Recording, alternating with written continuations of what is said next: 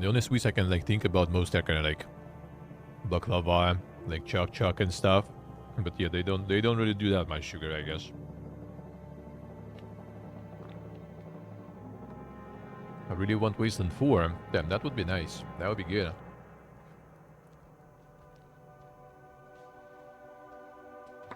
To be honest, I think we can get that. It's actually interesting because Exile is actually quite, you know, quiet for a while already. After dropping an announcement, we haven't seen anything of that.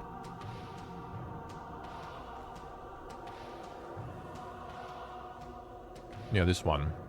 Slope. I mean, I don't know why would it be slope, but yeah, that's what they make now. And there's haven't been any updates in a couple of years, probably.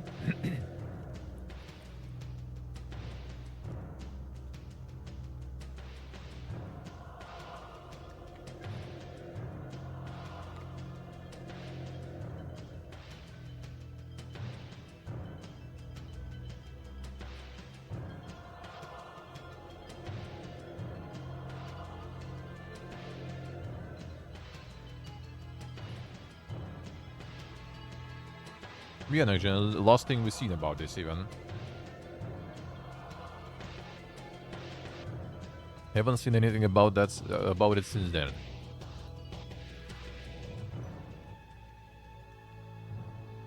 Immediately think it's slow. No, not sure. The setting might be really cool, but yeah, it needs to be done well though.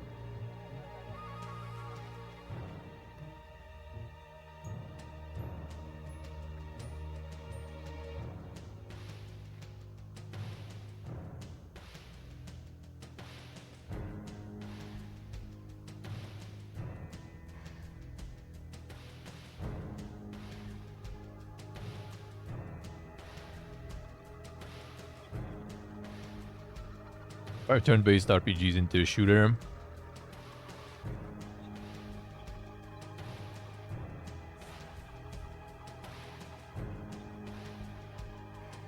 I mean, I wonder how much of an RPG that will be. If it's just kind of like immersive simulator. I mean, I also don't mind really. Good immersive simulator, I don't mind. Why not? Why not?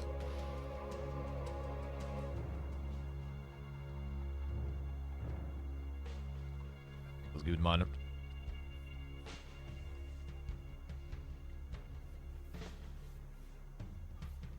A player of Stalis. I will get there, we'll get there. I will get there.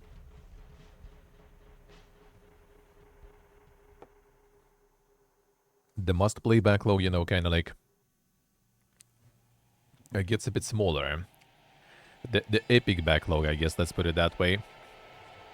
The epic boomer backlog, so... We'll get there, we'll get there. These must-play boomer games, you know, not getting a refill then that often, sorta.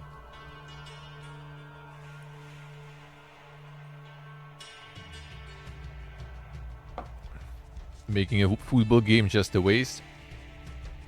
It would be cool if they actually make it like some, like, you know, like the cool football game, like with some fighting or something, you know, like something dang going about it. But it did look like just regular football game. Like, why? Why?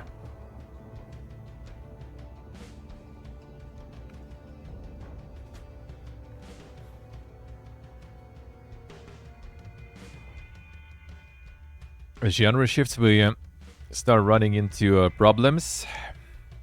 I kind of don't think so, actually. I don't think so. Like, if we don't get any shifts, then we get, you know, piranha bites, you know. And making like Gothic for like over 20 years, that's kind of like...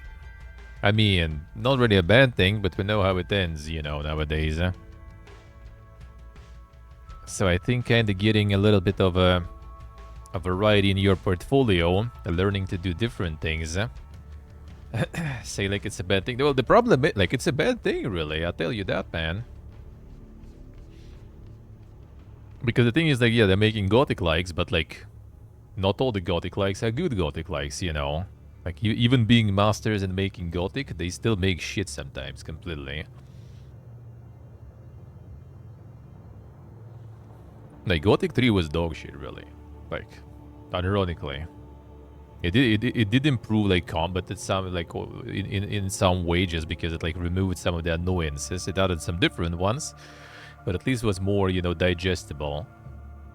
Like, the structure of the game and everything was dog shit compared to previous ones. Like, I didn't get to play Risen yet. We'll get there. We'll see that. But, like, it's not bad. I'm not saying it's bad, but it's like, it's not something, you know, the veteran Gothic makers make. Let's put it that way. Like, it wasn't... It's not something you, like, you miss, really, if you haven't played that. Like, Gothic 2? Sure. Gothic 2 was alright.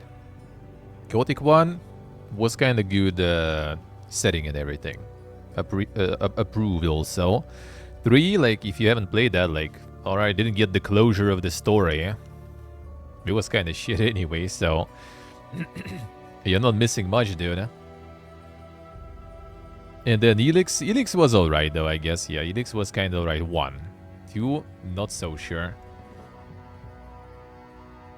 When Risen, need to get to that too. I need to get to that too. Same way as Unknown 9 Awakening. If they're not gonna promote it, then for sure, yeah. If they're not gonna do any marketing, and we haven't seen any, but we don't even know when it's gonna happen, you know, and stuff like that. But no, I don't think so. I think it might be actually good. If they will promote it, actually, it might be good. I think it's the setting and stuff alone is already, like, a lot of people just appreciate that stuff on its own. Alright, that was this one. Like, even this one is kind of, like, obviously, like, for something of a scale of, like, you know... But this is completely, like, zero marketing RPG game in such setting in early access, which is basically just, like, really, really early stuff here. And when I played it, I was kind of like, I mean, it's alright, but, like, I'd rather return when it's full, and I still didn't really feel like that super crazy poke about this one. Yet, at least. Then it's doing kind of alright, at least for, like, the indie early access release, right? So, like, the people just do like the setting, really.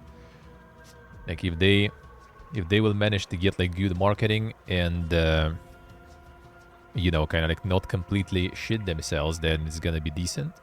It's gonna do alright. So I don't think it's gonna be that bad. But without marketing and stuff, yeah, probably. Because Exile is also not, you know, like, some sort of, like...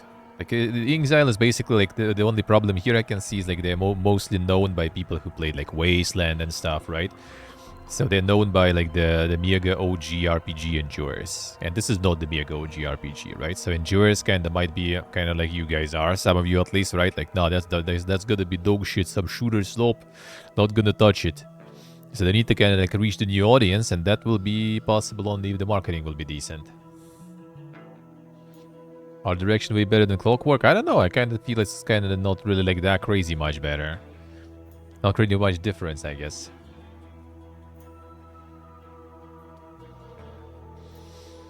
Play Technomancer, some other GigaGen game. Technomancer, unironically, is actually better, though. Like, I tell you that. Technomancer will be better than Gothic 3 100%. Like, I'm not even, like, you know, like, memeing here. Like, 100%. Like, Technomancer had really good combat system. Like, miles ahead of Gothic 3. Like, absolutely dominating Gothic combat system. Character development system. Okay, character development, fine. Like, the Gothic classic system with, like, the teachers and the skill points, they are different, alright? Not gonna compare those. Like, stylistically, setting-wise, was really good. Quest-wise and story-wise, like, Gothic 3, yeah, as Latvian said, it was an MMO shit, pretty much. Like, you know, just, like, kill like 10 wolves level of stuff. But also done not in the way like Gothic usually does it, but actually, like, straight up on the nose, you know, like fucking MMO shit. Story was complete garbo. Well, Technomancer's story is actually, like, pretty good, though. Like, the main gist is pretty good. You have your companion quests that also develop pretty good. You have some like, you know, decisions and like the morality things that actually kind of affect things and stuff too, the outcome in the end and everything. Like Technomancer ironically is good. Like the problem of Technomancer was like, I think that its on release was expensive as shit, first of all. And I would assume on release it probably was bugged as fuck too. Like I wouldn't be surprised at least. But when I played, like I did really enjoy it. My only issue with Technomancer was that like the respawn of the mobs. Like at the end of the game, I was already like kind of like, man, like the combat system is great, but I'm just like tired redoing it again and again and again when I run like the same, you know, street back and forth during the quest or something.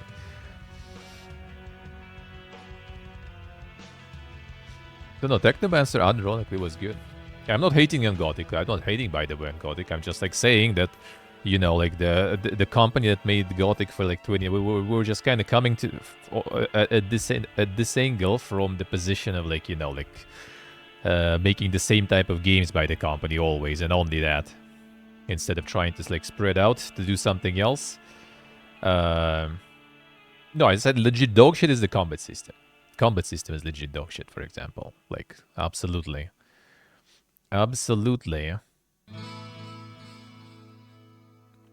Like some parts of it, like they're called like in general. Like, I mean, maybe that may be a little bit of a too strong of a word, but yeah, I did enjoy playing it, but I did enjoy playing it just because I was committed, because I played first two. Like if I would just be thrown into 3, like that would be, like I would probably flush that absolutely. Start locking orcs by right clicking, yeah. So yeah, like the position was from the fact that like I do think that companies do need to kind of like try other genres. Like look at Obsidian even. Like they did like try a lot of different things now at this point, and pretty much everything they did was good. Like Grounded, great. Pentiment, great. Fucking Armored Warfare, if like the new publisher wouldn't ruin it with like with microtransactions and stuff completely, was actually a really good World of Tanks alternative. Like they like whatever they kind of branched out into was like pretty good. So I do think, and also like some of the leadership in Obsidian, they specifically mentioned that like you kind of do need to have like some smaller different projects for your team to kind of like stay fresh, you know. So people kind of like do work constantly because they're smaller projects and they kind of in the loop all the time, right? Not like that, all right, your like, you know, period of involvement in this project is gone now, so you just sit here for like a few years. Are we just gonna fucking, you know, like lay you off right now until we get the new project when this one is done? So having some side things that they do is also kind of good from this perspective, because they have people constantly in the work, because they're done with one project, they can go on another project and start something else. And for writers and stuff, for example, like switching perspective from like, you know, different settings completely, from different genres, you know, and everything, I think it's a good thing. It's just more like practice, more like learning, you know. Like you need to do some research in how those games work, right? You play those games, you look into those games and stuff, analyze those games, and it's just in general, like overall, probably pretty good to know how, you know, different genres and stuff work, so you can like make maybe something new in the genre you're already kind of working in, you know, bringing something from another one in. The same genre, similar genre? No, I don't know. I mean, it's nice to just stick to the same stuff. I do think so, because you're also kind of honing your skill and making the same stuff, right? Sure, I do agree, but I also kind of think like at some point you kind of reach the situation when like how will you improve there already, really? That kind of FromSoft, yeah. Like, well, what's you gonna even do there already? Like, well, what they can like, you know, like. I mean, you always can find something that they can improve, but then you already kind of get the situation where it's like the vision of like some game designer or something, and you can't like change that really. Like you just follow that vision. They can improve, but they were regressing. Yeah, you can say so, because like some person's vision is like, you know, just goes the way that maybe like no matter how much they make those games, like the vision can just go whatever they want. And some people like it, some people hate it. Like, you can't please everyone.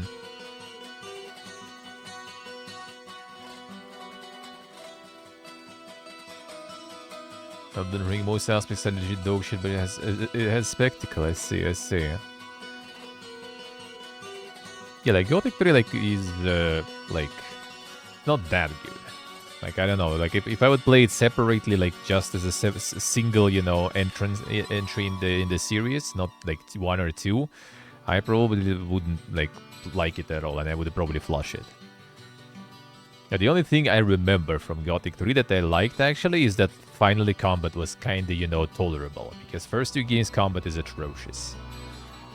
Like 3 got combat better. It still had a lot of issues, but it was kind of at least better. Like the main thing was actually like the fighting of multiple enemies. Like first 2 games complete trash with that, right? Because like you basically only hit one target.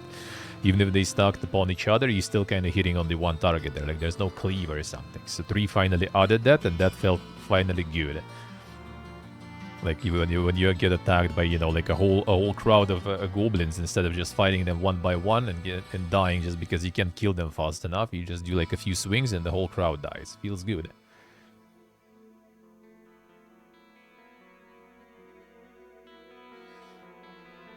Can you block dodge? There are things like there are some like nuances to the combat system that like the combat system in 1 and 2 is not like completely bad if you like fight 1 versus 1. Then it's kinda okay-ish. As soon as there's multiple enemies, it becomes really bad.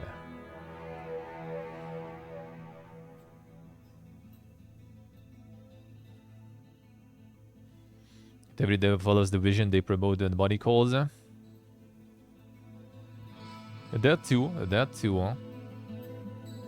So I play Gothic as a mage, basically, true. Part of the reason, even though you suffer like for like 80% of the game, but at least last bits of the game you will remember, you know, fondly.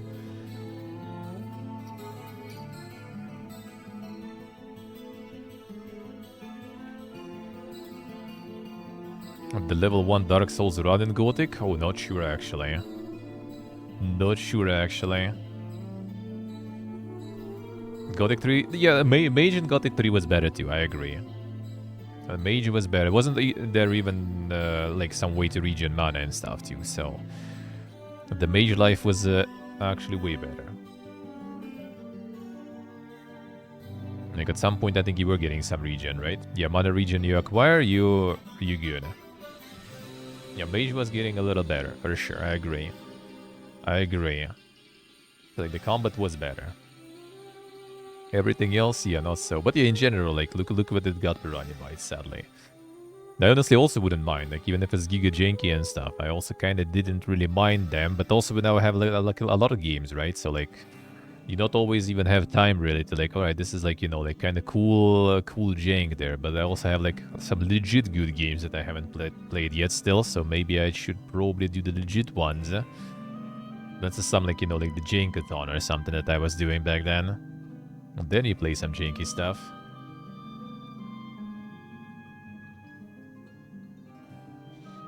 Where the hits could do nothing? I don't remember, actually. Was it? Was it some, like, dodge or something stat? So yeah, we'll see. Like, overall, I think it's kind of not a bad thing to branch out. Not to mention that I'm pretty sure, like, at least like companies like that, right? Like if you taking the companies that are part of like the mega corp, like, you know, Microsoft and stuff, right? They probably do have opportunity to like kind of work on multiple different games. Cause like we haven't heard anything from them for a while. Maybe they had some like people, you know, who like wrote and prepared the groundwork for this like Clockwork stuff.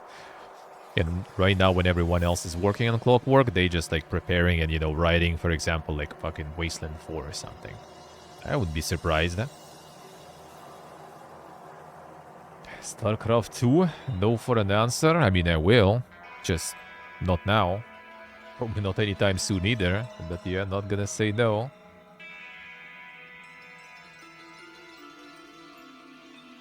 Do it, raises, do it. Do it. No, Gothic 2 is alright. Gothic 2 actually is alright. Like, one I liked mostly just because of the setting. 2 already kind of got like some things that I liked already, because the setting kind of was a little different already, right? Like it changed it. Like I kind of just liked the magic prison setup. That was kind of cool and interesting. In 2 is already more kind of generic sort of fantasy thingy. Well, not super generic, but still in 2. But it still got like already like some, like, I don't know, better sort of like quests, better story and everything. So I just kind of, yeah, I just like the world already. Even if it was maybe a bit generic, I did still like it.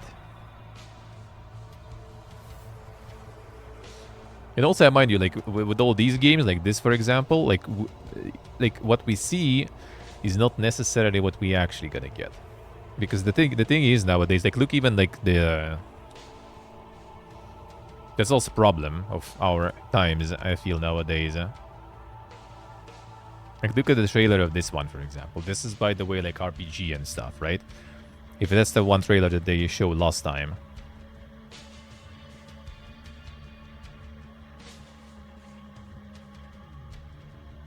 No, I think it's the old one still.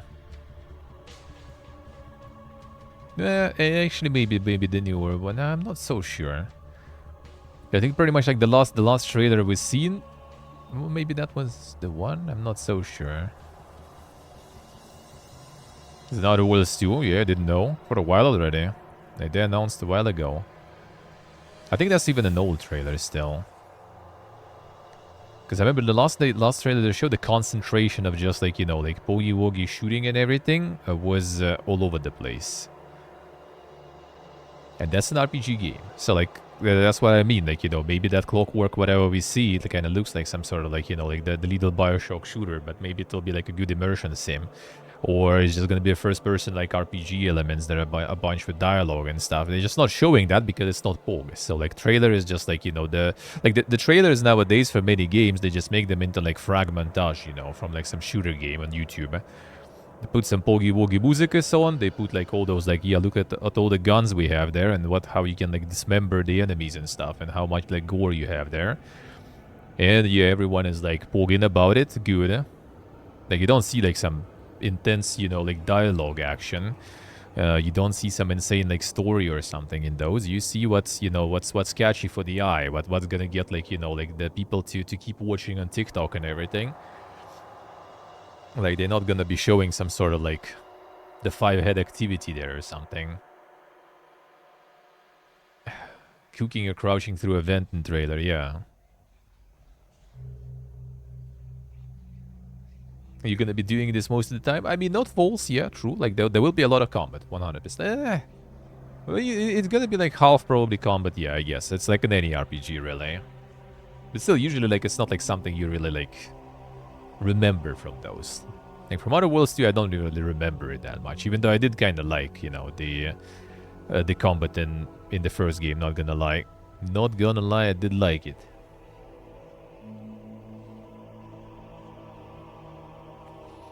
Nobody gave a shit about it? No, it was pretty good. It was pretty successful there. I think it did quite good, eh? So yeah, they want to make more. Now, Outer Worlds is not the series to invest in. I mean, I think a lot of people did. Like, it's just another like Obsidian RPG that is kind of like, you know, it's okay. Like, not everything they do is like New Vegas. To be honest, pretty much everything they do is not New Vegas at all. Like, what did they do? Like, Alpha Protocol, right? Like, the Tyranny and stuff. Like, none of them really hit that. Okay, just gonna show Xbox Game Studios. Bro, like, what is this, like, dog shit? Like, I want Obsidian, man. I don't want your shit there. I don't want Xbox. Steam, Gaben. Okay, this way it shows. Alright. What's on Steam, I guess, only also. And the Pathfinder Adventures. That was them. Like none of this really was, you know, it doesn't show everything, that's for sure. It doesn't show everything. Like, Pillars 1 was okay. Like I don't think it was like some sort of like super masterpiece, level there, but it was well, okay. It was good. It was good.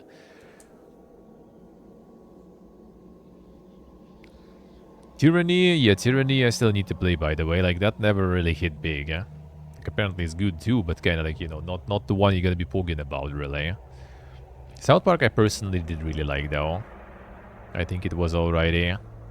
Knights of the Republic 2 is also pretty good. I did like it more than first even. But still, like I feel like like the mass appeal and everything is basically New Vegas only. Like everything else was kind of like not necessarily super poor.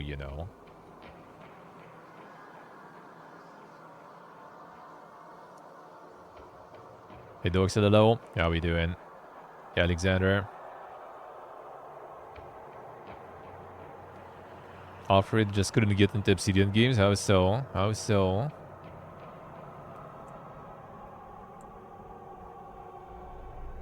That's the glorious, I say. Take too long and ask so much reading comprehension. True, true. I agree, and that's exactly like why Pillars 1, for example. I like if I wouldn't be streaming, I probably would flush it.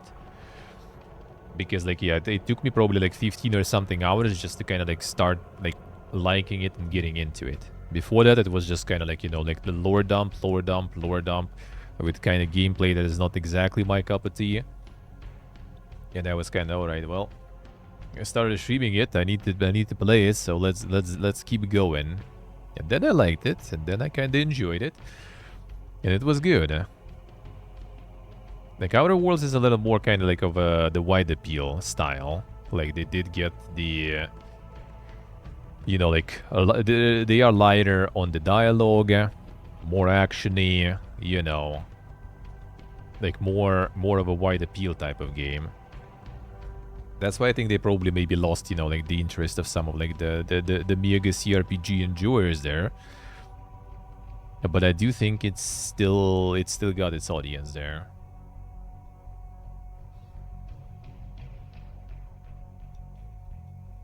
That's it, Alexander. I see. Pillars had so much words he didn't know. I see. A gameplay seemed like second priority. That's the thing. In Outer Worlds, I think they did try to go like, like I think what Outer Worlds was trying to do is basically be Fallout 4. Like, Fallout New Vegas was their Fallout 3. But they decided to get their own Fallout 4 with the Outer Worlds. Because it was like same, concept, obviously. And it was like the same attempt to make like kind of like gameplay-centered sort of RPG with like really good gameplay and shooting. Which, I mean, they almost did. Like, I do think in Outer Worlds gameplay, like the shooting and everything was actually fun. Like, it was good. I really, really did like that you could, if I remember correctly, use your companion abilities. Like, it finally was something that I was like, dreaming to see sort of, right? And like the kind of first-person RPG to get like abilities to use. Because usually you don't get, right? Like you're like Fallout or something, right? You just have some sort of like, like weapon that you shoot. And that's pretty much it. Like the only like, modern or like sci-fi games, RPGs where you get some abilities to use are mostly, like kind of like isometric top-down and stuff like that. Like you rarely get, that to use in turn-based mostly too. Like in real-time first person, you don't really get that much to use the abilities and stuff. So they kind of like tried to do it. I think they missed it. Well, for me personally, it was kind of alrighty. I see people don't really like it. I didn't have any problems with it really, to be honest. Well, I mean, I do agree like some quests could be better. Some decisions in some quests were kind of like, for my personal taste, not, that good.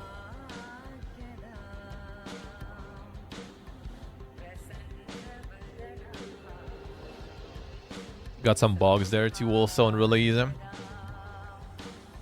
Like one of the companion quests, for example, pretty much was kind of like soft-locked for me.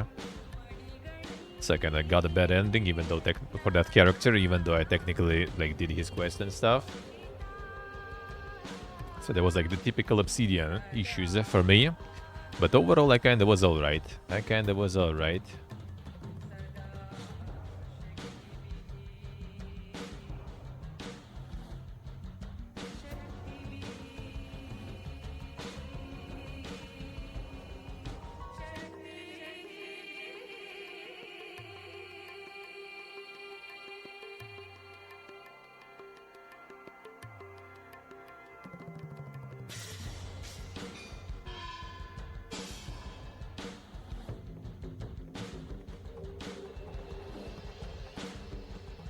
lost everything straight to your brain, I see.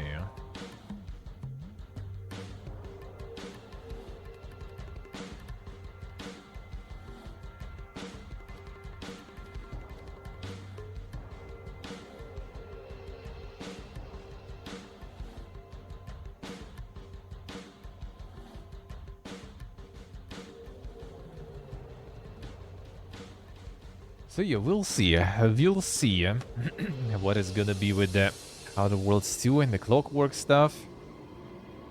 But I mean, I think it's still gonna be alrighty too. I think it's still gonna be alrighty. Kinda just sad that like Exile already like for a while locked into this Clockwork stuff, right? Like Wasteland 3 was already a while ago. It was already when I was streaming. Actually, no. I think I streamed already post-release. Oh, no. Actually, no. It was when I was streaming already. It was only 2020. Well, that's not too bad, actually, even. For some reason, like, kind of felt like it was way longer. Felt like it was way longer, dude. This wasn't too bad. This wasn't that long ago, at least, then.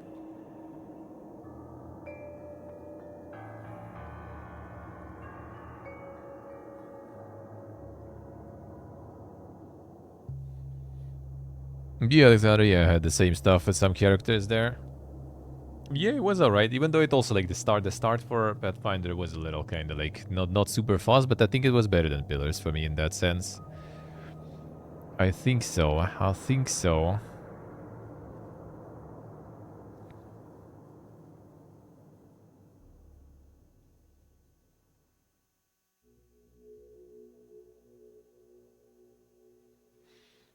Starting something you're missing out on?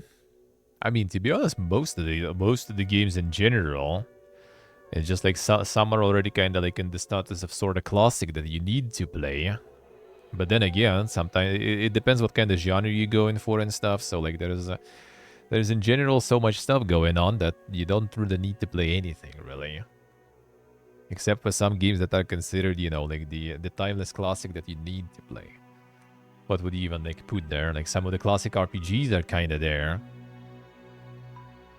Something like Disco Elysium and stuff also probably. But is there actually a lot of games nowadays that would be like, you know, must play? Not so sure. There are some though.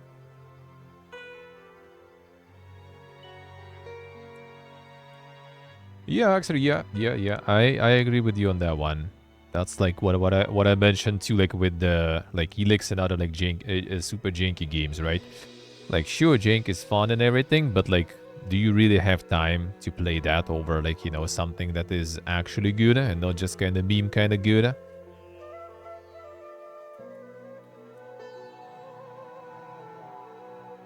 Wow, that's so cool. I'm glad I experienced that. The story element. No, the story element, the general gist of the story, I did really like. Like the final, you know, like twist in the game and the story, that was nice. That was cool. It's actually in the way, speaking of Technomancer, it's kind of the same twist in the end, and like I like that. That was a cool twist. And there's not like that much dink sci-fi stuff going on in general, right? For RPGs, and a lot of that RPGing is like kind of, I don't know, like somewhat of like kind of Mass Effect-ish, let's put it that way. You know, you have like the humans, you have the aliens, you know, and there's some shenanigans going on. And like something where it's like, you know, like basically don't even need any aliens, you know, like humans fucking themselves over good enough already and stuff, and it all kind of like turns and spins in a way. No, I haven't, Alexander. I haven't watched those in general. Kinda need to find time, but yeah, I have not. It was done badly, it was Giga Rush. I don't think it was Giga Rush, they were in low budget. Because they were working with Private Division, which is kind of like indie publisher branch for 2K, or is it Take-Two? I always mixing those up. So the budget was kind of limited, and they went with the full voice acting in the game and stuff, right? So they basically kind of needed to keep things a little more concise, I guess, to fit in the budget and get everything voice acted. And again, like that's why like the Mega RPG enjoyer is not happy because they don't mind reading stuff. But like they wanted to reach for the wide audiences because, you know, wide audience don't like reading stuff. So they kind of did that trade-off. So for their fans and RPG enjoyers, that was kind of betrayal, you know. But for the new people who hopped on the genre and the train, I guess that was kind of a good entry point. So I just kind of hope in the second game, now that they have like more budget and everything, they will get like something better going. That's pretty much it. Like first game kind of just got the setup for the world, which was interesting. The setup was good. The whole idea and everything, you know, that, you know, like the spoilers, by the way, right? That like kind of humanity is there in the stars, but then suddenly they realize that, well, we're traveling the stars, somehow like the Earth is like, you know, off the radars, and like something fucking happened there. Like they don't send anything for a while already. Like the maybe planet is gone already and stuff. And the humanity itself also sort of suffering from, you know, not having enough the actual like nutrition like values and you know, micro elements and everything in the space that they kind of require to continue going. So they need to kind of either need to kind of just like suffer and try to kind of like substitute it and sort of die off, or somewhat, you know, embrace the sort of like evolution in a way and adapt to the new situation and the new like elements and everything, I guess. So there is some stuff going on that is kind of interesting. So yeah, like I think the base is kind of interesting for everything. I don't remember a lot of details, by the way. Too, it's been a while, right? I remember like the general gist. Still remember, right? The general gist of things and stuff. And it wasn't bad. It was kind of nice. Some of the quests I didn't like though. Like some of the choices on the planets and everything, I feel like weren't like really that big of a variety there in those. Could be better. Could be better. But again, I do think it's a bit of a like limitation on the budget. I need to ditch the pickle Rick. I mean, that's the thing. Like again, as I said, right? I think it was their attempt to go for Fallout 4. So they went all with this, like, you know, like funny, maybe funny, humorous style with it too. You know, kind of like Fallout always does. Even though like it does like differently, to be honest. Like Fallout 2, for example, like never really felt like Clown Fiesta. Like it had some like references, of course, which I guess maybe it's also me, because like a lot of popular culture references from like Fallout 2 era I didn't really get, because right, I'm not like from English speaking country. I barely was speaking English when I was playing it in general, right? So I barely caught any of those. So like maybe for me that did seem like it was very tame, and for someone who understood all those references it was kind of full of them, you know, and not serious at all. But for me too, always felt kind of like, you know, like the right amount of kind of like the humor and everything without being too much of that. And Bethesda kind of like misunderstood that and just like cranked it up to 11, you know, to go ham with that. And I think Obsidian also tried to do the same, like kind of some sort of like this like semi-comic thingy.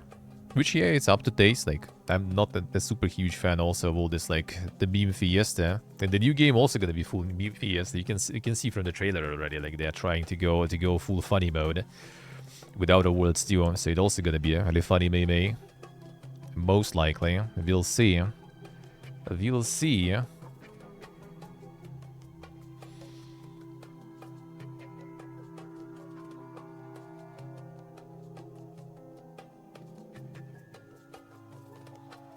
We'll see. Hopefully already kind of soon. Hopefully already. Well, actually no. Well, first about, I guess, right? See what's gonna be there. See what's gonna be there. The 2K anniversary sale. How they decided to kind of try to like promote the Civ release that way. We have a sale, and you also can buy our new fresh release. That is actually apparently pretty fucking dog.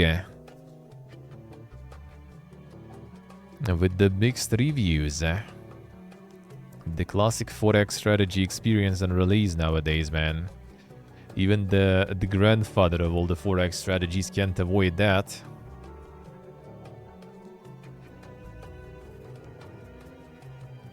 CD growth system great. Command is pretty cool, very powerful. Town City dynamic is great. Has the one more turn feel, which is completely negated by the first negative below. Huge. Civ game doesn't let me play an infinite number of turns. Isn't a Civ game. Game just ends at the end of Modern Age. No one more turn option. Absolute deal breaker for me. Whatever else you do, please fix this. I mean, it's nice to have as an option, I guess. Like, I don't have problems with that, but like, yeah, option like that should be good. Age system clearly meant to make it so human player can just win by the Renaissance or whatever.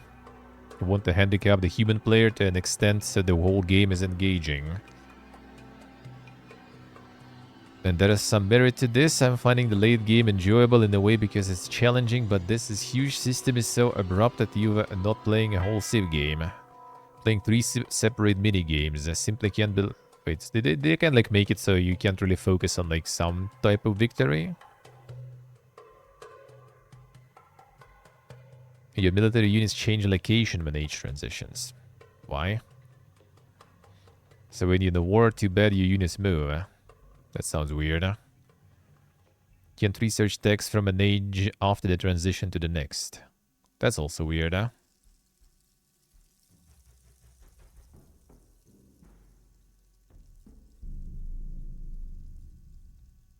Everything people say about UI is right. However, gold income to see where it was coming from and where it was going. Same with science, etc. Here, there's none of that. Yeah, that's also weird. Alright. Modern Age ends with battleships and tanks. They're adding more ages units with future DLCs, but the game doesn't really run to the present. True window, yeah, the free Humankind on Epic there.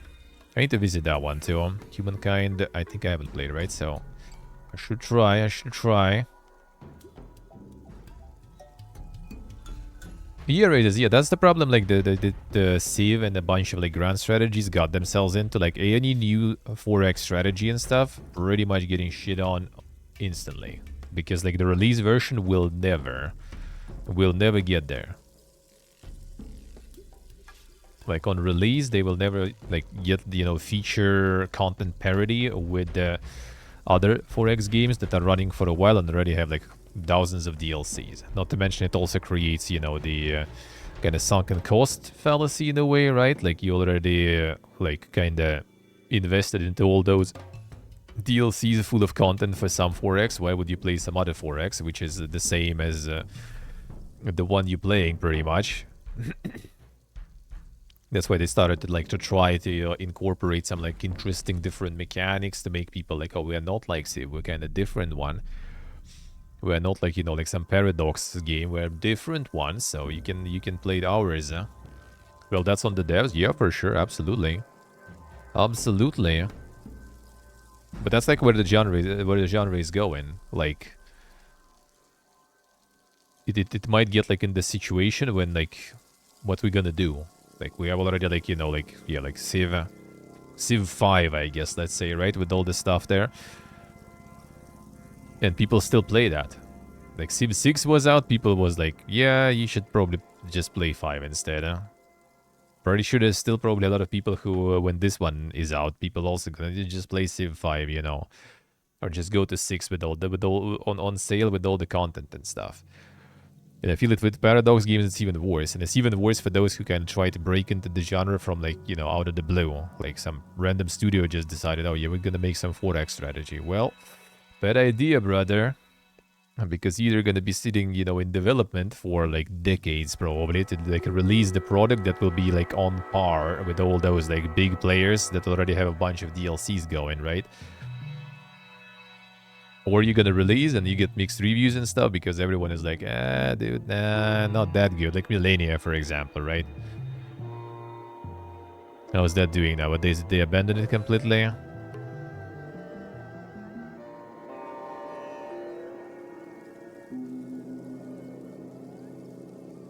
Recent, mostly positive. Almost mostly positive in general.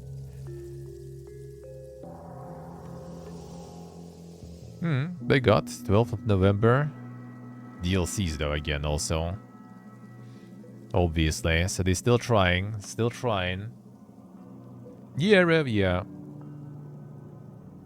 About Worlds in the Wilds when it releases. True, in a way you can, true. The thing is, it's kind of like... I don't... Like, with action games... you kind of can, like... when Monster Hunter exists, right? You can still make something, like, completely different. That will be kind of the same formula, but, like, different. And kind of still get your audience. Will be hard though. Still, people will be comparing to Monster Hunter, of course. But like with 4Xs, that's like really bad. Like you need to try to like come up with some like way to think stuff. Like all the like different eras in Millennia, for example, they tried to go for. Didn't go like that crazy well.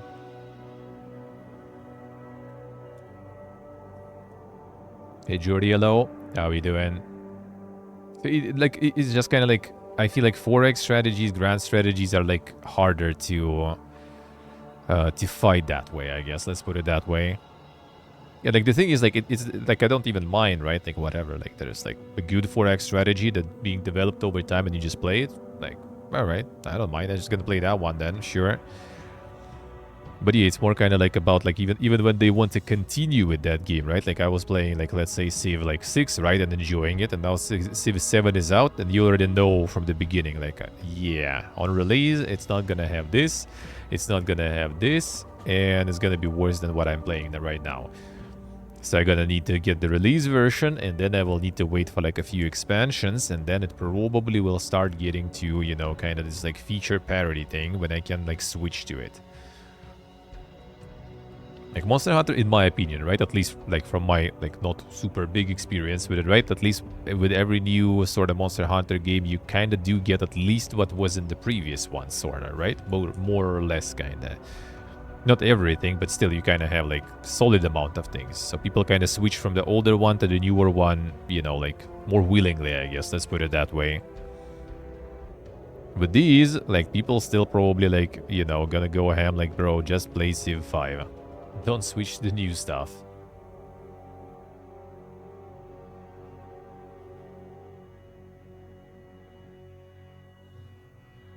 Yeah, like I said, it's not a straight improvement, I guess, anymore. Yeah, like it literally just kind of like, which is on developers for sure. But yeah, it's just kind of like a lot of things you don't get on release, and you already kind of know it when it happens. Like you're just not gonna have it. And that just creates this like the weird monetization system that I don't like.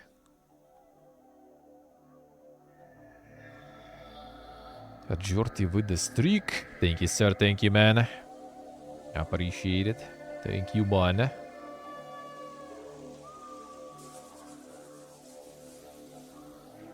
Yeah, it's not just the lack of improvements, it actually like even downgrade, basically. And in some games you at least have like visual upgrades or something, right? Not in all of them, but in some. But in these you don't even. It's like strategy. Like I don't like you go for Civ 5, yeah, sure, if you zoom in and everything it's gonna be like a bit uglier, but like it's the same. Or the grand strategy is like the map painting. Doesn't matter how high of a resolution, you know, the mob is and stuff. You just paint mob, dude, and that's simple.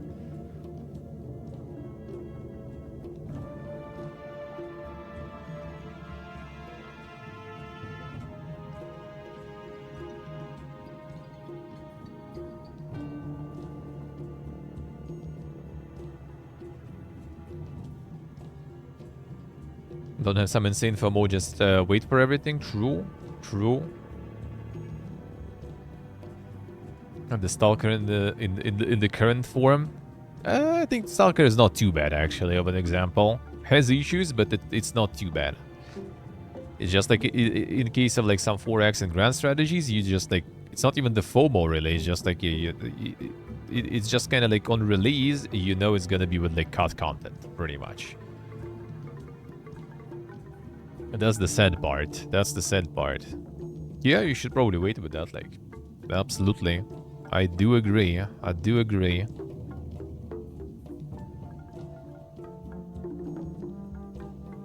I just don't get on the train. And some people kind of want because it's Civ, right? And that's why they pumping it. That's why they can afford also like doing this strat. And some of the smaller developers need to kind of like, well, shit, we need to kind of like release version already needs to have basically like the feature parity with the oldest Civ with the most content. In the same time, look also like the newest Civ, right? And preferably provide something a little new and different so people take us over the Civ, right? So it's just kind of like extra, you know, extra quests there that they need to finish just to kind of succeed. Yeah, that's hard. That is hard. So yeah, it's just like the genre is like really brutal to get into, I feel. And even like Civ itself, though, suffering from it. Even though I think they're not suffering because like they couldn't avoid it. They're suffering because they bring it upon themselves because they want to make more money. So they're gonna be like cutting the content. They're gonna have a bunch of people saying just, you know, play 5 instead. Wait for all the updates, wait for sales. But they still gonna milk those who are actually kind of like on the hype train and want to play new Civ. They still gonna do it. They still gonna do it. And there's probably a lot of people who already got on board, right? Yeah, it is pre-launch right now. The game is not even out. That's like a Mega Edition Endures. Already 10,000 reviews of Mega Edition Endures. Like, it is fucking huge, dude.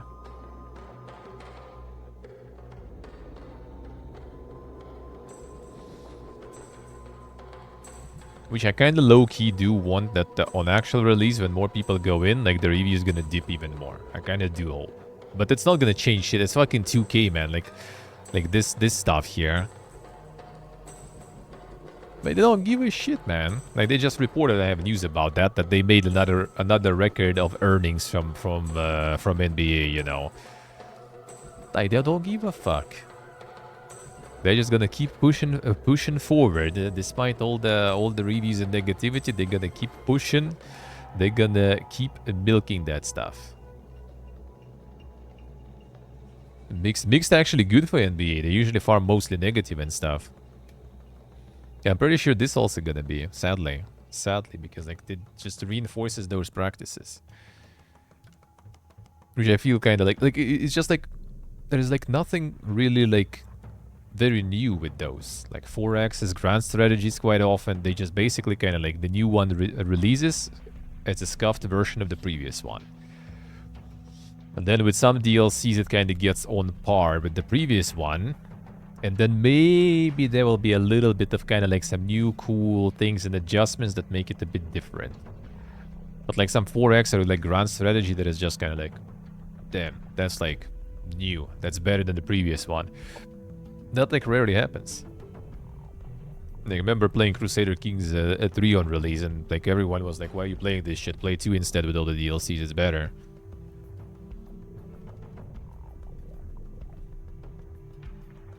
That's kind of sad. That's kind of sad. Just the state of things, I guess, you know, let's put it that way.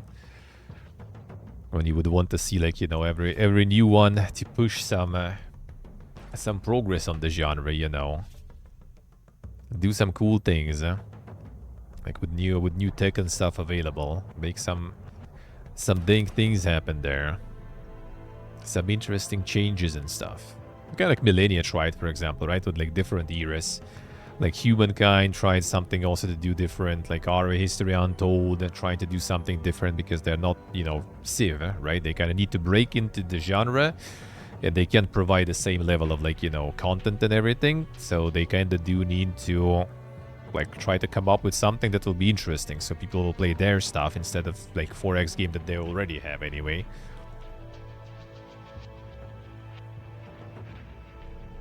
Gegdur is, yeah. I mean, I'm pretty sure, like, most likely most of the people playing these, they're not even on Steam anyway. It's probably, like, console players, most likely.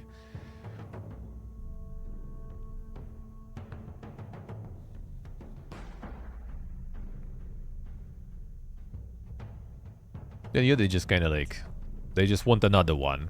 Let's see, that I think, like, every year there's the same review. Like, every year with new NBA and stuff, there's the same type of review. Like, oh, they did it again, man. This time I'm done, for real.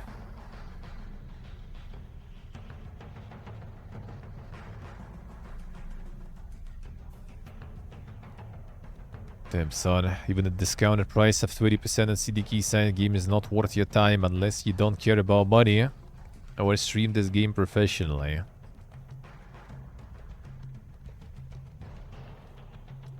Battle Pass is buying copious amount of cheats available which spam 24/7.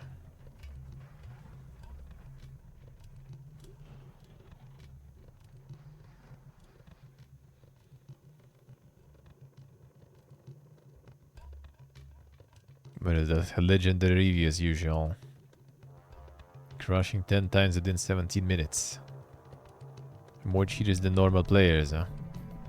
Unfortunately, no analogs, so I'm forced to play this. Well, you played for 70 hours more after the review.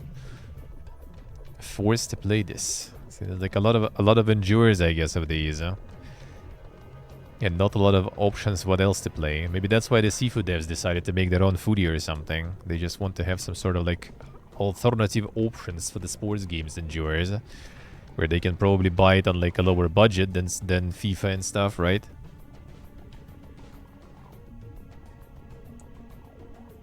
A little Stockholm Syndrome there, yeah. Spider-Man 2 becoming a less of a shitty port. How did they fuck up with the port again? Another quality port on Destiny 2 franchise sale. Biotic Factor with some new update. Yeah, Monster Hunter World on sale there. There it is. Kind of want to get like the Mafia Trilogy also for one of the Boomerathons and stuff, but like I feel like at some point it's gonna be like for free somewhere already, all of them or some shit, so at this point I'm kind of waiting, but we'll see, I guess.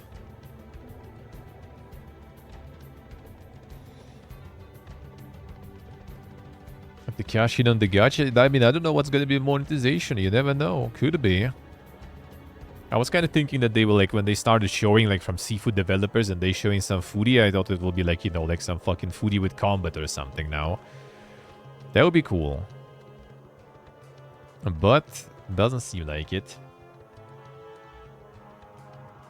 Still no Sony games for the non-existent account. Oh yeah, I can't even check this the Spider-Man. It's still not available here, even though we don't need PSN account. It's still not available in anywhere. In Armenia, Uzbekistan, anywhere. Kick. Where are those countries, man? Where are those like 100-something countries that are not still on the list?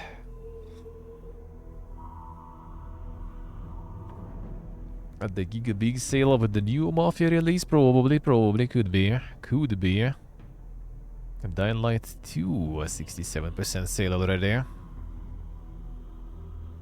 The Medieval Dynasty, I think they got some other update recently. Astral Throne. A roguelike strategy RPG. Inspired by the classics. Build party, recruit allies, synergize team skills for decisive victory.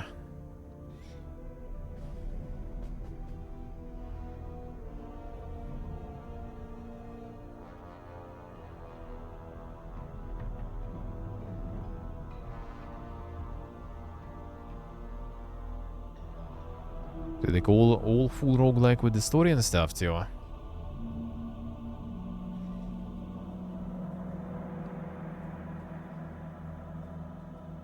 Some insane combat there too. What the fuck's going on there? Fire Emblem Iron Man run only game. Not enjoying that at all. The leader just died. 13% hit. 10 out of 10 game. Kick. Not sure who it is actually. Not sure. Not sure.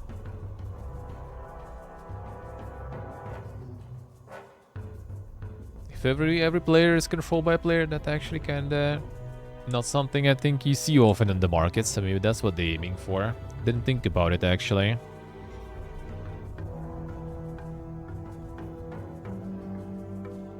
The UI text and symbols abysmally small. Never lucky, man.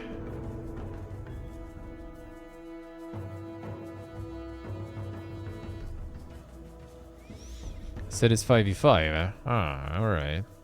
Yeah, then probably some players, huh? Maybe it will be only 5 players, so like a Rocket League but foodie, you know. Can do this on the in EFC. I already can. Interesting. Yeah, I kind of didn't know. So it's still the same old where one person controls the whole team. Aim where to shoot with the crosshair. They actually go in for some sort of like Rocket League, but back to actual football though. Game about digging the hole. And the legendary.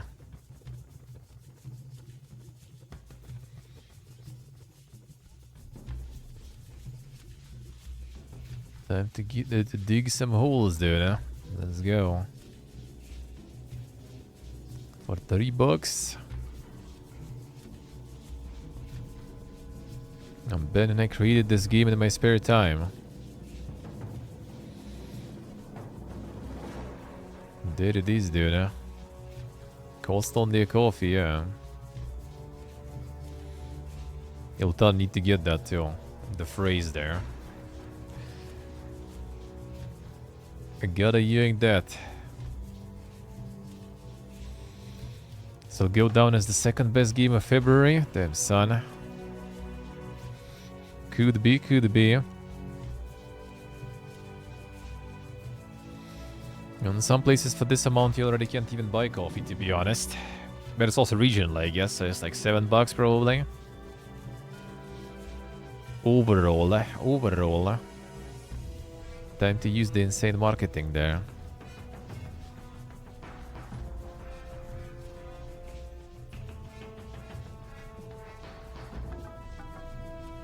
Could be gluteus, could be, yeah. Maybe goalkeeper won't even be there. Or it's gonna be automatic. €5 there, I see.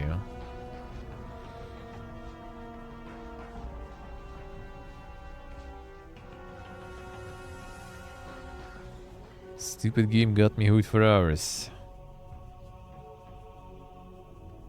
I often do the well spent. Simple game for guys with ADHD.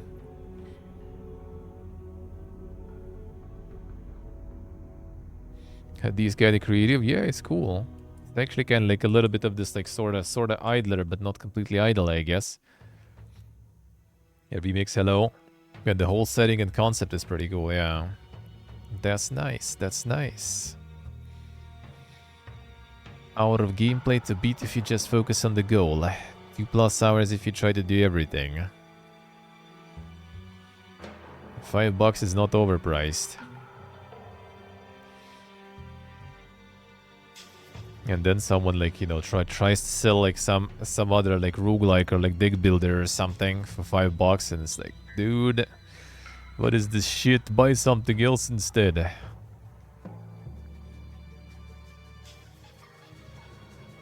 Only 2 hours. Only like 5 enemies. Rush. These two I see.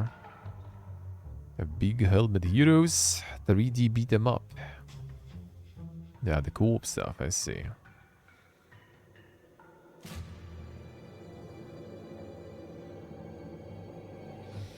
And the beat them up, eh? And the early epic trailers and stuff too, I see.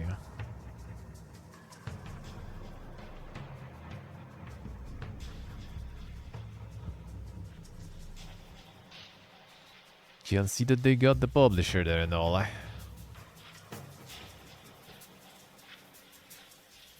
Yeah, with the mega trailers and stuff.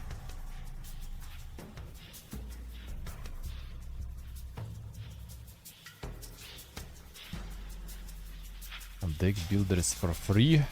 The haters gotta hate.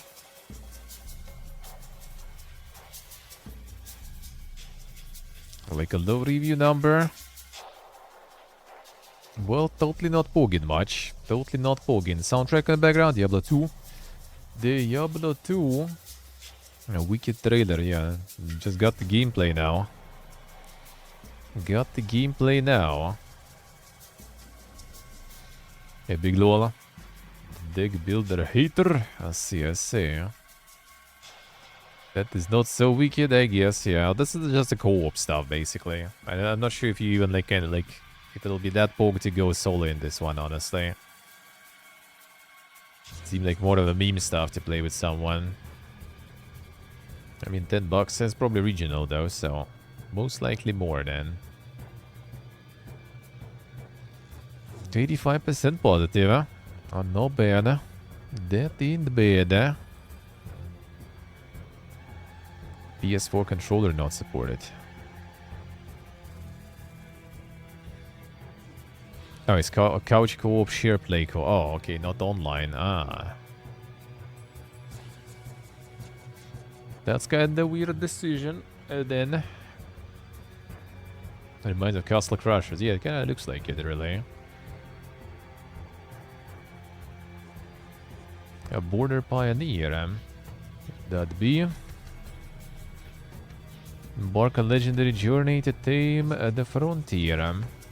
Driving towns across various landscapes. Fending off... we saw this one in Popular Upcoming, I think, last week. I remember. This one actually kind of pumping there. Oh yeah, the Yogscast one, the publisher. I'll see.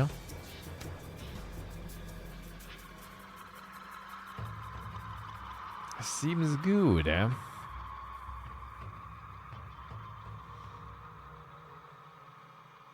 The SharePlay, SharePlay I think is the, what's the name? What was that called? Like the Steam Zone implementation of kind of like the couch co-op, but you can still do it, I think, remotely anyway.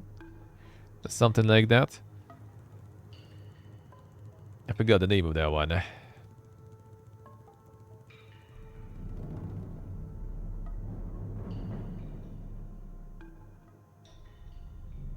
Yeah, the remote play together, I guess. Yeah. They just probably kind of like forgot the name, just like I did. And just use whatever they remember there. Stray Path.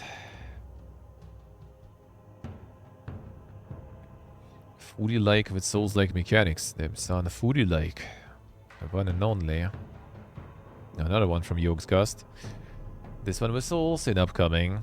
Yogscast is farming there. Couldn't add the shopping cart for 2 years. True. The co-op split screen games online, I see. Farming the foodie likes there, yeah.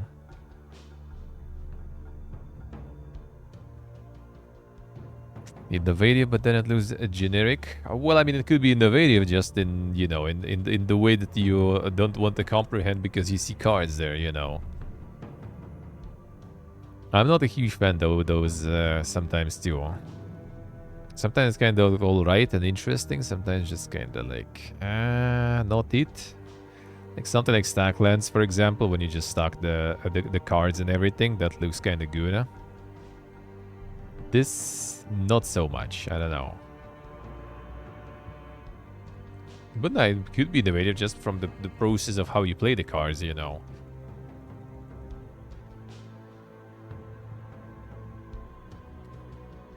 Which I kind of didn't really get too much from the trailer even, what exactly happening, to be honest.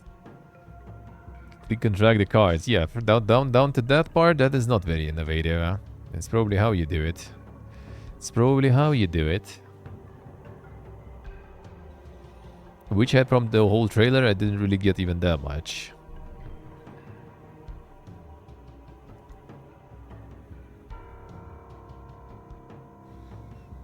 Choices matter.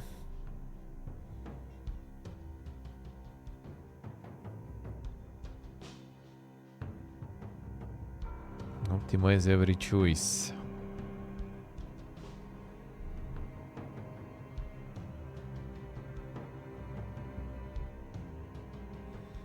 So you can put everything there.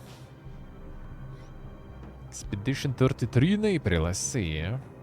Oh yeah, on Kazan. How's the demo of that one? Need any demo injuries of that one?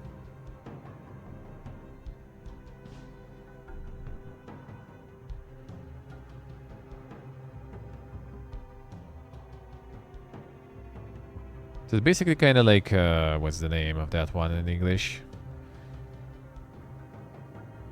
So you kind of like need to clear the board, I guess, and you have like a bunch of stuff there. So depending on what you like pick in your hand, how about like the solitaire, whatever, something, the weird solitaires or some shit.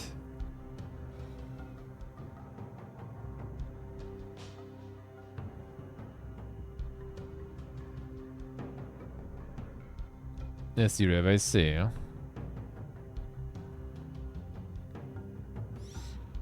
Yeah, I heard about it, Big Lol, I heard about it. Yeah, I also died. Because of Forsen. It wasn't Forsen. That was Vadikus there, yeah.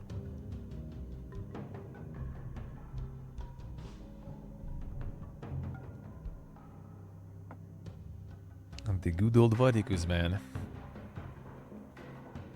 He's still going to TwitchCon every year. I'll go this year again.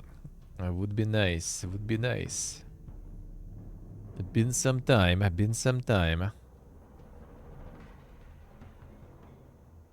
You'll turn it low. You know it.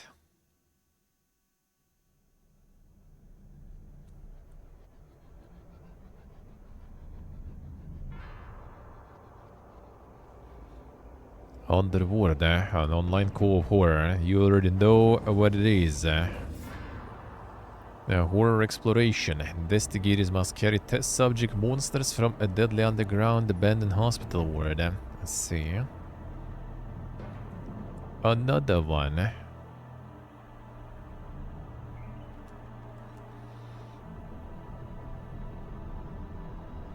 It's called the Co-op Deck Builder Horror. Let's go.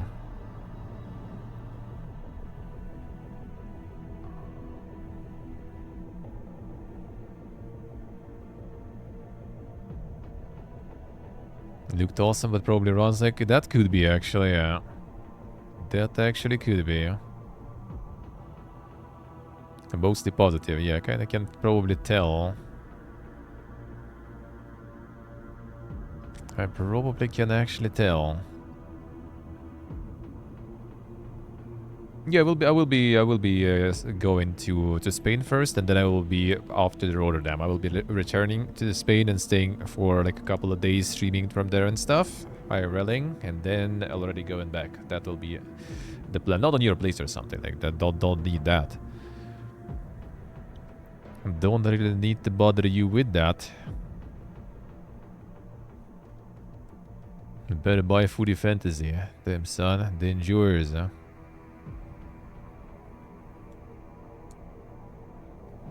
A lot of molding. There are a lot of molding.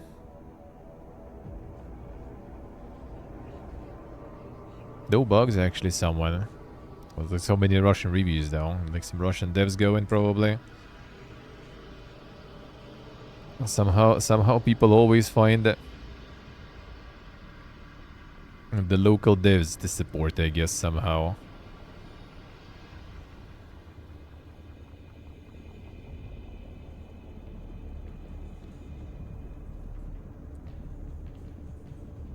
Yes, you do, guys see.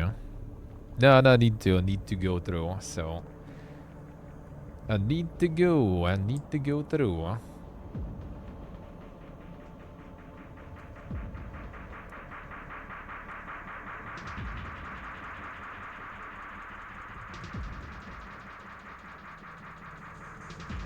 Happen to your daughter, devs? Ooh, damn, that's a good question. Not sure, man, not sure. Not so sure. Need to look into it. Need to look into it. Are you still working on that even? Are they working rather on something new? Let's put it that way. Because all this already was a while ago. Yeah, I need to look into it. You need to look into it, I guess. Yeah, where is it?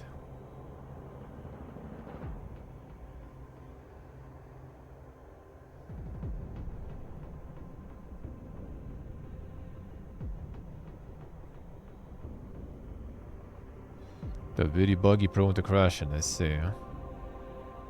I bought when it was still in early access. Seems like they ain't working on that now. 3 crashes in 50 minutes. So they just kind of like released, I guess, the full version without finishing anything.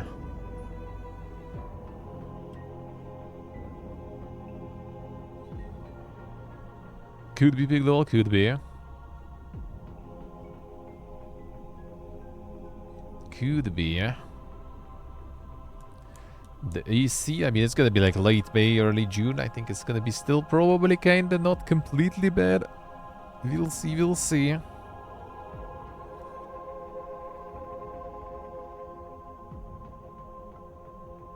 So not sure, not sure. Maybe they moved then and still got it. Maybe just abandon it. Hard to say, hard to say. There's the Kingdom Come. Doing alright. Okay, I played it for 100 hours since December 24. Yeah, actually there was something about hours there one moment. There was something said, I think.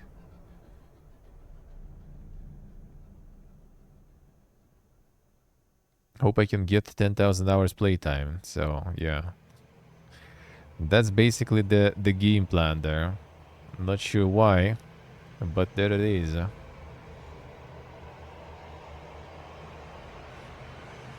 That's like that's the Sigma grind, dude. You know, you just basically like how to farm, you know, like clowns or some other reactions on Steam. You just like keep the game running, farm like a shitload of hours, and then you can already like, you know, just like barge in those reviews as like the big authority on the topic, you know, and like look at all the hours, guys. So like game is shit, or something like that, you know, depending how dank you want to roll in. And there you go, and get that reputation farm, you know.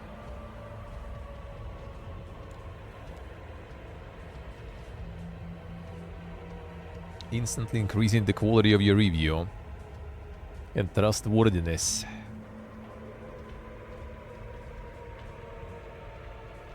As glorious, I say.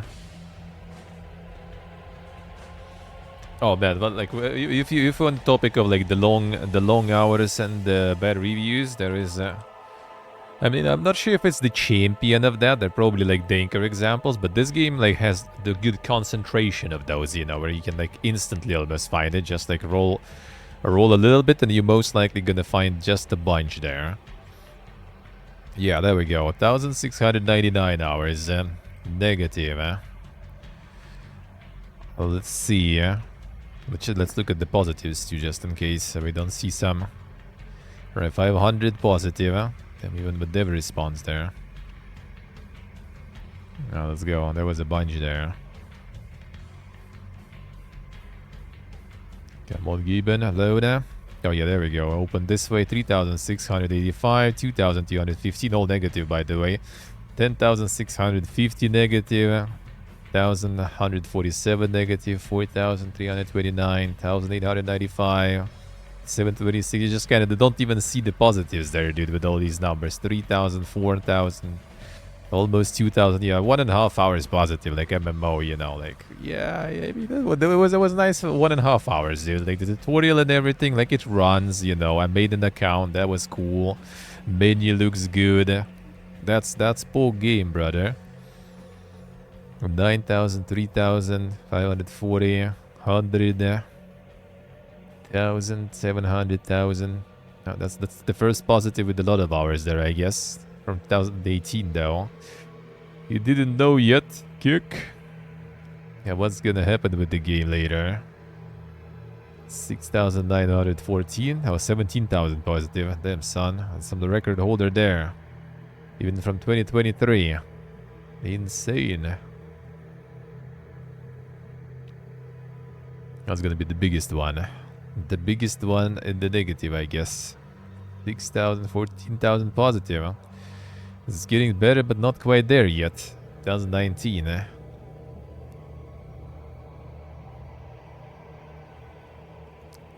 think it's probably even before they actually start showing.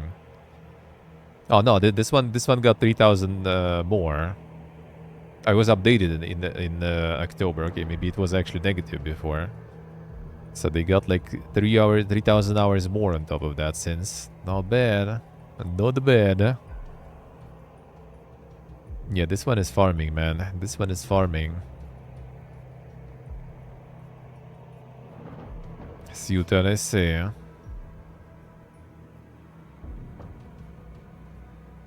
4 years of constant playing 10 hours a day, yeah.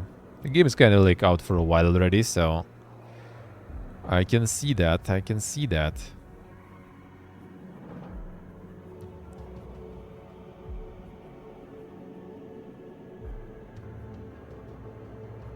$14 FPS in town. This posted in 2016 with 4,000 hours. No, I guess it was on record. Yeah, okay. It was posted earlier. I see how it works. All right. I'll see how it goes. Oh, 17,000 hours. RNG poop hole.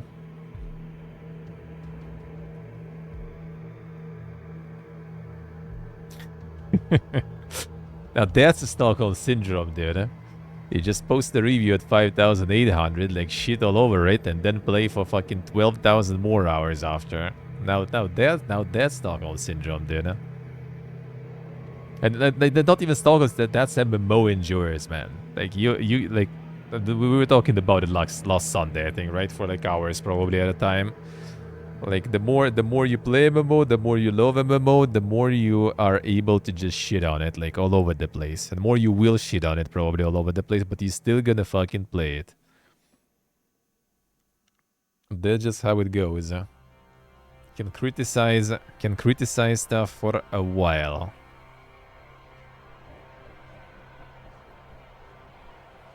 I love the game, but it has the worst developer.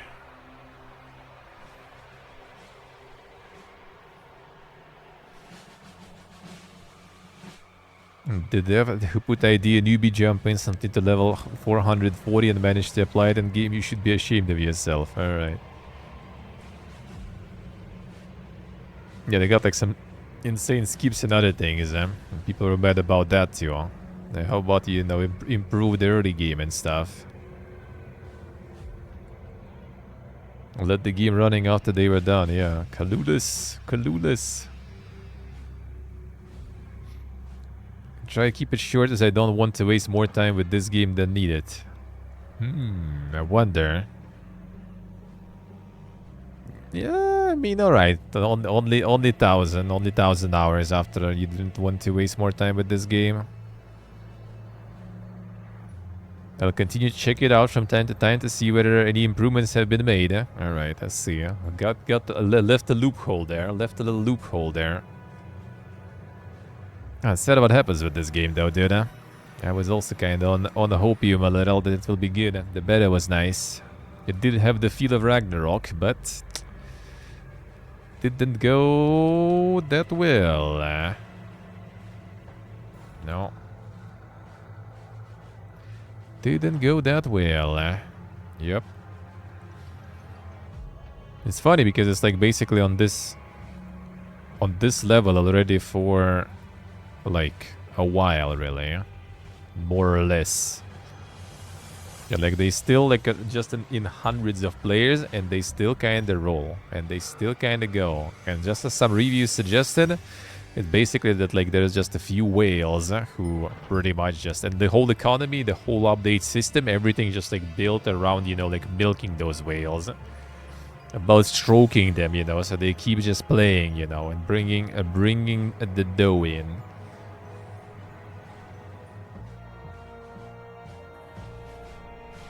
True, Rev, true. And that is the true addiction.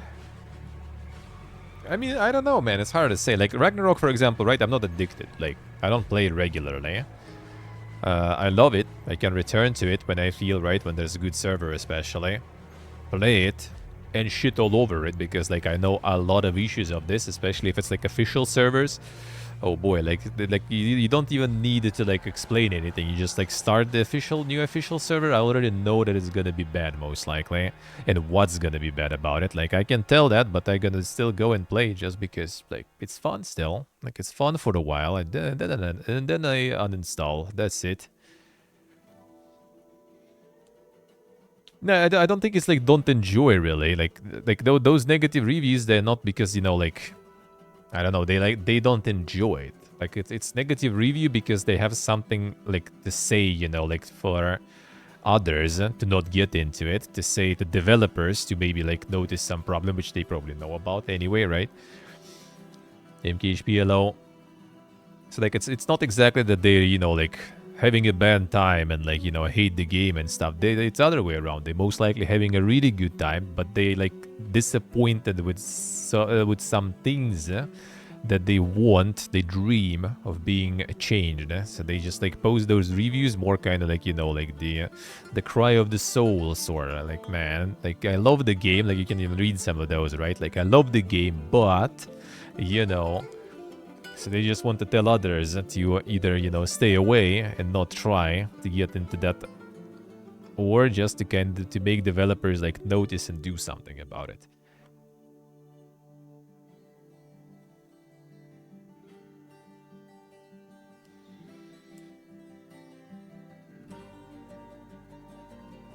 Yeah, watch Lord of the Rings 100 times in a row, you'll hate it. Yeah, probably. Probably.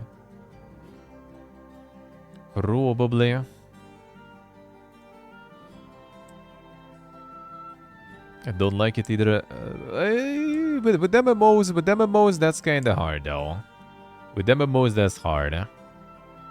Because like MMOs are like very like specific thing. Like MMO you play for a while. Like MMO has like this like different stages, when it hits differently, right? There's like early game, there is mid game, there is late game, right? Like there is like PvE, PvP, then there's different formats of those, right? Depending on what you want to do in that MMO. Like, oh yeah, there's like this kind of PvE, there's this kind of PvE, there's this kind of PvP, this kind. It's such a huge spectrum of things that you can't really like decide sometimes, not just on the reviews. Like I did enjoy some like absolute like garbo tier like Korean MMOs back then because they were like free, they were available, and I played some and like that was fine. Like I'm not gonna return to that ever, even out of nostalgia. But it was fun, even though like objectively they weren't that good. And if I would look into reviews, like majority of reviews for such MMOs would be like, pay to win, trash, don't play. Most of the time. That's kind of most of the negative reviews I feel for any MMOs, to be honest. Grindy, pay to win, that kind of stuff. And then it's like more about like, all right, is it grindy enough for me? What is the level of grindiness? Is it the pay to win only in PvP and I don't care about PvP, for example? Or is it pay to win in general everywhere? This kind of stuff.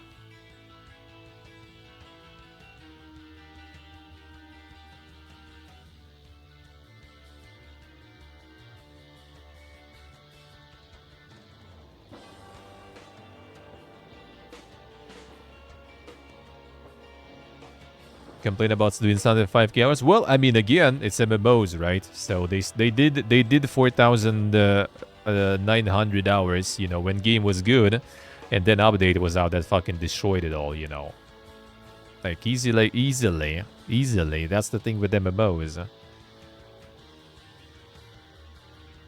Yeah, next gen, exactly that stuff. Yeah. Like, they were enjoying it for a while, then boom, one update is out, and they already like, well, shit, I'm out, man. Peace. And move on after that.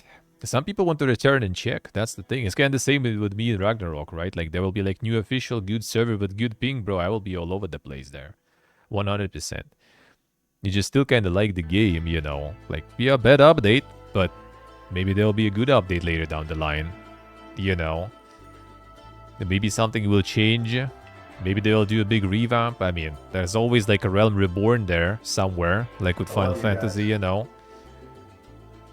Zekmak, welcome back to the dungeon. Thank you, sir. Thank you, man. Thank you. Thank you, sir.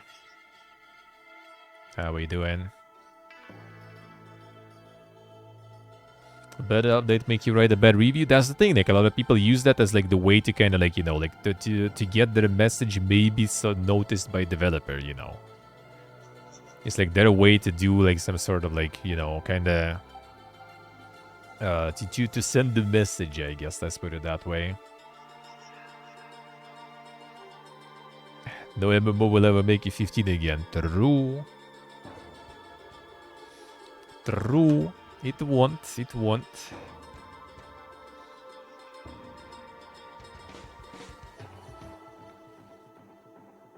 Let's see, window. I see.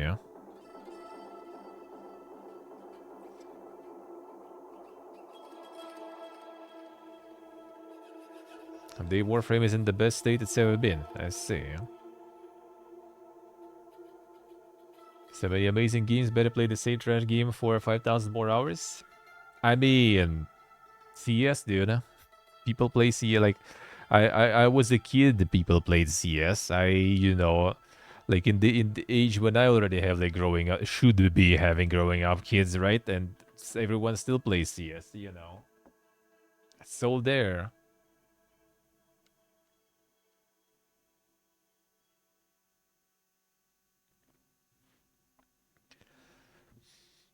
It's all there still. Some people just want to play the same stuff, and I mean that's their choice. Like yeah, sure, you can say that they're not playing some sort of like quality masterpieces and stuff. True, but maybe they just don't want. Like I mean, even Trizza many times I remember said that like dude, I'm not really like some crazy mega gamer. I just like I like playing League. Which is which is what he does nowadays, for example, right? He just embraced it and just like going ham with League because he likes playing League.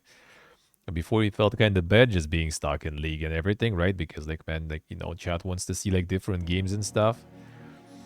But he just likes playing League, so he just embraced it and he plays it. Liking something there, disliking something there, he just likes the game. And he just like grinds it out. Same with it was with me with Ragnarok, like for 3 years basically, just playing that, like nothing else. I didn't really have time for anything else. Was I like unhappy? No, not really. I loved that time. That was beautiful. And that was a beautiful time.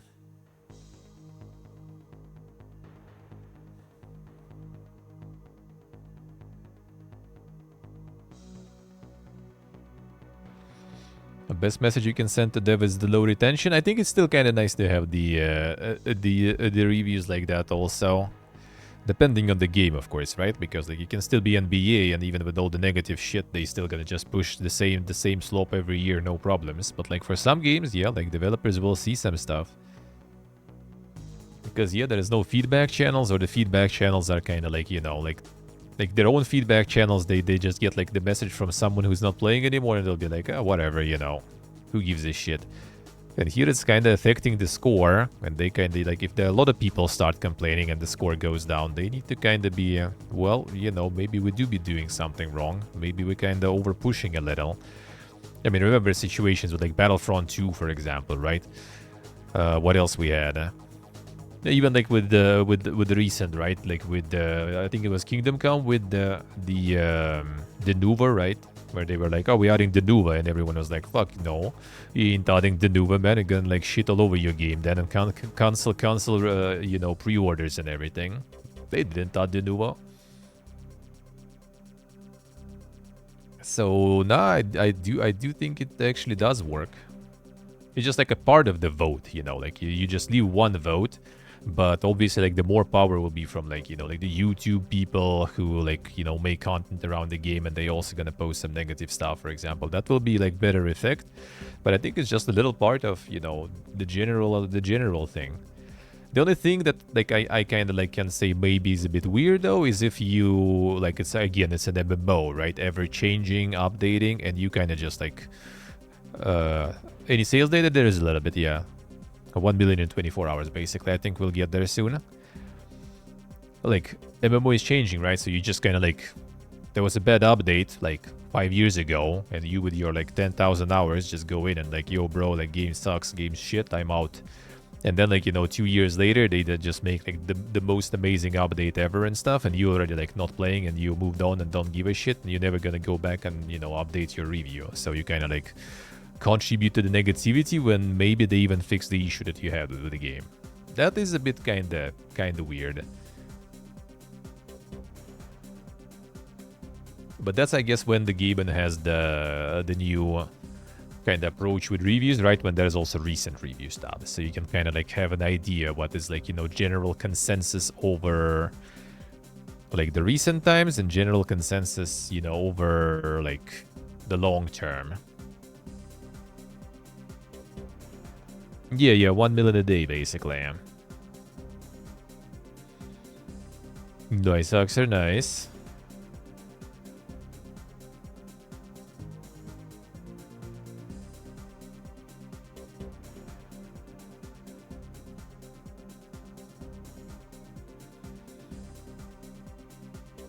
I got the deactor there. Feels good, man.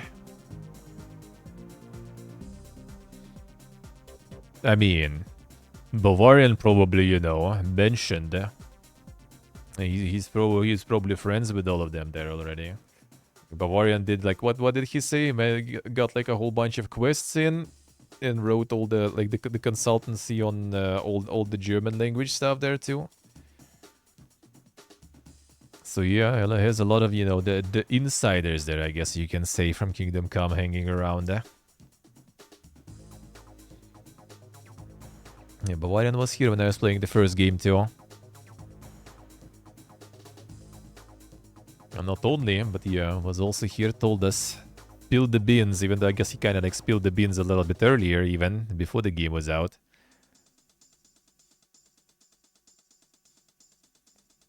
Essentially wrote the character from the first game, I see. Oh, that I didn't know, actually. He didn't flex about the first game, actually. Talk about anything besides what is happening on stream. I mean, it's not a bad thing, though. That's kind of nice, too. I don't know, whenever he's here, we're having, like, really nice conversations. Yeah, we're talking mostly about, like, my travels to Uzbekistan and stuff like that, but I mean, that's nice. I like people like that, dude. I do.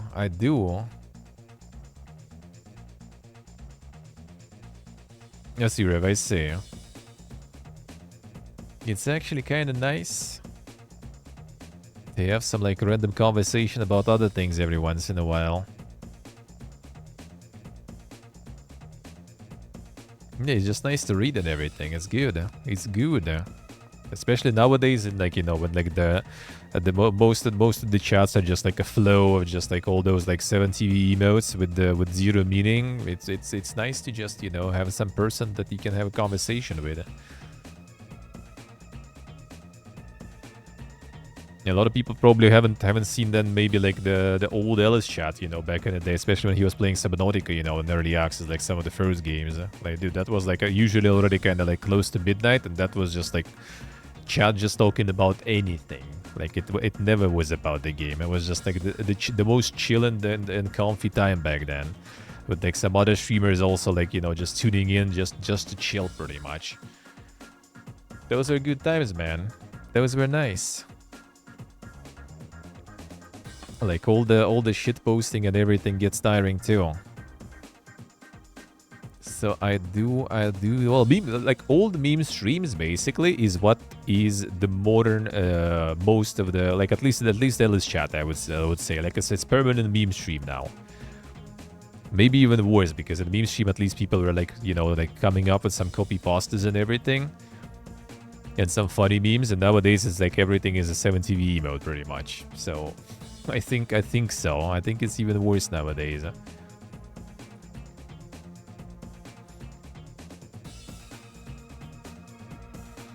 Emotion van.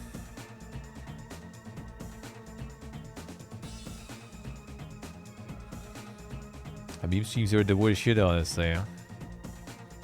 It was kind of fun because they were rare. 2 hours of a song and stuff. Oh yeah, like oh man, what was the freak? The freak. I remember now. Donating some like insane numbers with some dank meme weeb shit. I remember, dude.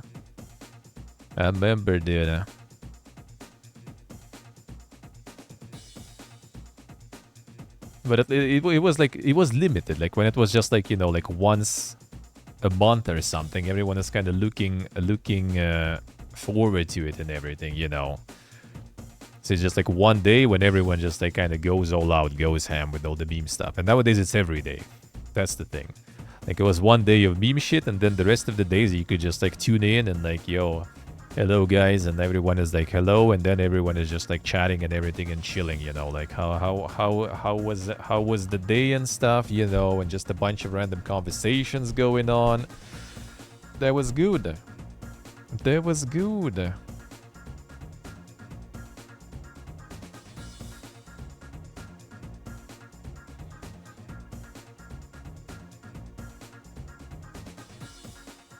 Sì, vai sì.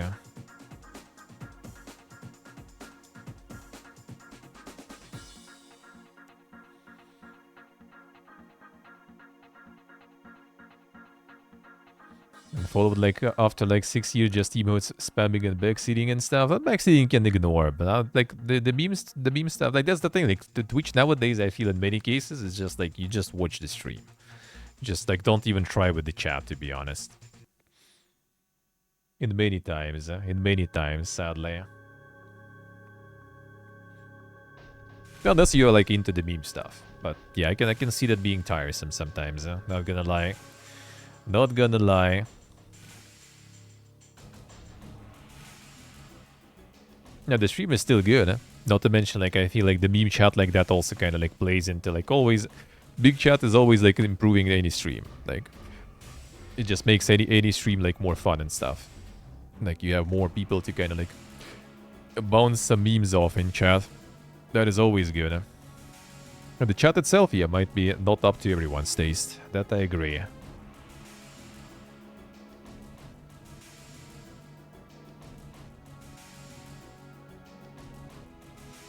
Yeah, sì, so che say. Yeah, he's doing really good. He's doing really good. Always did it. It's just like more of a boomer stuff, right? Like a lot of people I know kind of like, I mean, I hear that a lot, right? Like that it's not the same anymore, but yet Twitch is not the same anymore. That's pretty much how it is. The only way to keep things the same is to basically kind of like, you know, sort of enforce it, which I mean, he doesn't want to. He never really wanted to enforce something on chat too much. He just basically like does, you know, whatever he wants, whatever he did before. At the dress fund, yeah. There was a thing.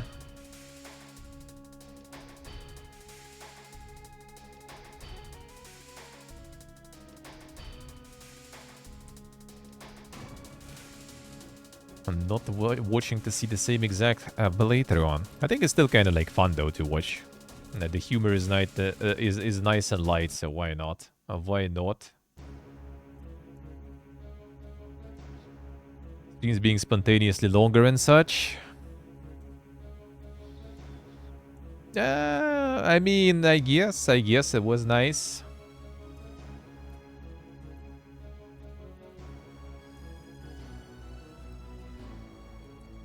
See what do I say? Yeah, having the schedule is actually good. Like I would even appreciate more people going for more, you know, like proper scheduling approach and stuff, you know. It's nice when you know when it starts, when it's over, which day is gonna be off and stuff. I like that. I like that. I think that is kind of nice. I'm pretty sure like nowadays you maybe also if you're tuning like some late night if there will be some like game that is like also, you know, like more on the cozy side and everything. Like more chill game, like against some sort of Subnautica, you know, maybe like some Dragon's Dogma 1. I remember also that was like the chillest game probably ever on LS stream, because I remember literally you could just like look away for like, or like go do something for like 30 minutes, return, and you still can like scroll up to, you know, where you left basically. Those were the times, man. Those were the times. I'm pretty sure like nowadays that still can be happening in some games.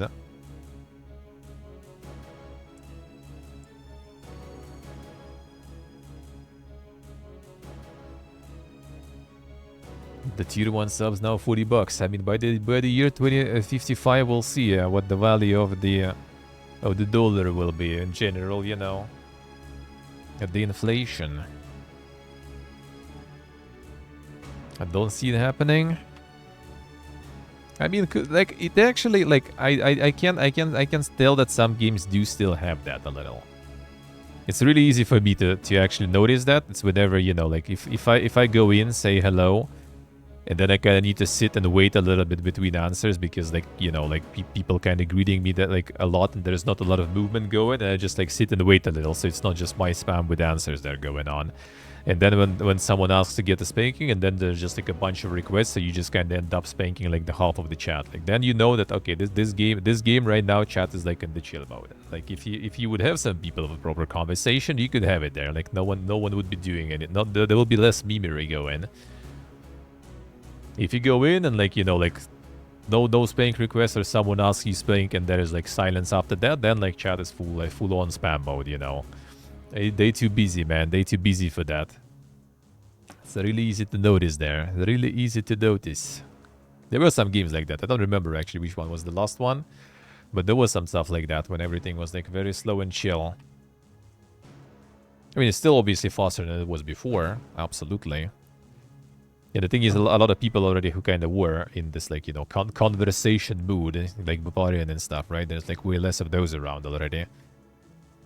Like, I think a lot of people who kind of enjoy, you know, just, like, having conversations and stuff, they kind of, like, gravitate towards more, like, you know, like, smaller channels where it's still kind of, like, more possible, I guess, or, like, channels that are, like, more, like, you know, kind of, like, slow, heavily moderated and stuff, like Cool Carnage and Dan, maybe, you know.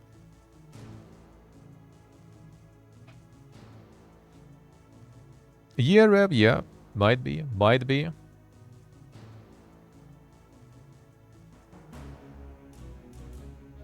They correlate most of the times. Kinda does, yeah. That kinda does.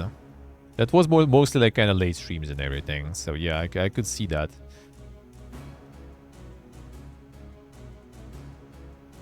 Tenki and the weird Donkey Kong game think you'll be fine. Probably, yeah. Probably. Dragon's Dogma, yeah, was kind of like... The first one, I remember, like, every playthrough wasn't really that popular. Let's put it that way. But honestly, it also kind of depends what you want to do. Like, I think at that point, you already can do whatever you want, really. Like, can go full force in already at this point. You know, just, like, pretty much just, like, you know, like, just sit there and play whatever you want. Not giving a shit about anything. And there's still gonna be people tuning in to watch that.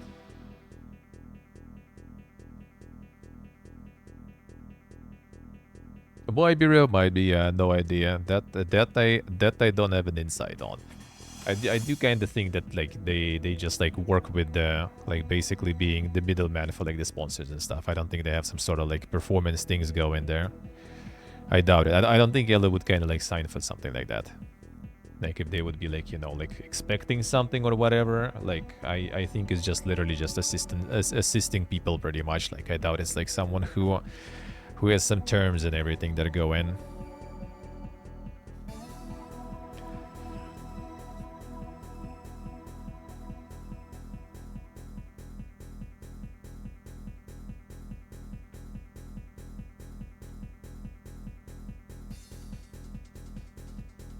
Projection where they go and stuff? No, I don't think. I think most of the agencies like that, they basically just kind of go full middleman mode.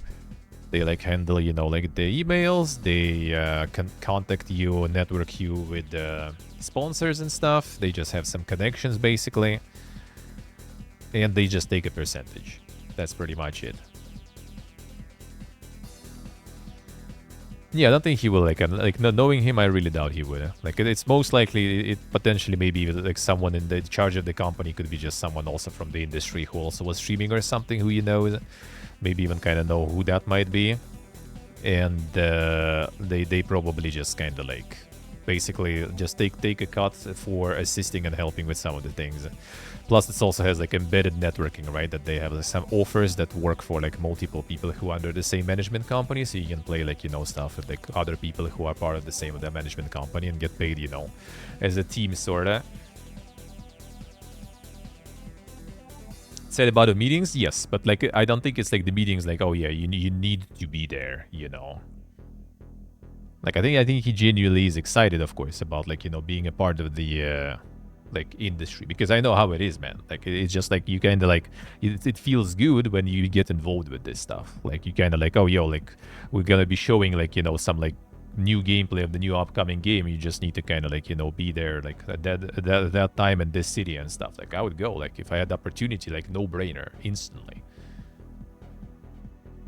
Doesn't mean that you need to, doesn't need to get something out of it or something. You just kind of want to. That's it.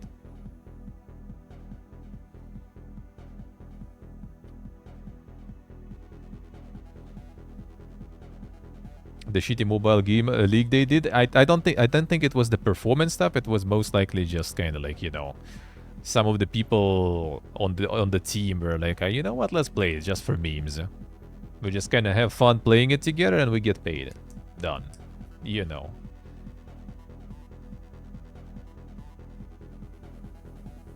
Facilitate Swedish classic related stuff. Yeah, he gets money from the sponsorships. Yeah, I don't think there's like they expect him to like. I mean, maybe they kind of like, yo, man, you know, you kind of like didn't do any sponsorships, but not getting any cut from you. So like, why would it be managing your stuff for free, right? But I'm pretty sure like even like one good sponsorship and stuff gives them enough to kind of like, you know, for the person who sits in his email or something to get paid for a few months, I guess, you know. So yeah, I really doubt there's any like goals there. I really doubt it. I really doubt it. Yeah, because I remember like even like back then, like when a lot of like people were advising him to get the manager and stuff, he just didn't want to. And even the meetings he had back then with the YouTube editor and stuff, that the YouTube editor was like his IRL friend basically. So like it's like that, like he's like the complete contrast with what you call like corporate stuff and everything. Not to mention like back in the day it was like very like cringy for him and stuff to do a lot of like sellout sort of things. So I really doubt. I really doubt.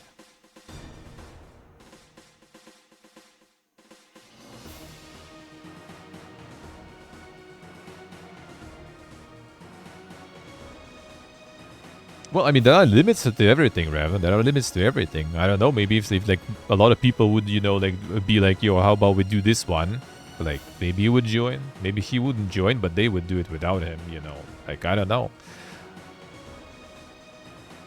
Like, sometimes maybe, like, you know, someone, like, wanted to take some sponsorship because they kind of need, like, I don't know, pay fucking loan or something. Like, you know, got a house or some shit. And they need to farm some. And then someone else doesn't mind also to do that game and just take it together. Why not? And then you can just kind of meme it up and stuff, playing it together. Skamazing lights? Dude, I did do them before the stream. Why? I did reconnect them right before the stream. One moment. Like every time before the stream, I restart that stuff and I check so it works every time. Somehow it dies even like during the connection. I don't know why. Kind of PP system sometimes, huh? At least it works now. Well, it odds. Now let's see. Should work. And you don't have any indication if it works or not until, you know, you test it, you check it. Yep, now it works. There we go. Here we go. There we go.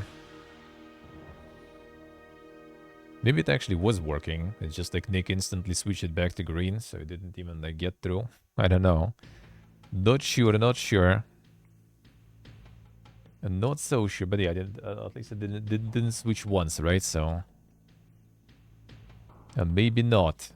Oh, now blue is delayed. Guess it just refuses to work today. In general. Oh, no, there's a delay. There it is. It's just a delay. Just a delay there. Just a delay. So yeah, like performance stuff, I don't think so. Like, yeah, maybe there is some sort that they need to do like some stuff, you know, every once in a while. But yeah, I kind of doubt it. I kind of doubt it's gonna be some insane performance there going.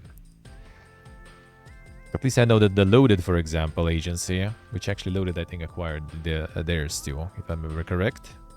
No, they just happy to get like more streamers on board. Like they don't pay you the bag, right? So they don't expect you to do much. So they basically just like take the cut from your earnings. So they kind of do want you to have more earnings, but yeah, if you don't, then well, whatever. They make them from others, not like they need to pay you like some fixed amount regularly. That's how it usually goes.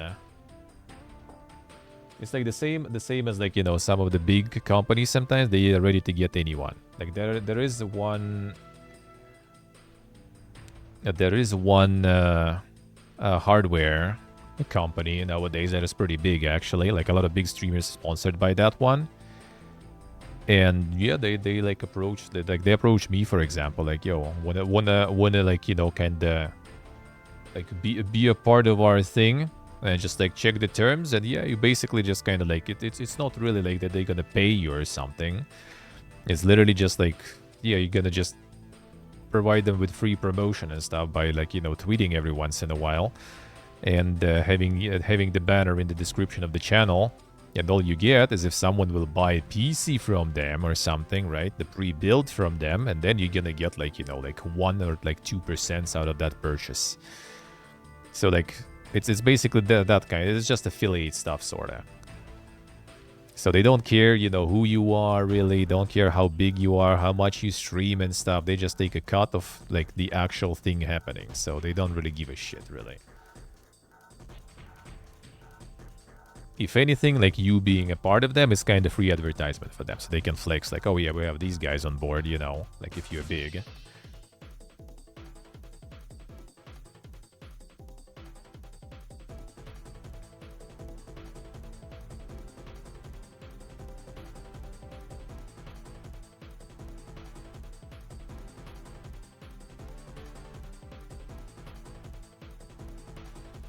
Speculation. No, I'm just saying in general how it usually works in the industry, like what I at least was dealing with, you know. But obviously, yeah, I'm kind of like from the different league, you know. But I'm pretty sure that a lot of those are still working like kind of the same way.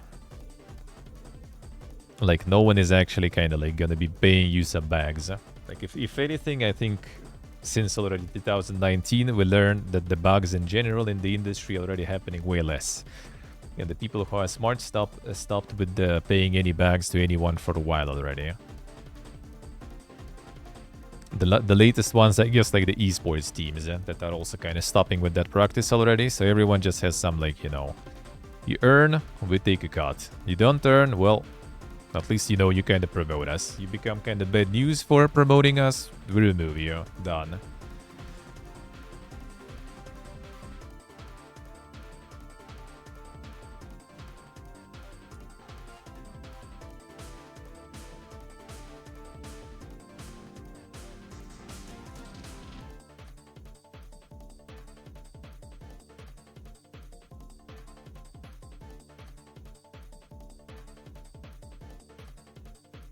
Yeah, just how it mostly works, sort of in the industry.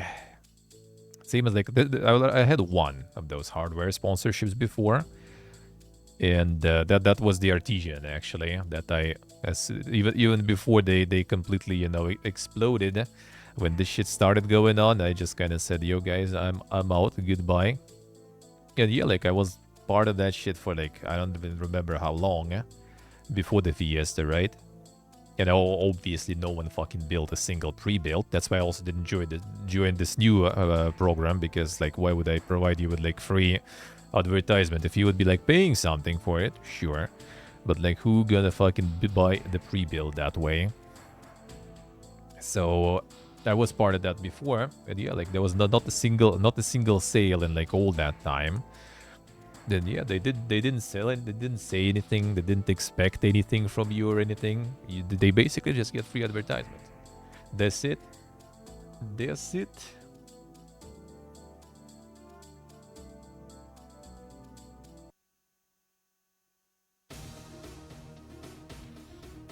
Like money laundering? No, not really. Why?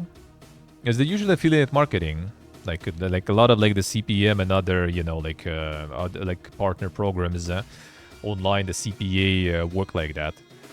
You basically just kind of like drive them clients. No, they don't pay shit. They don't pay shit.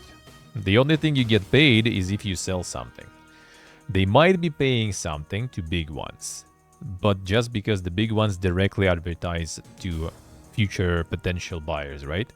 Like management agencies, they don't advertise anything through streamers, right? Like they don't sell any services really through streamers. So they have no intent, like no value from like paying some streamer who is part of their management organization. They just take cut from whatever they work for them. That's it. And that's it. With the PC company, they don't pay anything, at least the small streamers. They pay you only if some sales are being made. Like, they didn't pay me shit. Like, I basically had a banner in the description, had the chat bot, posted on Twitter about them every once in a while, right, with my link. And that's it. Like, you get paid only if someone uses the link to buy something. There it is, huh?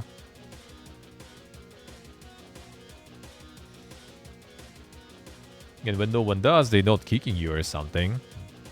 They don't pay you anything, so they're not losing anything if you are not bringing them anything, right? They just get free advertisement that way.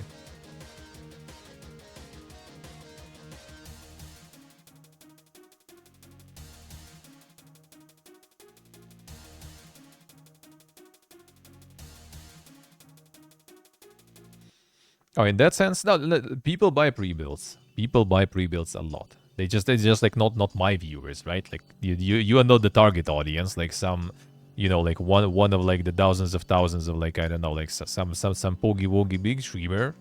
They be buying those. They be buying those. I mean, that's why when that company, for example, like Artesian, just kind of imploded, like all the, like even some of the assets and everything were instantly bought and like made into another company. And they advertise it again. Yeah, they do it again. They just make pre-builds. They just make those pre-builds themed into some sort of like streamer theme or something, you know, and sell it to their viewers basically. And a lot of people do buy that stuff.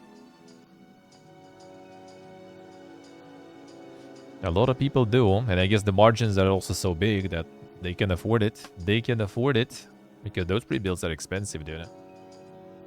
But those pre-builds are expensive, eh?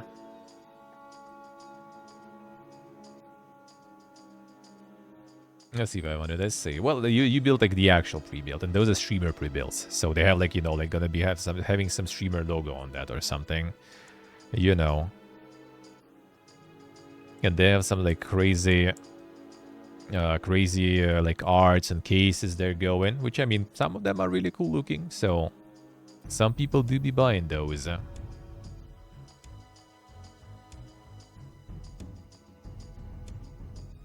Let's see if I say. Yeah, $200-300 I guess margin. And like every sale will be like 2% or something to the streamer. So basically, if margin is $200-300, they're gonna pay like $20 basically to streamer who brought them that sale, right? So like 180, you know, 200 something dollars, just pure profit from someone bringing them the sale. Seems like value to me. Seems like good value.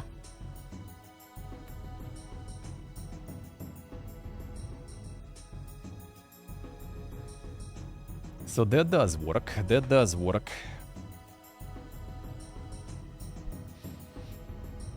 But yeah, mostly everything moves to affiliate. Even a lot of games nowadays also like there is a bunch of like the World of Tanks and everyone, even the Raid and stuff, right? They already not really going for like, oh yeah, we're gonna like pay you that much and you're gonna like, you know, promote the game to your viewers. No, they already going like, yeah, well, you need to have a viewer to get to level like fucking 100, you know, and like beat that enemy. And then we're gonna pay you, you know, this like 2 cents or something. So everything is switching there. No one's giving you the bags, dude. Only for game advertisements. Like if it's like some, you know, like game advertising itself, like the good old hashtag ad for single player games, they still do kind of give you like one-time payment. Even though a lot of them already also try to like get some sort of like, you know, the effectiveness meters and stuff embedded that you need to kind of have a link also with trackers and stuff added to them.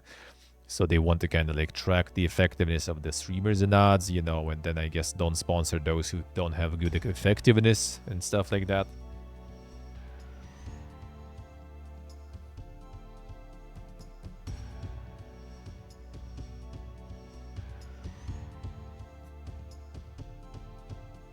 Yeah, I feel it. I feel it makes a lot of sense. Yeah, I do agree.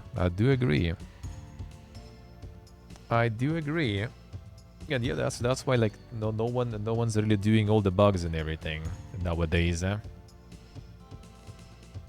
They're not paying streamers and stuff that much anymore, unless you're like really big and stuff, right? And you kind of actually gonna be a good advertisement for them anyway. Then they probably will still.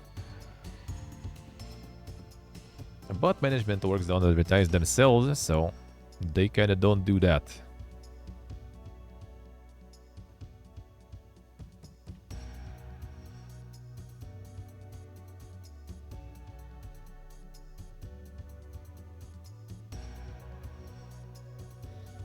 On the hardware with the tariffs, I mean, we'll see. We'll see what happens. See what happens, I guess. Not like you can do anything about it.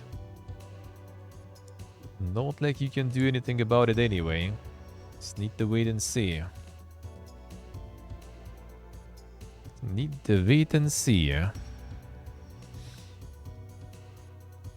The Blood Bar actually kind of doing good. It was a nice demo, this one. Heck, the demo was quite alrighty.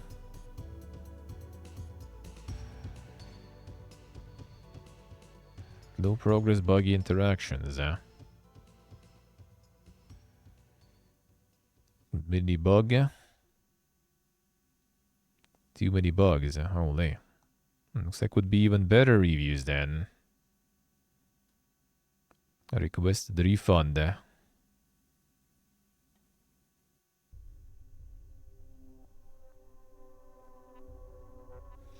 Extremely poor execution.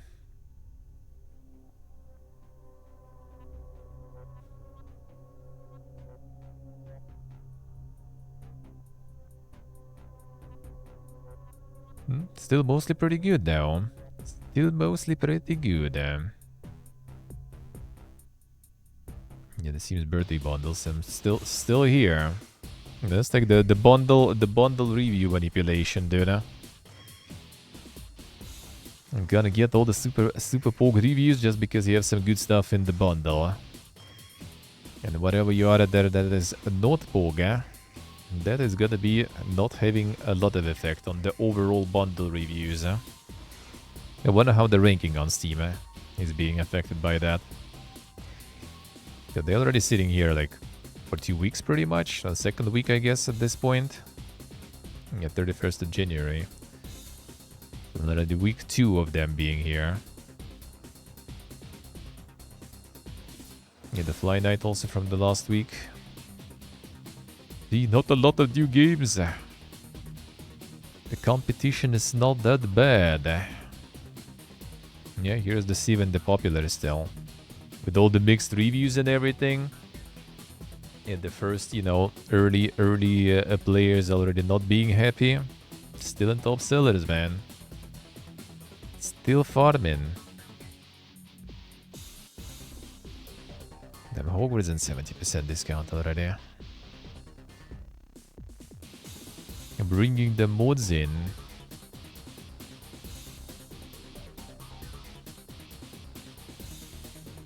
Elysium number 9. Yeah, the early access that is now kind of abandoned for a while. You're gonna have the special labels there. Yeah, there is the news about that. There are. Oh, there are. Build your museum with extreme freedom.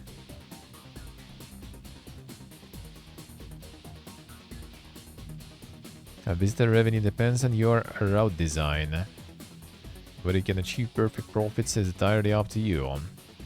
Choose light rogue style adventure exploration. Use different skill combinations to battle monsters every time. Postponement announcement. And then it was actually out. No, it will be actually out 10th of February, alright. Agenda, yeah. Agenda strikes back. And there's even combat in the museum there, what the fuck? So I guess you build the museum, but you're also gonna go hunt for artifacts. The adventure exploration, alright. Got a little bit of everything there. Could be interesting though. And Mayhemers, so another multiplayer.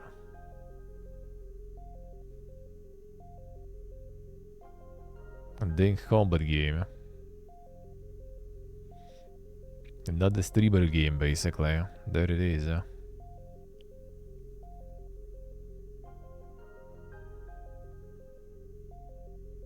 Mayhemers and the Guardians, alright.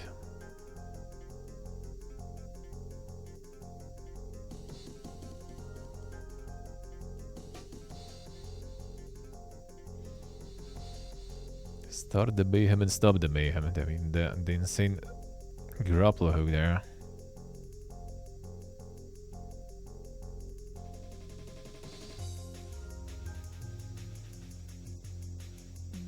Also 10th of February, alright. More stuff for tomorrow there. Oh yeah, Reality Break also. Check the demo of that one. Check the demo of that one. That was kinda alright. The space sci-fi ARPG.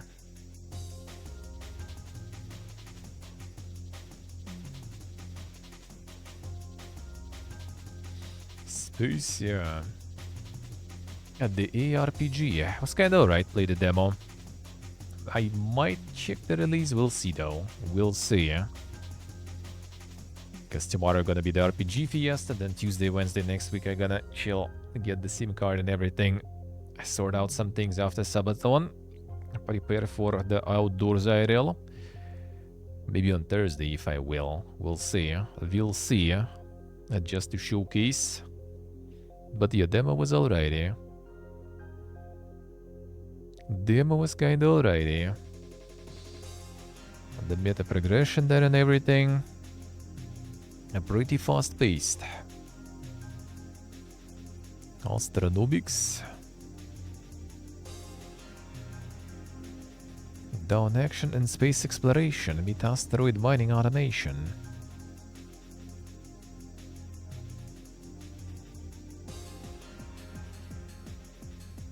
Randomly generate asteroids passed by and start mining.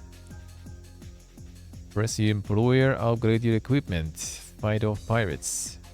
Save up for that ticket to Earth so you can finally come home for the very first time.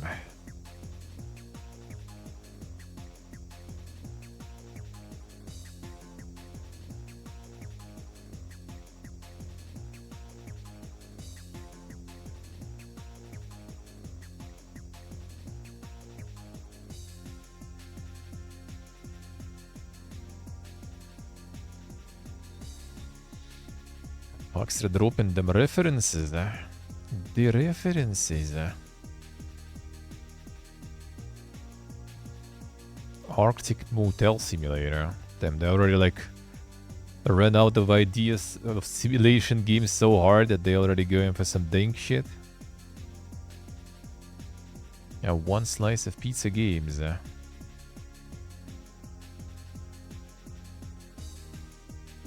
They should publish Ultan's game. That will be kind of like relevant to his income levels probably from developing it, I guess.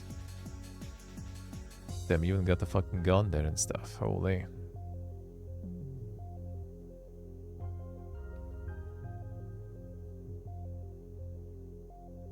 Arctic Motel got a little bit of everything there, including shooting too. I went ham on this one.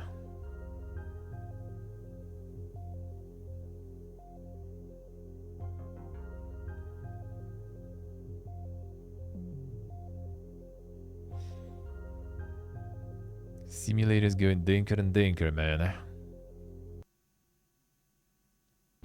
The Executive, movie industry tycoon.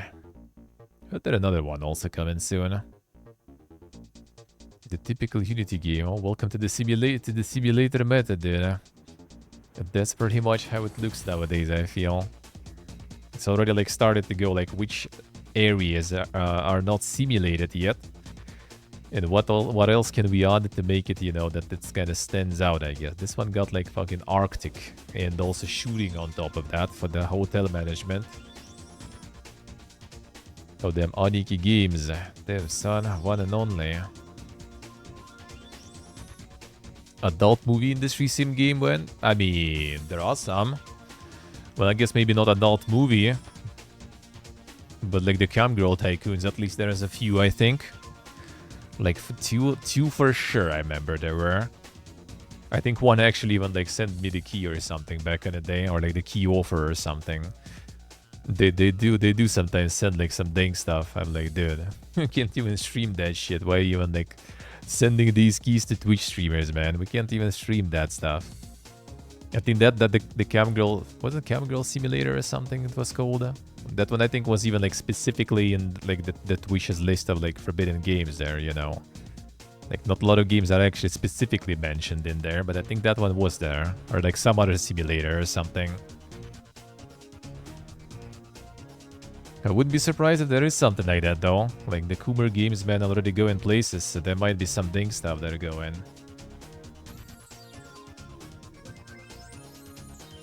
Aniki games.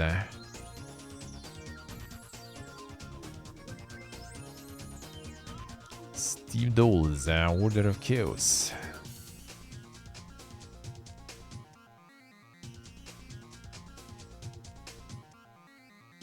But this with insane like fonts. Narrative driven stealth meets action adventure.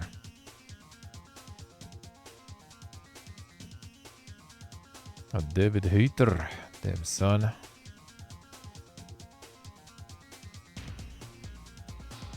And they also like try to kind of like, you know, TikTokify the trailer as much as possible. Like, I guess like the blinking font is part of the effect also there.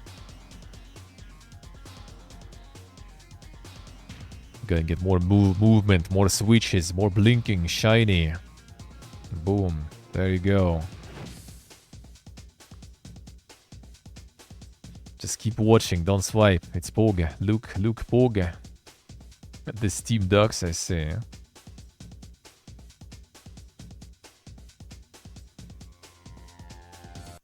And don't swipe yet. Wait for it. APGA. I get it then.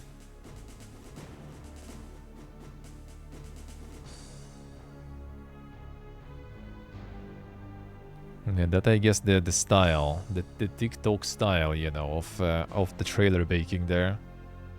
Looks like it. A brand new demo. There is a demo, alright. This might be actually nice. It might be actually nice.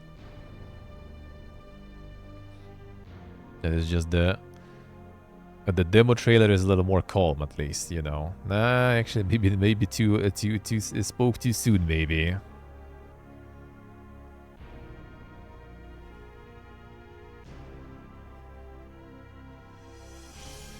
Yeah, this I like this. See when like the top seller is not new and trending though, and popular upcomings, you know. See everywhere. Mowgli, hello. Enjoy. Sounds good.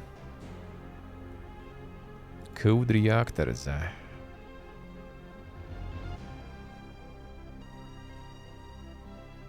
And your own magic deck.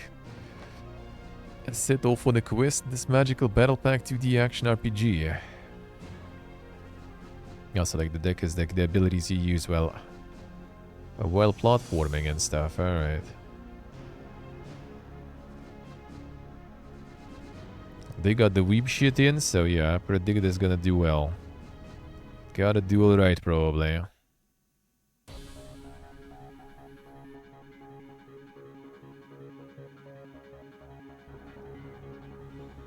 Probably.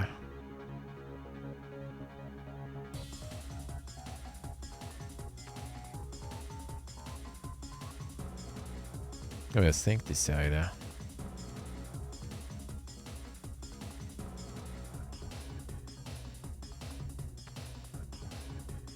Become Ezekiel.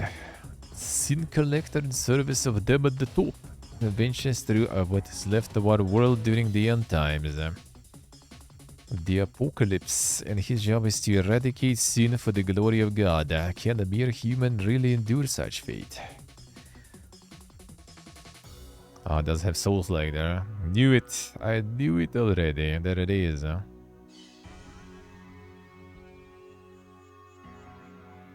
Like somehow like with like the colors and like this like this view, like the sword with kind of modern theme and the bold guy. It's like Elix vibe there, dude.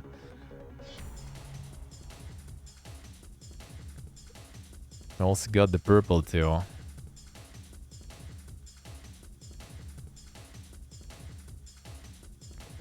And the guns also then. Totally new Elix. Could be alright, I guess. Hard to say.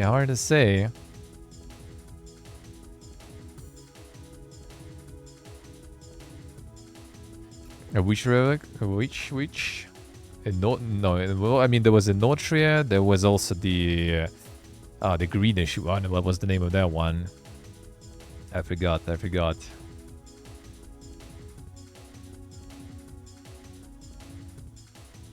Ah, man, I played a demo of that one, I guess, if that one that you mean. That was legit dog shit. Let's see, space themed. Let's see. I kinda don't mind how that depends how it made, really. It could be kinda interesting, you know, like interesting twist on this stuff. Could be interesting twist on that. The angels in white suits not exactly looking like my type of interesting twist, I guess, but maybe. Oh, Hellpoint, dude. Hellpoint was like a long time ago. No, Hellpoint I think wasn't even that bad, actually. Hellpoint I think wasn't even that bad. There was another one. Man, what was the name of that one? I think I know which one you mean, but I played on the demo of this one. Actually, maybe it was demo with the key, so maybe I have that. Man, where was this one? That was, I think, like some next fest. Next fest was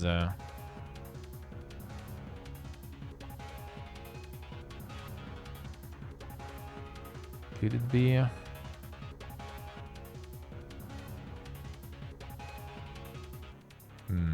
Nah. Fewer cogs low.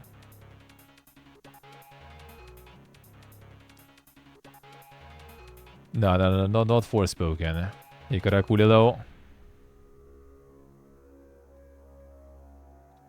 Tri-Sims 1? Not sure. Kinda no plans. I mean, maybe at some point. Could be. Like, I did play it back in the day after all, I guess. But yeah, totally not something I plan, especially that much ahead. Yeah, I don't think it was a demo, so I don't think I have it here. Dude, I know that one even. 1 second, I might find it. Like, I want to see. I want to find it. Actually, not sure if I can hear.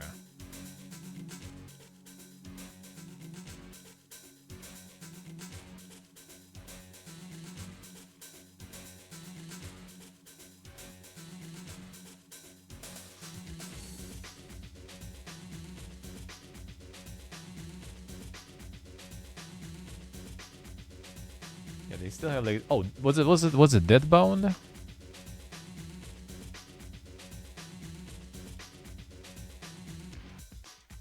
Was it this one?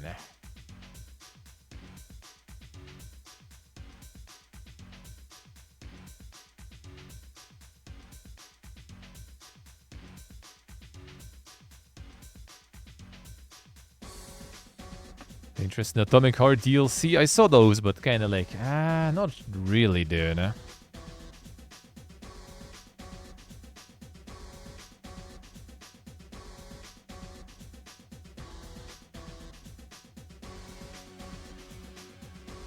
Could it be this one?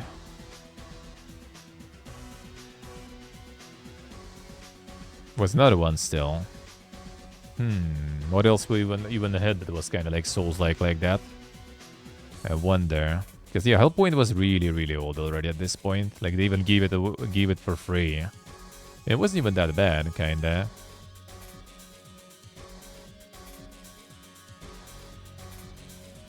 That's the one you were thinking about we couldn't find? Yeah, this one I remember, like I played the demo. It was kind of like quite something. The modern system patch in Sims 1? I see. How is it? I saw the reviews are not really looking that good though. The guns and kind of bluish. Yeah, this demo was kind of like, yeah.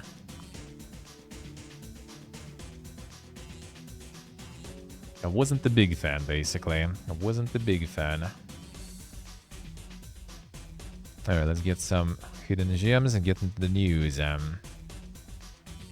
Hello Kitty Island Adventure. Finally some good fucking games. Fly Knight saw that. That one is pretty dank apparently. A real dank reviews too. Yeah, so last week this one we checked. Still all popular there. Headliners. Oh yeah, that's the Poggy Woggy one. Like this one went like really good. The one from Bossa Studio, that one I forgot the name of that one, but also like pretty much this sort of the same concept, I guess. That one just like completely tanked. Citizen Sleeper 2, that's a good recommendation. I need to finish the first one. Maybe we'll see. Maybe on my stream anniversary, maybe I will do another like kind of late stream and we finish the Citizen Sleeper one. Maybe. Then I will need to get the second one. I liked it. Citizen Sleeper 1 was really good. I mean, it still is. I'm not done with it. I really like it. That was cozy. Reading some in the night. Let's see, Dogs. Let's see. Yeah, I could see that being not very good, huh? Sniper Light and Bixed. What is wrong with it there? Sniper Light 5 DLC, but more expensive. Ah, I see. Classico.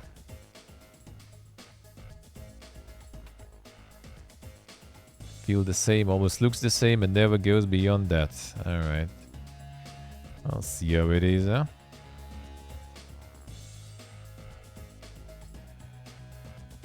Arapuka's Idle Island. Damn, son. Oh, more idle stuff there going. Cozy idle game that sits anywhere on your desktop. Watch the frog cut grass, upgrade his tools, and decorate the island while you work or relax. There you go. Even got frogs, huh? Dolmen? Dude, Dolmen is also already old though, now. Dolmen I even streamed too. The Idle Resurgence, yeah.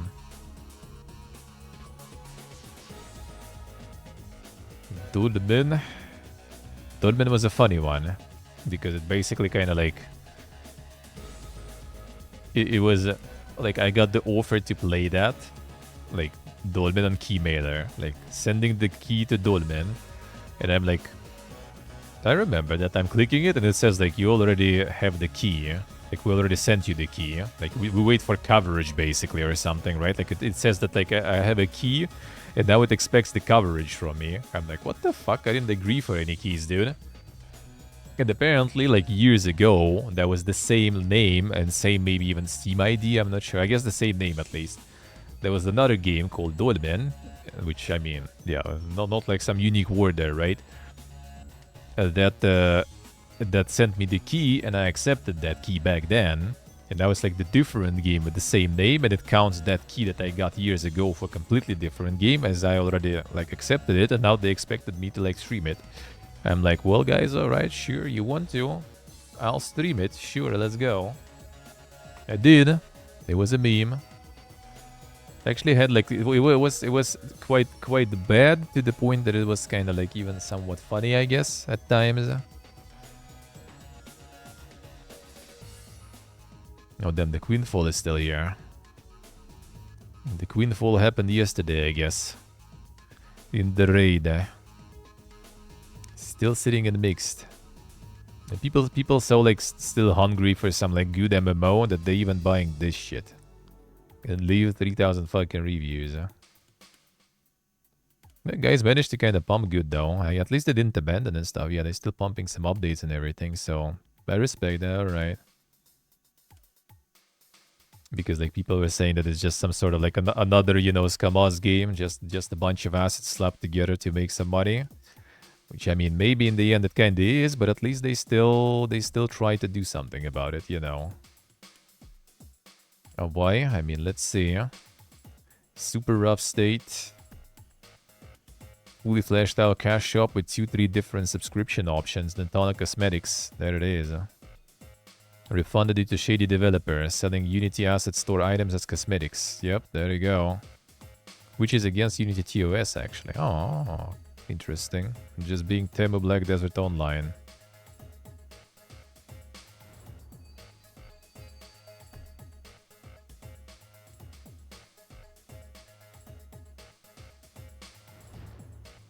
Can't log in. The graphics. So forest, grass, trees, rocks, and almost died from such graphics in 2025. Damn, what a review. Combat too janky. So yeah. Not very poor, eh? Before release, everyone was kind of like, you know, already pre-shitting on it, I guess. But actually, like that's not like too bad. So, like there is actual game. They actually still updating it also, but yeah, still some red flags around though.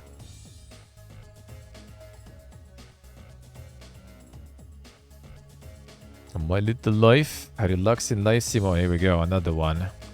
More Idler is now recommended. A life sim that lives in the bottom of your screen while you do other things. Insane. You need to get like the idle streamer or something. So like streamers can put, you know, like the idle streamer on their screen. And then on their screen you can put another idle streamer too. And then you just kind of can go full, you know, recursive on that one.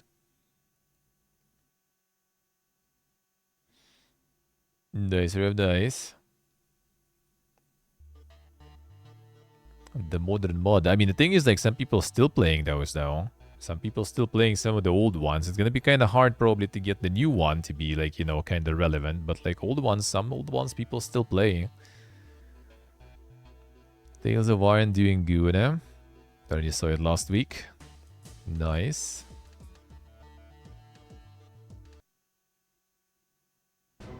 A dead letter department. What is this? Amiga horror? Horror typing mystery. Alright, not bought or not played by Ellis, so didn't get the seal of approval. Bad horror.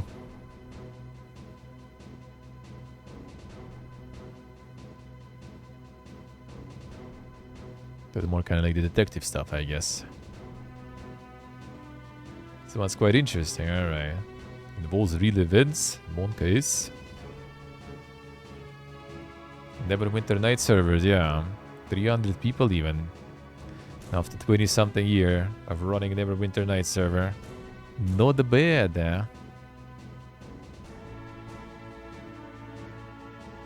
Does look kinda interesting though. Eternal Strands. Yeah, I wonder how this one in terms of like their expectations and what they got out of it, because like it does seem like a nice game, does seem like the reception was quite well. Like I wonder how did it perform? Because it did seem like they tried to go like kind of like, you know, like some marketing way a little, got like some shows and everything with it, and like pretty big people in charge too. So I just kind of wonder, can they scale that, you know? Like, was it actually good for them?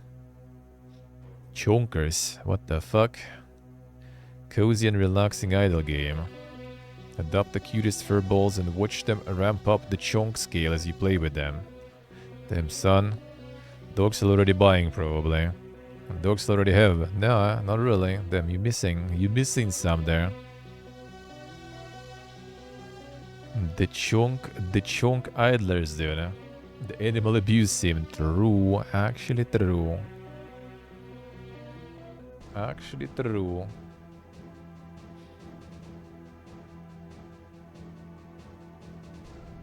Find them a new family. So basically, like, you know, overfeeding the cats to get them adopted there, right? At least you're not making like fucking content out of them in the game, I guess. Could be Danker. Could be Danker. Complete your collection by finding all the breeds and the rare space cats. And just make it not about the chonkers, and that would be probably better, but I guess.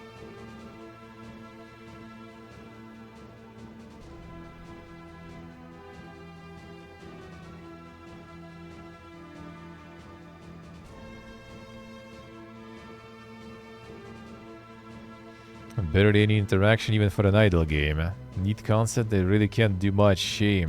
141 hour. They did try to idle. They did try to idle.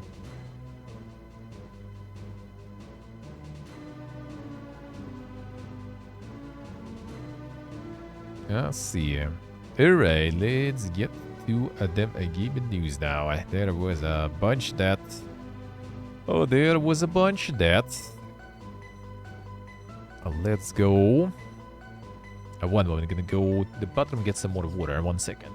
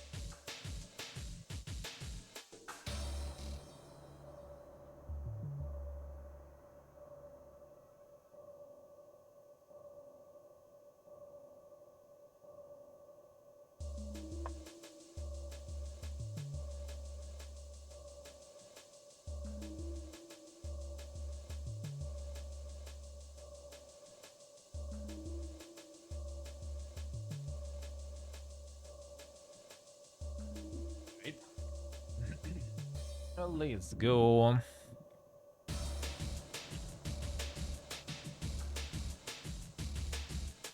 The devs got closed. Let's see. Let's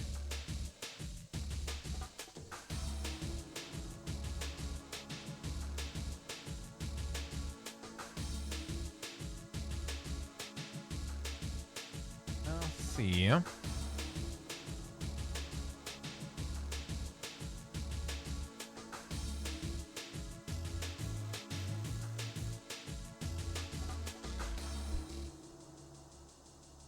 2K is supposed to bring them back, I see.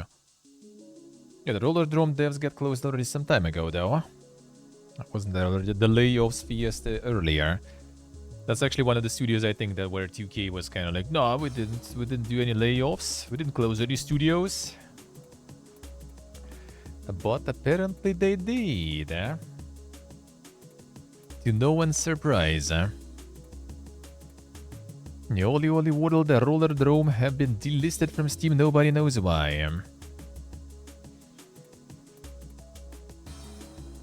A new company would inherit the games and franchises of Private Division. That presumably includes the works of Roll 7 published by Private Division, Holy World and Roller Drome. Seems plausible that Take-Two pressed the big off switch for those games on Steam, and now they don't own them and can't profit from them before the new Heavily X Annapurna venture could take control of the Steam pages. Just corporate things, article linked about games returning. I see, alright. A Roots Devour demo harbors the seed of brilliant horror card RPG. I'll see, and you have the page. How you do? Oh yeah, we saw this one. Then your roots imbibe fresh blood. Yeah, I think we saw this one. I remember the roots stuff. I remember. With some demo. Might be interesting to check. We'll see.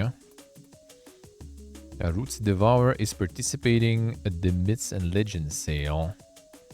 So it can be as a demo, or they're kind of hinting that they already released by that time. Probably demo still. A demo's pretty promising in Remote. I see. Gotta check. Oh yeah, there we go. The Disco Elysium writer was told people covet these items more than they care when pushing back against ridiculous merch. Headfuck Panopticon. Yeah, they post the link here. The whole video about this. Well, I did post the link myself though, 1 second. I'll get it.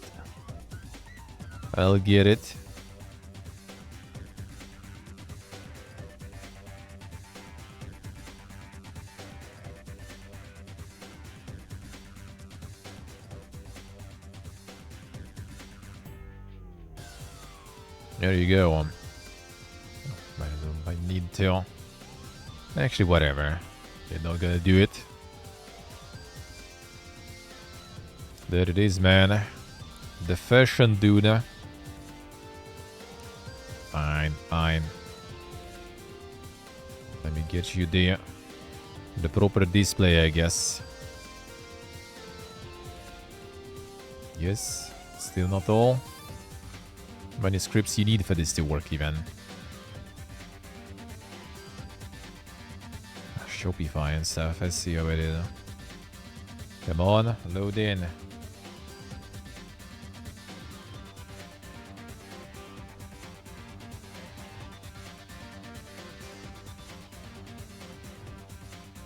Doesn't want to, I guess. Oh, now it load. Oh, that's how it's supposed to work, I guess. Alright. Yeah, looks like it works now. Wait, the store page there. Quite the store page there. Wait. Yeah, 159 euro, bro. The insane Disco Elysium merge there, dude. Hell yeah, brother. The swag.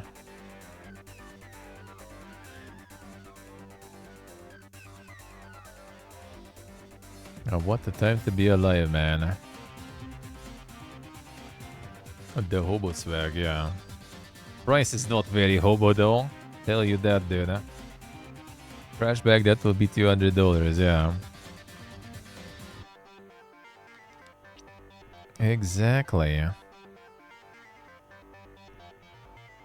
Made out of insane composite fabric. Up to 15 times stronger than steel. Amount of stuff you can carry in the hobo bag. Insane.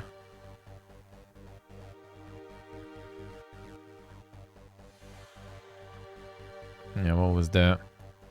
Oh, the creator is saying about that there. One of them, I guess.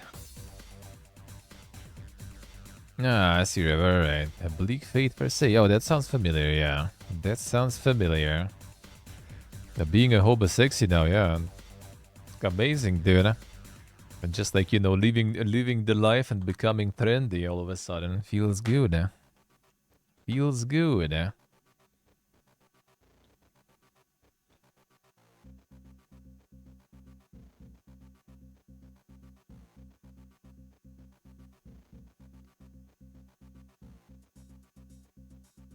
Clip on Natalie in that fucking bag. Yeah, in the past I received threats from management when I had tried to push back against some items because this is an incredibly successful business for them. The darkest thing I ever heard was, I don't remember who it was from that circle, but they told me that it doesn't matter at all what people are saying on Twitter because you see those same names who say they are never going to buy. They are the ones ordering these expensive items from Zaum.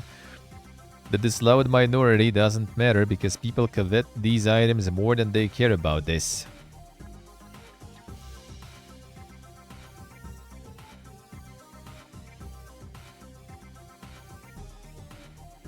I got the whole podcast there also or something. Huge interview which covers every major event and timeline of Klinčić and Tualik. Working lives at Zaum. A 2-year period between winter 2021 to their own dismissal in early 2024. Ambassador just as herself and Argo were considering their repeat options for going public. They speak very fondly about the work People Make Games had done to expose the inner workings of Zaum. They felt that the level of corruption and conspiracy they had experienced was so vast and complicated that they needed to speak on a platform that was raw and allowed for every word of their story to be heard.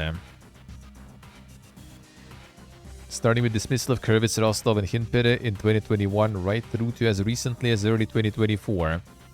When news of mass redundancies broke, and between all of that is an organization which is compared to that of a cult.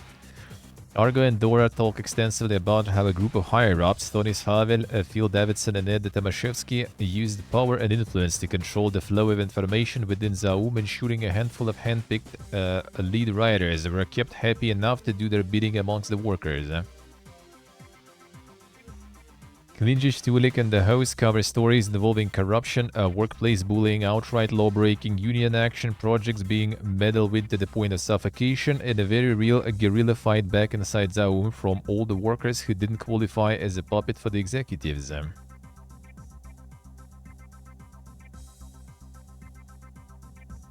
And not the only story like this in the industry. 41st Precinct tells me people making games are being stamped on regularly in support of millionaire interests. Gaming is becoming another plaything for the super rich. Hopes the videos will play their part in the fight against that. See, so I see. Well, I mean, it is important and everything, right? It just kinda it feels, I don't know exactly, you know, if it's that way or not. It just kinda feels that it becomes like, you know, a bunch of people who just want to kind of farm on all this situation. So instead of like seeing, you know, the actual problem and like what's behind and stuff, you just see like how everyone is like trying to just kind of like farm and promote their next thing on that. That's a bit weird, huh? Even though the problem behind and like, you know, the underlying issues are actually real.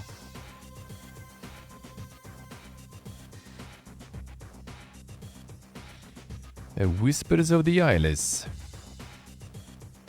A dark fantasy strategy RPG. You build a cult, harness forbidden powers, and cling to your sanity. Command disciples, outwit enemies in tactical turn-based battles, and shape the fate of Arantor as you awaken the dead gods. Our wrath, desire, and madness. Create a thriving cult.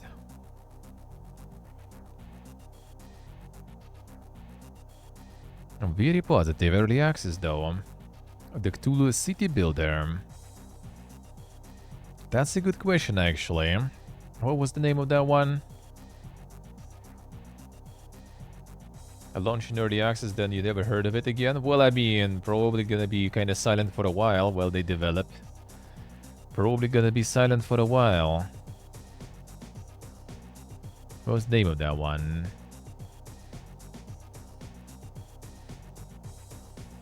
Ah, the Worshippers of Cthulhu.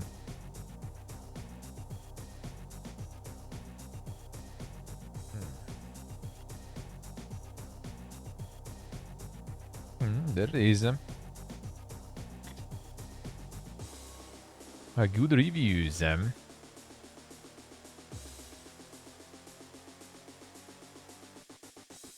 There's new update. There you go. 3rd of February. So still going, still going. Doing okay, sure. I would say that's good. Yeah, they have a publisher though and stuff, but still, like, that level of reviews and that quality of reviews, that seems good. That seems really good. For Godlings. A breathtaking cinematic action adventure set in a magical land of sentient, forgotten objects.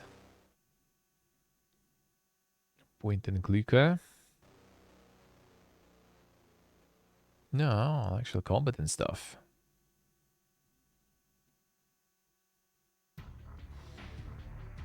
Couple of million sounds okay to you also? I think so.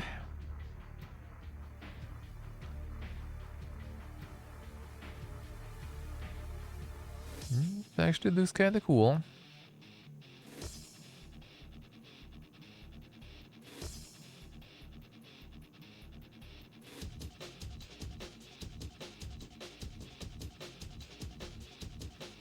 And even like the checkers builder, I guess.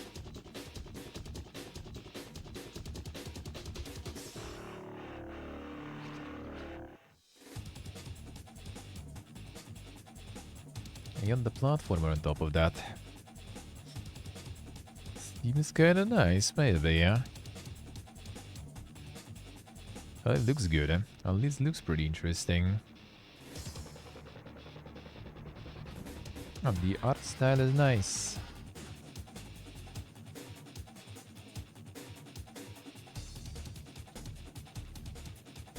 A Treyarch co-founder pleads guilty to grounding firefighting plane with drone during LA wildfires. Damn, son.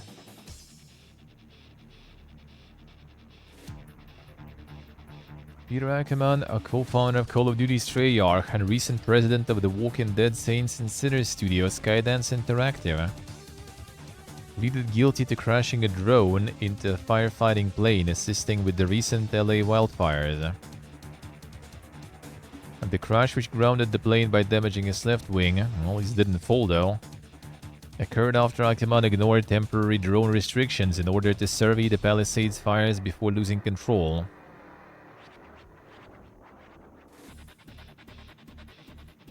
A drone was traced back to Ackerman, who has agreed to plead guilty to one count of unsafe operation of an unmanned aircraft. And that usually carries up to a 1-year prison time, but he's hoping to escape the prison term in exchange for 150 hours of community service and support of wildfire relief and the approximately $65,000 it costs to repair the plane. The defendant recklessly flew an aircraft.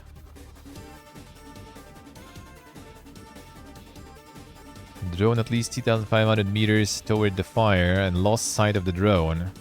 I mean, in 2.5 kilometers, you're probably gonna lose the sight of the drone for sure. As Ackerman was flying the drone, it collided with the government of Quebec Super Scooper carrying 2 crew members attempting to fight the blaze. The impact caused an approximately 3-inch by 6-inch hole in the left wing. Yo, that's pretty massive there. After landing, maintenance personnel identified the damage and took the aircraft out of service for repairs. I guess it's nice to be like, you know, like probably kind of like smaller. Smaller, maybe even like the, you know, the, what's the name? Like the fun engines one. And just took it like a chump in the wing and just landed no problems.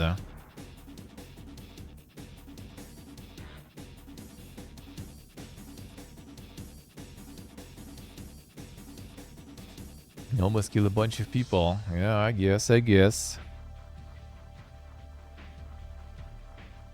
I'm deeply sorry for the incident in a separate statement, although bring up a number of mitigating factors, including supposed failure of a geofencing safeguard feature on Akiman's DJI drone.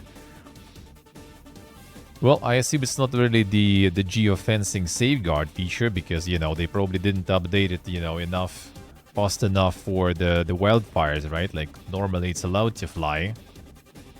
But you kind of probably need to have an idea, right? Like, if there's something happening that has a lot of planes flying around, then you probably don't want to fly yours,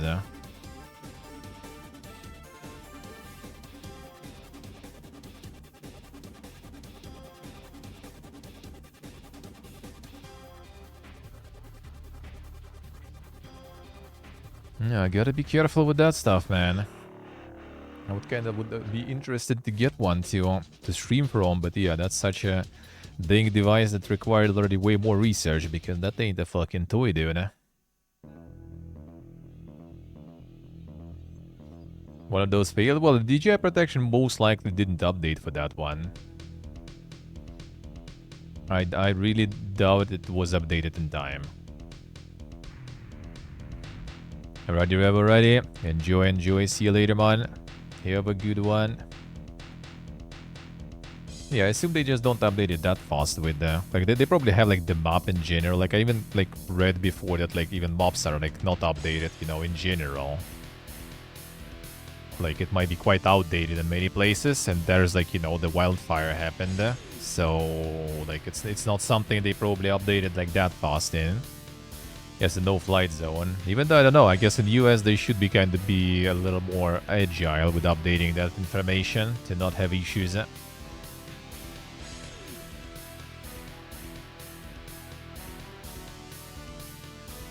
True, Axel, true, huh?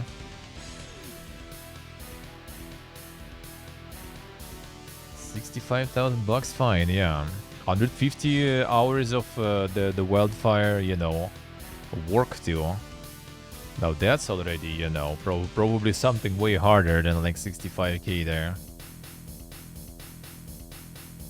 Onimusha 2 Samurai's Destiny Remastered is coming to PC this year. More Onimusha action.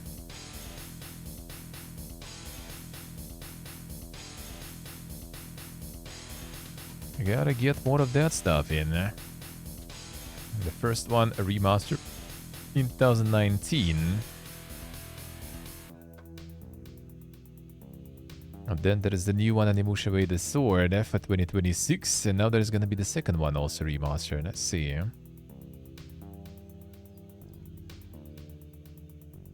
Wreckfest 2. This one's supposed to be early access in March. Didn't even put the date here yet still. Interesting. The Wreckfest 2 in March. Early access. Oh, they didn't even update. They're gonna be early access there, alright. March 20th. Wreckfest 2 coming into early access. I'm not sure why early access, but I guess. Why not, I guess, we'll see. The question is, what is gonna be in early access? You know, after the space engineers actually needed to like edit their Steam page, I think, in the end, because there were things on the Steam page that are not in the build at all, just in the roadmaps. I think they were forced to replace that stuff from there already.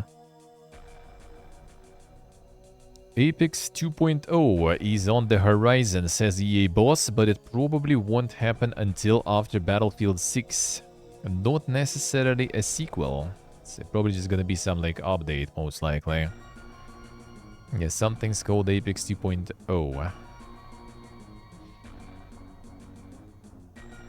Andrew Wilson, the CEO, made the comments on an earnings call. On a longer time horizon, there will be an even bigger, more meaningful update to that broader game experience. An Apex 2.0, if you will. This will not be the final incarnation of Apex. Don't have cars in early access, true.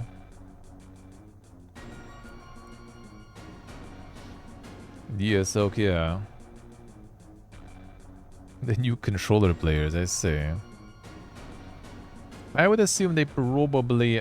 I don't know if they will do it in Apex 2.0 though. It might be just basically him throwing, you know, like something like loud, when in fact it's just gonna be like some big update, like the usual, but maybe a bit bigger, nothing crazy. What they probably need at this point already is like to update the engine and stuff, probably, right? Because it's still outdated source engine even. Not even the one they use in CS2, so... maybe it will be time for them to move the engines.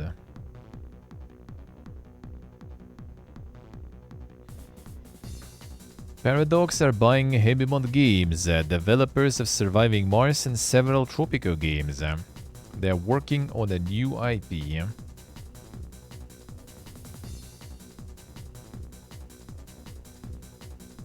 Bring a tiny team with long experience in developing management games with many well-received projects in their portfolio.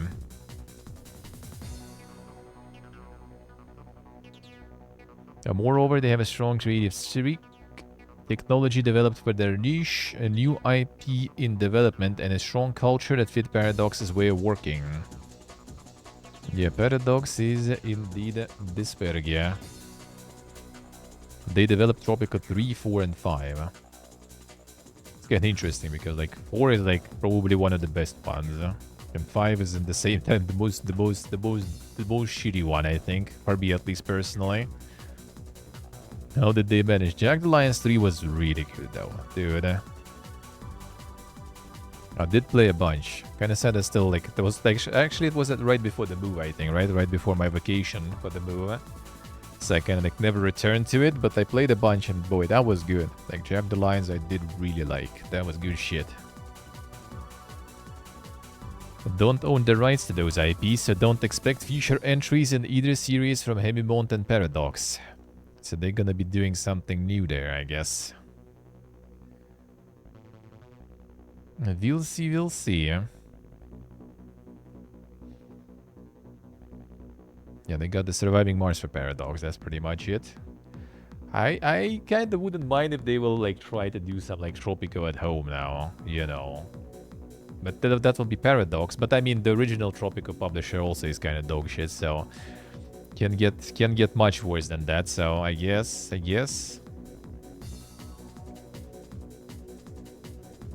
guess the money, hello. How we doing? Can you take 30 studios just to make DLCs? Yeah, true. Resident Evil's multiplayer spin-off, A Re-Averse, is shutting down later this year. Will become unplayable in June. And another one goes down. And nothing of value was lost.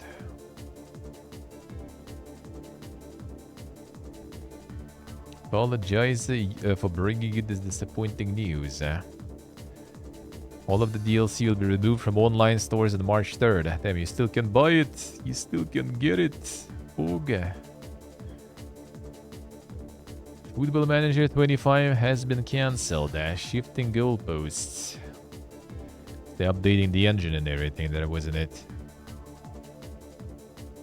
Yeah, they already were kind of like late with this one. So they're gonna be skipping. Can't make it every year, man. Can't make it every year. They tried, but they can't.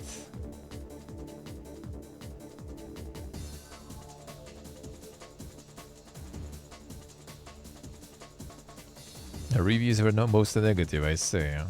They switching to Unity and removed all features, I say. Well, I mean, if you need to pump this out every year, and you switch the whole engine, that takes some time, dude. Smite 2 Studio lays off workers and drops all other games to focus on the unfinished MOBA. No more Paladins updates. Damn, son. Rip Paladins there.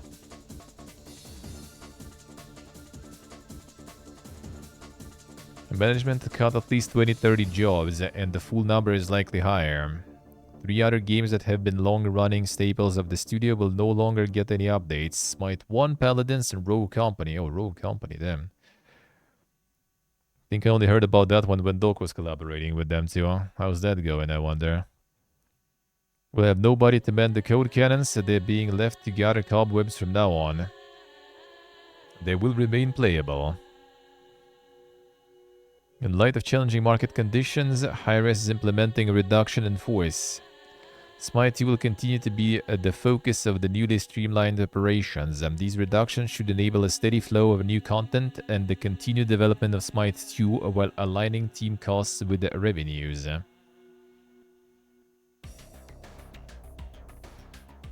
Haven't stated exact number. A Reddit mega thread of workers affected includes 23 people at the time of writing.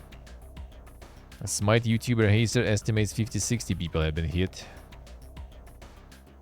Programmers, UI artists, QA folk, marketing people, and producers. 4 months after the last round of job cuts at the company.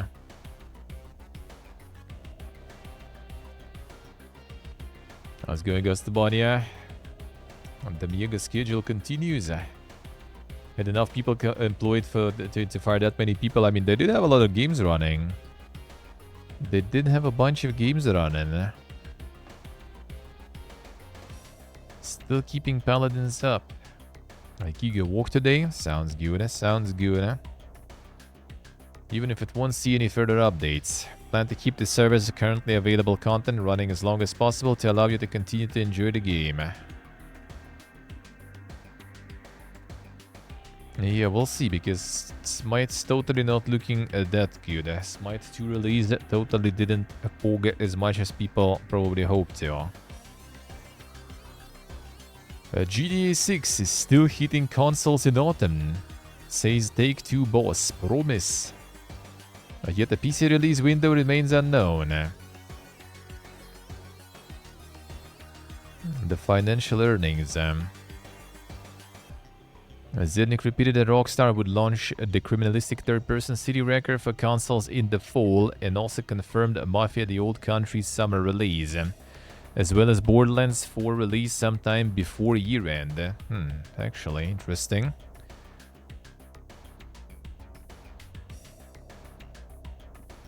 So everyone is just waiting. Everyone's just waiting if it's delayed or not. The usual business boasts GTA 5 210 billion copies. And GTA Online spanned 3 console generations. Take-Two extraordinary corporate database that tracks 1 billion records about their players. We observe all privacy regulations, of course. Most of this, he says, after being asked broadly about sales expectations.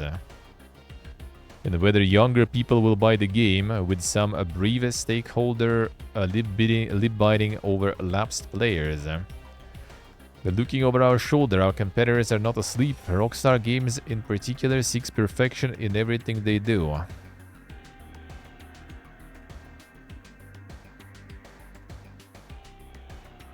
100 for GTA? Nice. It's like like we had this conversation like last Sunday basically for a while. That like Baldur's Gate 3 director thinks that GTA 6 might, you know, like get $100 a price tag, and then it's gonna be, you know, like the norm after that, and everyone will also make their games 100 after GTA.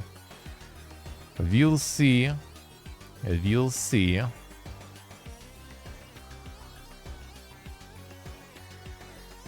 Rocksteady may be going back to single-player Batman, hints a Bloomberg report. I mean, I wouldn't be surprised. I wouldn't be surprised.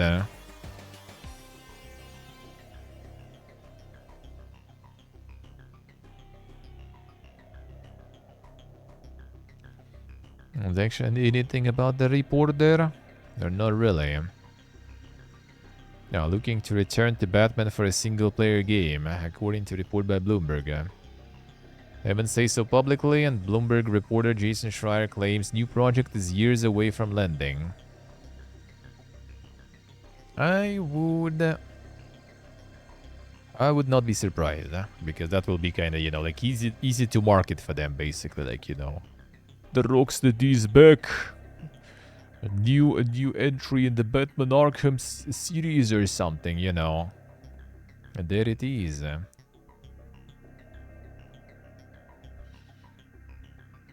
Increased sales that encourage piracy and stuff. No, GTA people will buy. GTA people might buy for this price tag for sure. Who won't buy it, like, you know, for... who won't buy it for the full price, just gonna wait. Not to mention the GTA Online, I think, like, I don't remember if it was official news or it was also kind of like, you know, rumors and stuff that there's gonna be like the separate version just with online, kind of like they did with Red Dead Redemption 2. So it was the cheaper edition where there is just only online access. So yeah, they were like, GTA can sell that. Like, it's so hyped up and stuff that people will buy it. Like, it's hyped up to the stage that people are not gonna be sitting and waiting until someone like cracks it or something, because I'm pretty sure they're gonna probably get some fucking mega DRM on that. I'm that sure. Not to mention maybe making it like fully constantly online and stuff. So like by the time, you know, people will manage to crack that and stuff, no one's gonna be already like bothering with that. Everyone will buy it just because, you know, it's gonna be a very poogie. They can pull 100. Don't think anyone else can really. Like, even for GTA, like, I wouldn't pay that. For anything else, nope. I'm not sure if anyone would, so I don't know if they can normalize 100 as the standard price. I really doubt it. Smite 1 will sunset on Nintendo Switch May 1st over apparent quality issues. Damn, so I guess because they're not going to be supporting it, they decided already to close it. The game's quality was not up to studio standard. Choice was made easily without concern for our community. However, we realized that the performance of our Switch port was not up to our standards, and we were unable to provide at the level of support our players deserve. This shift allows us to provide players on other platforms better support, as well as deliver updates with more flexibility whenever needed. I have a feeling it probably because like Smite 2 is out now and they can't make Smite 2 run on Switch 1, so they just kind of like removing Smite 1 completely and then gonna push Smite 2 on like Switch 2, I guess.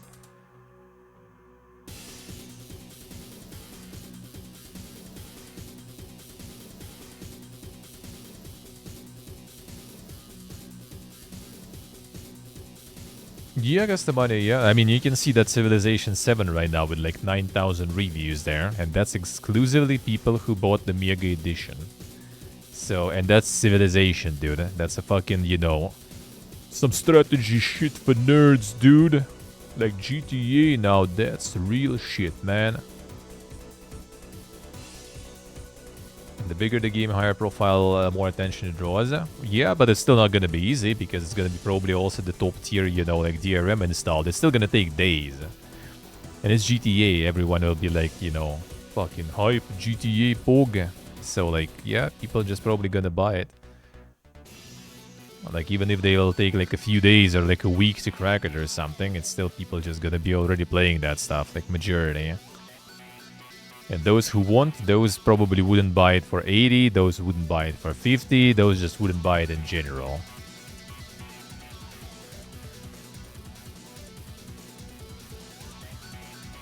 Spends 30 euros to play 2 days early, yeah.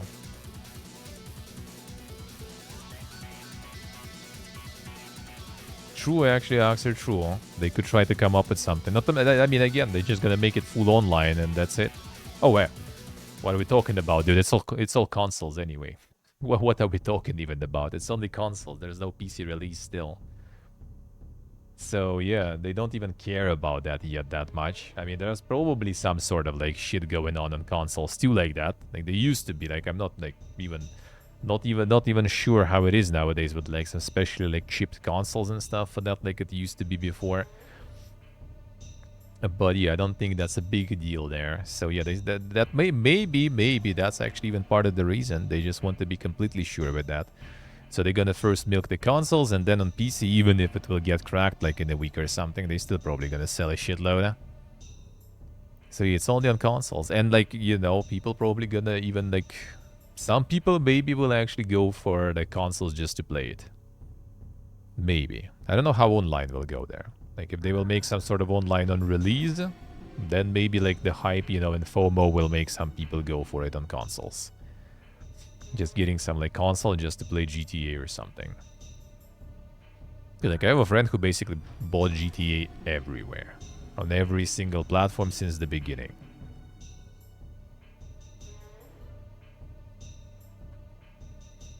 So yeah, I think there might be people who might go for, you know, the GTA platform. Will sell insane amount of consoles, yeah. Like, I don't know, I wonder if they kind of actually maybe even have some sort of like agreement with some of the console companies. Well, I guess all of them, right? Since it's gonna be on all consoles. Like, you know, guys, you pay us and we are not doing PC for a while. And everyone's happy. They got paid. They're not gonna deal with pirates for a bit longer. Yeah, the Microsoft with PlayStation will get some more copies of the console sold. Maybe. And I mean also game sales through their stores. They also get percent from that, right? So maybe they will get like some negotiated some sort of like lower cut or something. Like we're doing exclusive console launch, but you gonna take, you know, like not 30%, but like 10% on your storages, on your stores. And some people will buy console to play too. Who doesn't have it? We'll see, we'll see.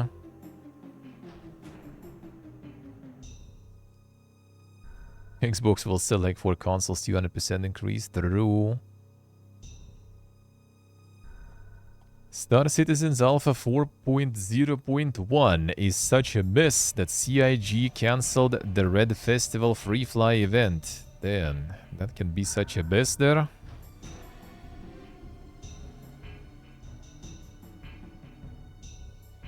The pay of the people that crack the games. I think there's just way too many, man. Like, if like, first of all, that probably would become kinda known in the industry. I feel, because, you know, like, if 2 people knows about something, then everyone knows about something. So eventually it would be known. Then there would be, like, you know, someone got, you know, bought, and someone else will take their place.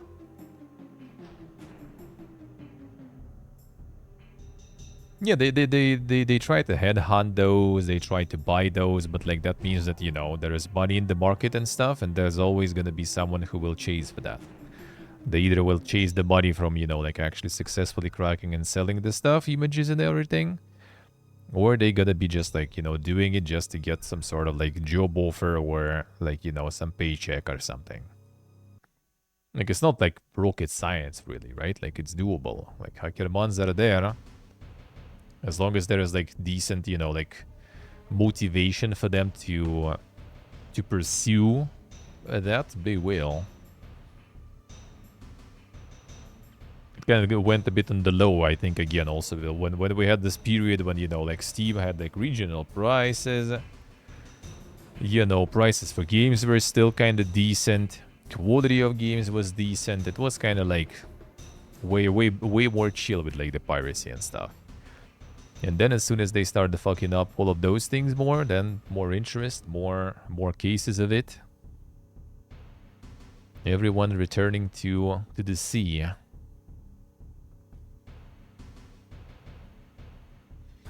Made decision to forgo the Red Festival free fly. This reinforces what we said in December. Star Citizen needs to work, and it needs to work well. Right now our focus is on continued hotfixes and subsequent patches to bring the experience to a much better place. Righty, Axel, righty, enjoy, man. See you later, see you later.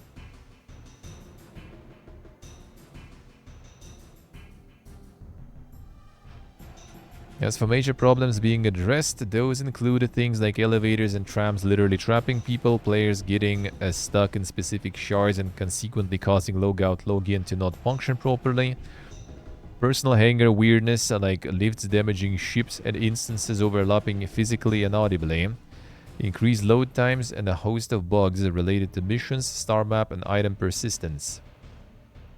Once again, timeline for when these issues and other fixes will arrive hasn't been provided, but CIG notes that no single patch will get the studio to where it wants things to be, and the upcoming Star Citizen livestream will bring the on CTO Benoit Bossojo to talk about what's being done.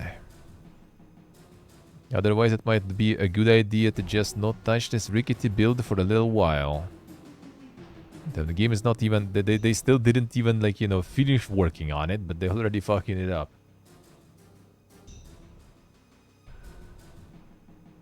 Ultima Online's producer steps down after 26 years working on MMORPG. Damn, son. Well, that's the veteran there. 27-year-old MMORPG. I've been working on the game in tester and production capacity since 1999 and been the lead producer on the game throughout its Mythic and Broadsword era. And all of you curious as why am I stepping down as producer? I've been the luckiest person alive to be able to work with all of the players and the smart creative people I have worked with present and past.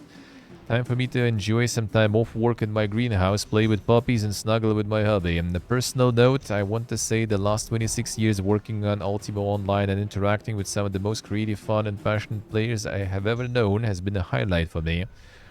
It's been a difficult decision, but one that is good for me. Either scene.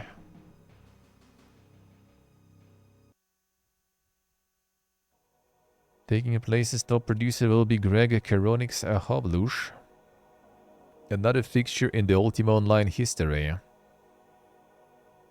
And like Loki, you know, when it's like not just kind of like the first name, last name, but they also have like the nickname from the community. You kind of, you know, sort of know that maybe these people kind of good for the game, you know. Maybe they know what they're doing, sort of. Like if I'm not addressed as like, you know, like the CEO Corpa.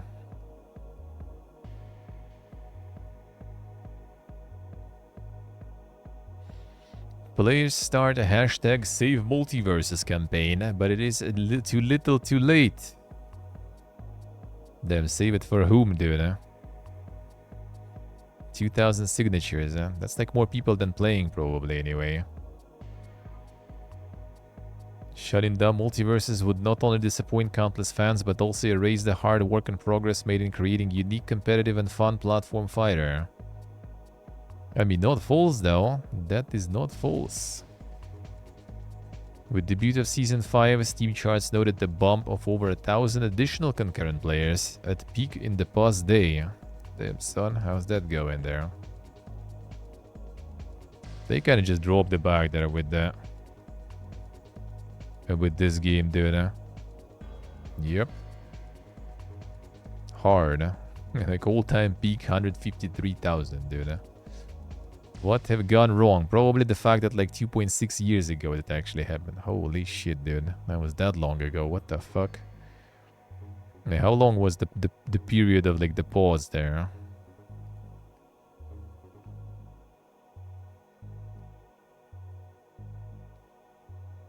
It's like the beta test here, right? Or something. Then it just kind of like...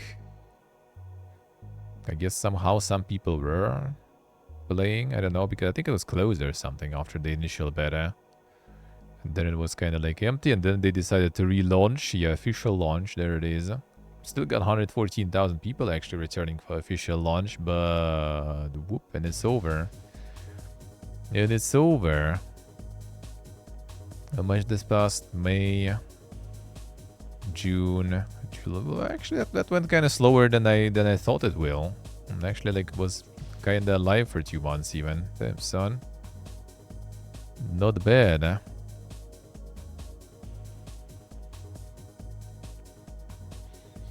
Pantheon Rise of the Fallen finally launching the Unity 6 upgrade patch today.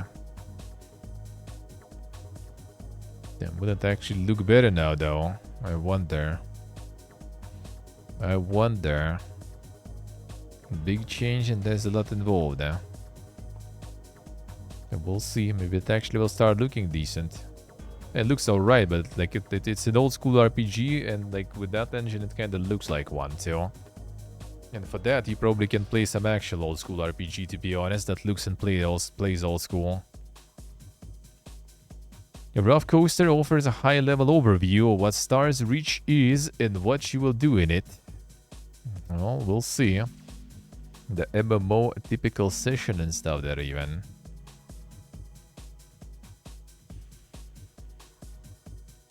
Let's see. Log in. Pops up, tell players what to check. Vary depending on what the players set up in the previous session. Check your shop, mines, farms, etc. You earn XP from offline activities. Collect your deliveries. Timed re-engagement mechanics. Plant things on your farm. Create missions for things you want. Set up timed re-engagement. Stock your shop with items to sell. The logout. Notifications tell players of offline advancement, economic transactions, etc. Social and creative play. Build and decorate your house. Oh damn, that's biggest gameplay use there. Socialize and chat. Create a Newsnet content. So basically social shit is like non-existent, what you can say. Like the multiplayer cooperative stuff I guess is gone from there. Kind of like, it seems kind of like Bright Shores so far a little bit, to be honest.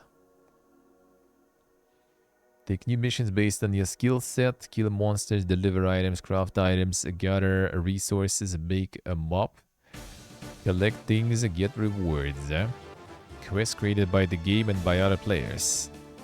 Economic actions, get loot, sell or trade loot, earn money, buy gear and resources. Player advancement. Earn XP, unlock new skill, a new skill plus new gear plus more power equals new power, or more power rather. Type of XP depends on what task you completed. Some XP can be earned while offline. PvP optional for players who like it. Yeah, that seems like Brighter Shores really here. I think the social stuff is pretty much like you can just chat with someone. That's it. I guess PvP also. Everything else is, yeah, like some offline activities too and stuff like that. That seems like it's gonna be some other Brighter Shores or something.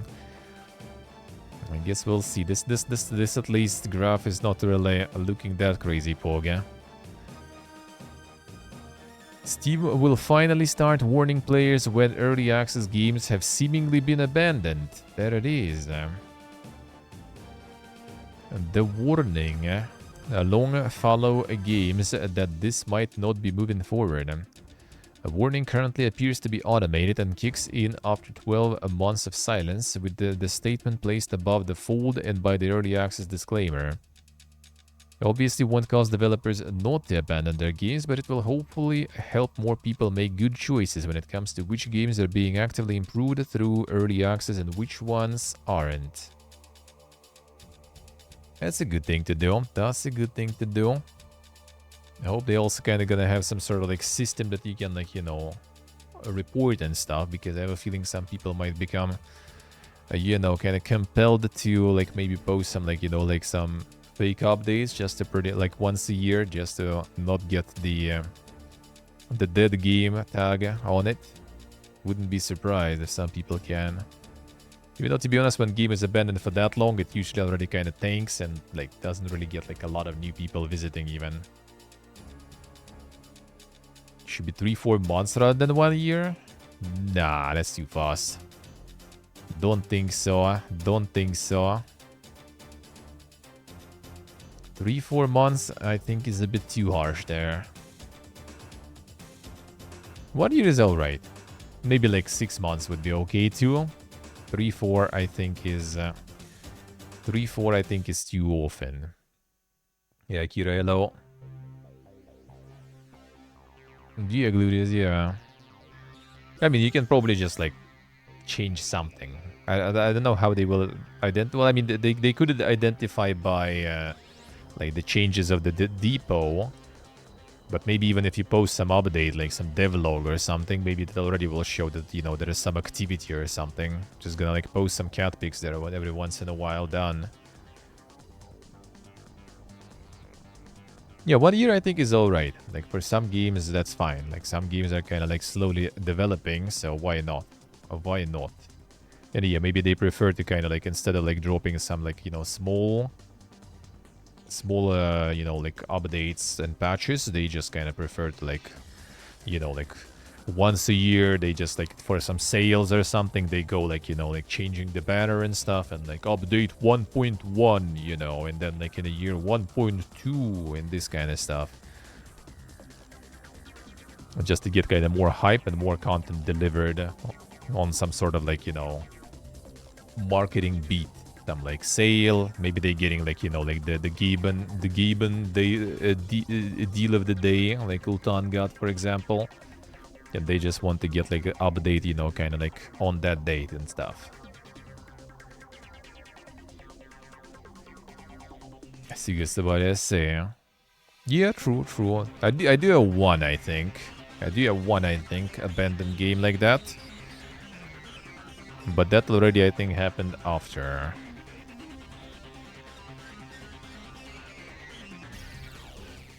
Yeah, this one. 2016, dude, eh?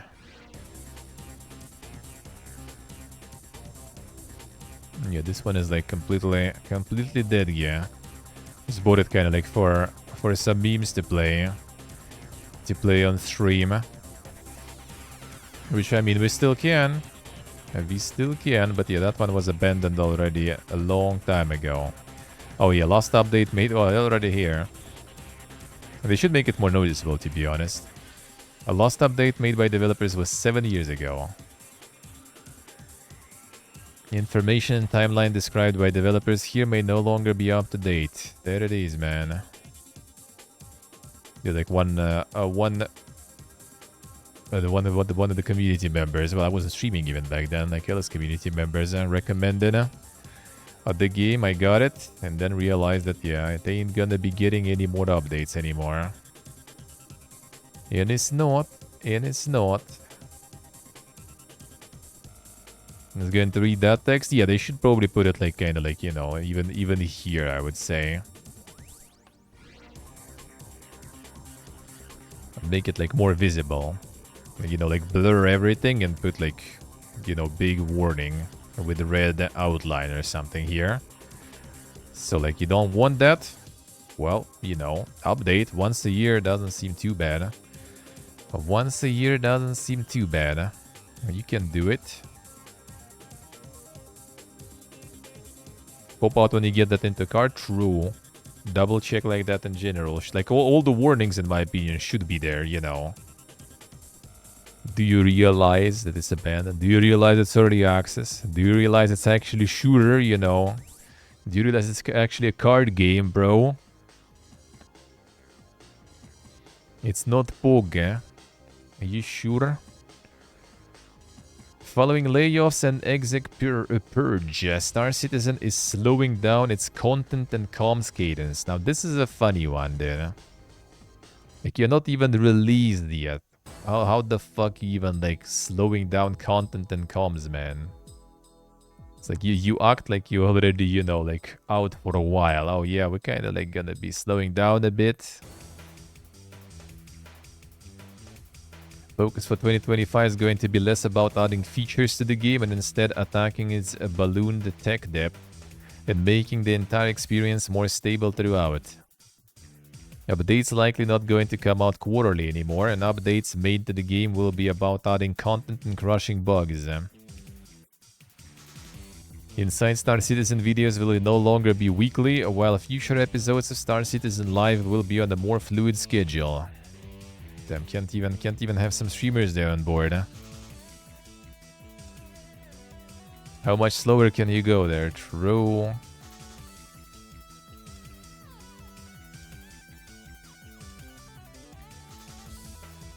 A bunch of technical stuff there.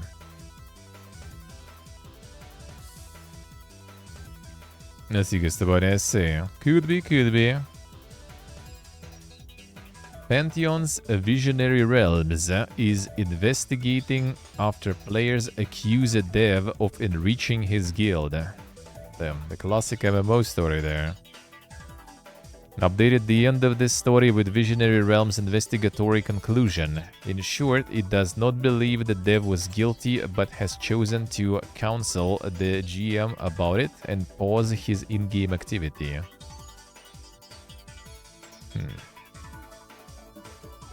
Works for the studio as the technical director and stands accused by a former member of his guild of spawning in rare mobs for them to kill and loot. Yeah, I can understand when it's like, you know, I don't know, like some some tech support, some like game masters, you know, like, well, yeah, GM was supposed used to mean that, you know, some like volunteer guys who just kind of like help developers, and they kind of, you know, like get a little bit of powers that they decide to like abuse to get benefit in the game. At least I can see your motivation for that, you know. Like if you're a fucking technical director, you work there, like why? Like, well, what you gonna get from that? Like, you're already, like, working on that. You get paid to work on that. Like, why would you do that? Like, I don't know. Strange they can even do that in official servers. Well, I mean, probably have some sort of, like, testing, you know, like, commands. See, like, that they just spawn some, like, rare mobs. Like, I assume that shouldn't be something, like, super complicated to do, really. Might be needed for some testing purposes. Maybe they have some of those things, like, you know, the... so they can generate some sort of like in-game events, like and engaging the community, you know, some manually created, oh yeah, we have like, you know, this like invasion of something in this town or some shit, for example, you know. I'm actually surprised they're not using like those tools that much. Like private servers do that quite often, like some like engaging things that the admin's kind of doing to make it more fun compared to like the basic, you know, loop of the game. But you need control over that for sure.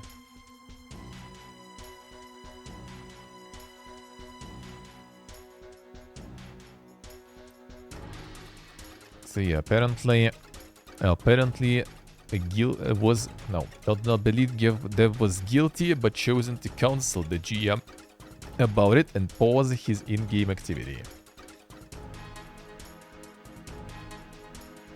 And yeah, to be honest, like, unless it's literally your like job to do that stuff on the live servers, maybe no. Like even if it's your job on live servers, just like if you're actually playing something actively with guilds and stuff, then it should be like a separate account that doesn't have any powers. And the account that is, you know, like with powers and stuff, that should be like, you know, properly like logged and under control and not be given away just for, you know, like someone to play with, I guess. The beta for early access Tiny MMO Book of Travels, perhaps a patch with a handful of bug fixes. Heard about this one in a while. I remember Third Mask was playing this one, I think. For some time at least.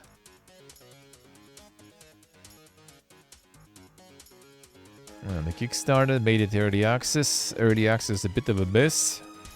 Followed by layoff of 25 of the studio's 35 devs in 2021. Hard stop on content development as the remaining devs shored up the game's technical problems.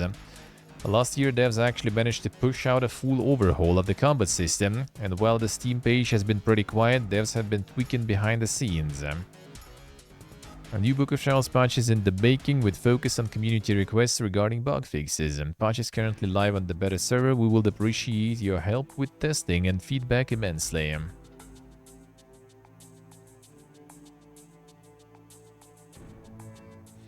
Pumped by the game's ready to gauge the general vibe, but it's not exactly positive, as most folks are discouraged by the lack of meaningful updates in the last couple of years and believe that it will never leave early access or receive promised content. Feels bad. That concept was interesting. I still kind of had it like noted that maybe at some point would be interesting to visit that one.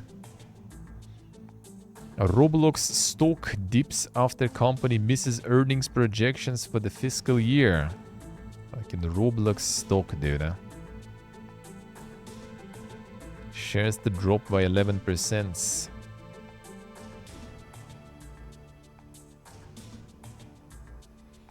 83.5 million daily active users. Like, bro. It's insane. I still have no fucking idea what it is, really.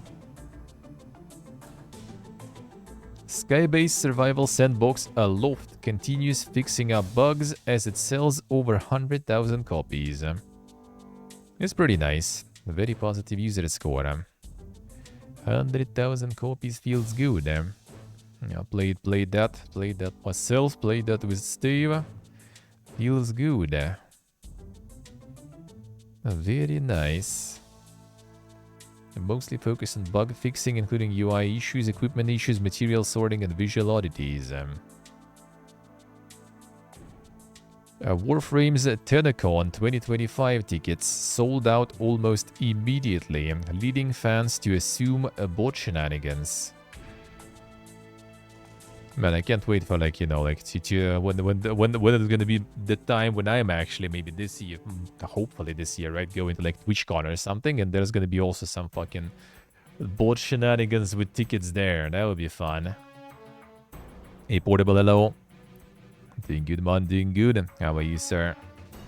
Even though I guess, like, they never really, like, sell out all the tickets to TwitchCon anyway, because it's usually kind of dog shit, so I guess they don't need to be worried about that.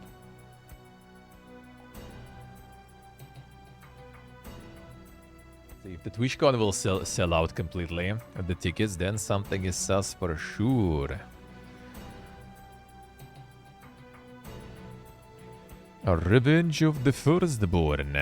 Story-rich, turn-based RPG based on the classic 3.5 SRD rule set. Discover origin of the Firstborn and determine whether they pose a threat too great to be released or whether they are your path to power.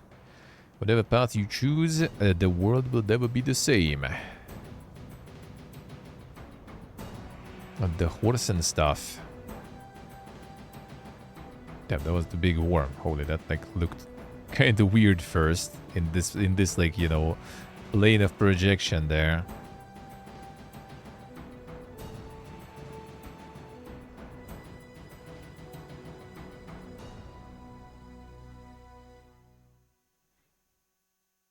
What's the SRD rule set? Which tabletop is that even?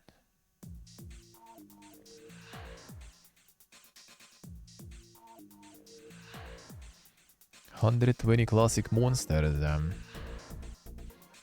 Tactical combat with Horsen. 3 dimensions. The pit traps. Climb cliffs, jump across chasms. A large open map, get into battle immediately with the endless dungeon roguelike mode. Damn, even starting with the roguelike there. From the get-go. Could be interesting. THQ Nordic, behind the scenes, the making of Gothic 1 Remake. Well, we're not gonna be watching the whole video, but yeah, there is... the video is basically just about the making of a remake, so that's kind of whatever. But the main thing, yeah, keep your eyes peeled for the Steam Next Fest, February 24, March 3rd, for more Gothic glamour. So I assume the new demo is coming, so we're gonna check it out. We gonna check it out.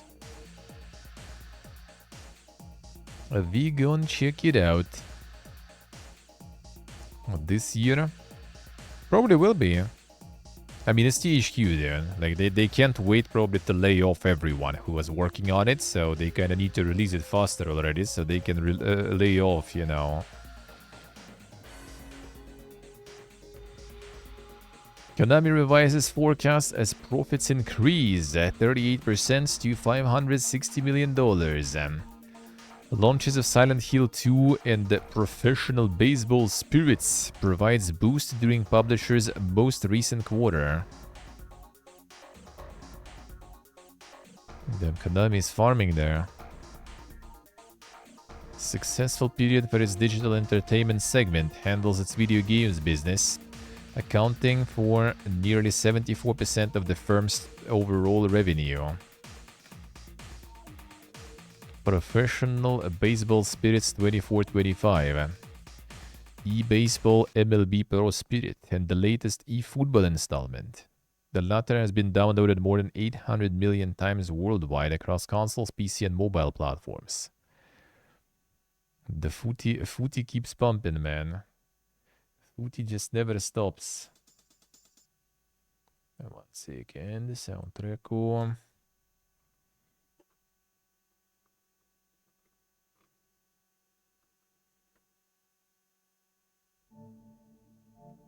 The soundtracking continues.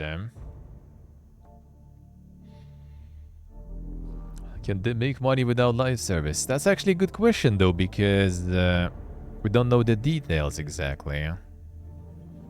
Because like professional baseball spirit seems like, you know, the yearly sports slope. E-Baseball MLB Pro Spirit, since it's probably the same as eFootball, it's actually live services, both of them. So I don't know what exactly out of those made them the most, you know. Silent Hill 2 was 2 million copies, though, which is also pretty good, huh? But for usual corporate, that would be kinda, you know, below expectations, I guess. So I wonder how much of those increases are from live services, actually. I'm working diligently on Metal Gear Solid Delta Snake Eater. Silent Hill franchise firm said it will continue to produce completely new titles with an update to be broadcast through its Silent Hill Transmission Showcase. So that one's coming too. Amusement segment. Increase in revenue. $108 million in total revenue. Pachinko time.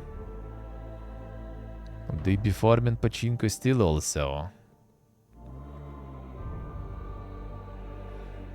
And Nintendo to seize foreign payment on digital stores in Japan. A decision made to prevent fraudulent use of overseas credit cards and PayPal accounts. I think it's probably more kind of like so people don't buy games in the region that they're not supposed to. Like maybe to get access earlier or to play something that is not for their market in general.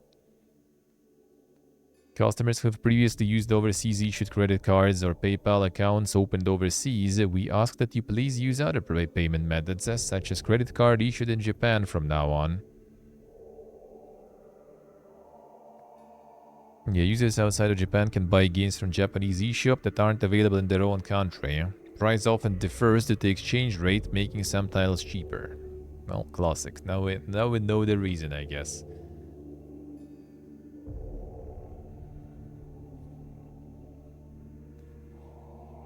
Yeah, so I mean, some of them already even kinda out, weren't they?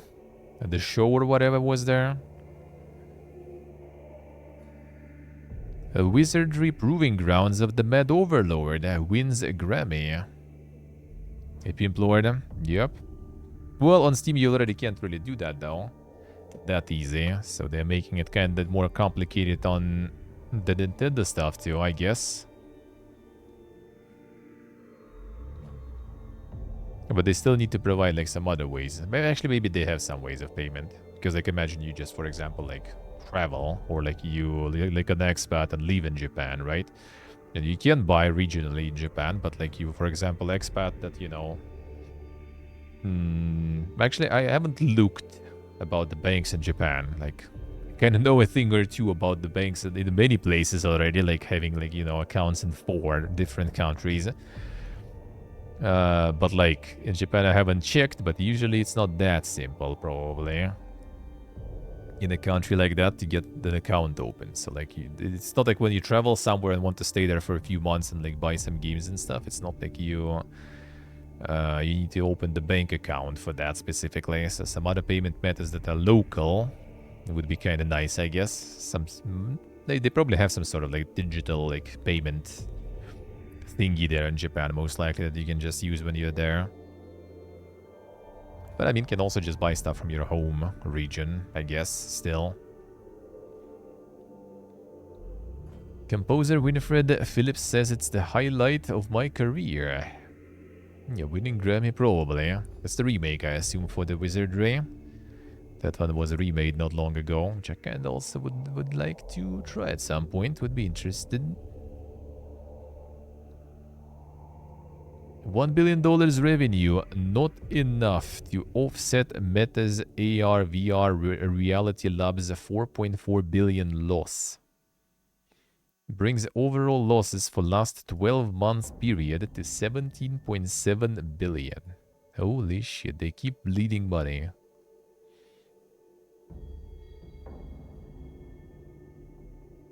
Yeah, $1 billion in revenue. Still loss of almost $5 billion. CEO Mark Zuckerberg, however, told investors that the losses stem largely from continued Reality Lab R&D and Meta's Metaverse project, for which Zuckerberg said that the next 12 months will be a pivotal year. Oh damn, next 12 months for sure, dude. Next 12 months for sure. It's gonna happen, boys. Just you wait. Could lose that money for them for a lot less effort. True.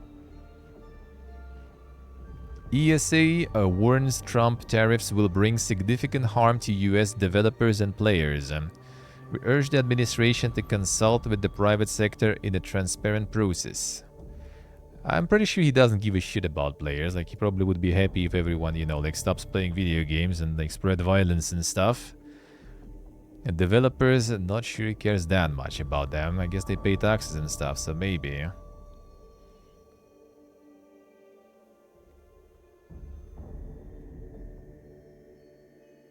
Asked the Trump administration to consult with the industry in a transparent process to avoid causing significant harm to everyday Americans. The games are digital and likely exempt. The tariffs will, however, impact the availability of hardware and accessories, as well as the components used to make game consoles and PC hardware. Tariffs on video game devices and related products would impact Americans of all ages across the country. We urge administration to consult with the private sector in a transparent process to avoid causing significant harm to everyday Americans and to one of the fastest growing entertainment sectors in the United States. However, as quoted by Forbes, this statement was modified shortly thereafter to read: "The video games are one of the most popular and beloved forms of entertainment for Americans of all ages. Tariffs on video game devices and related products would negatively impact hundreds of millions of Americans and would harm the industry's significant contribution to the U.S. economy. Look forward to working with the administration and Congress to find ways to sustain the economic growth supported by our sector." Probably, Gustavania, probably.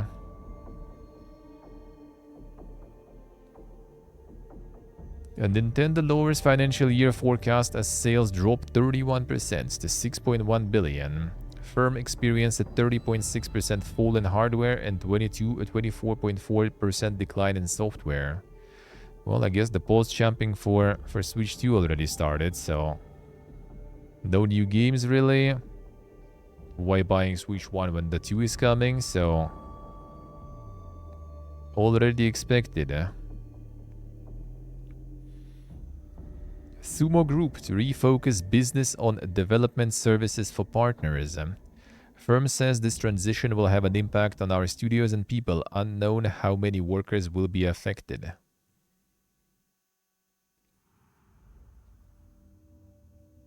So not going to be developing anything on their own, just assisting other studios.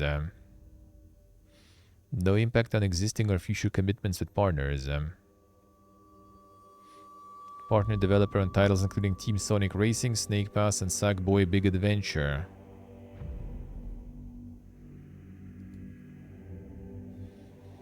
Netflix cancels 6 game launches as it adjusts portfolio to better match what members like. Tale of the Shire, a Lord of the Rings games, is among a half dozen games now not coming to the streaming giant. Son, people don't want a Lord of the Rings? Well, I mean, considering it's like the Netflix, you know, mobile stuff, I guess I can kind of see that.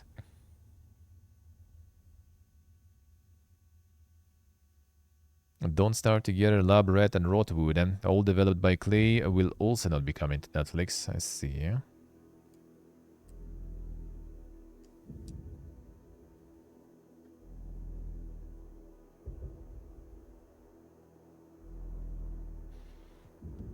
Every new console was very different from the previous. I mean, kind of true, kind of true.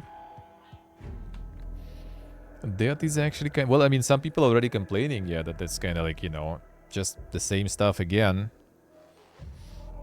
Some people already kind of bet ahead of the time. But we'll see. We'll see. Like in April is gonna be the full proper announcement and stuff. Maybe the name will be different too. Probably not though. I guess already not. UK declines to extend consumer law to better protect gamers against disabling live service games. We are aware of issues relating to the lifespan of digital content, including video games. Government recognizes concerns. Aware of issues. Appreciate concerns. We have no plans to amend existing consumer law on digital obsolescence, but we will monitor the issue and consider the relevant work of the Competition and Market Authority on consumer rights and consumer detriment.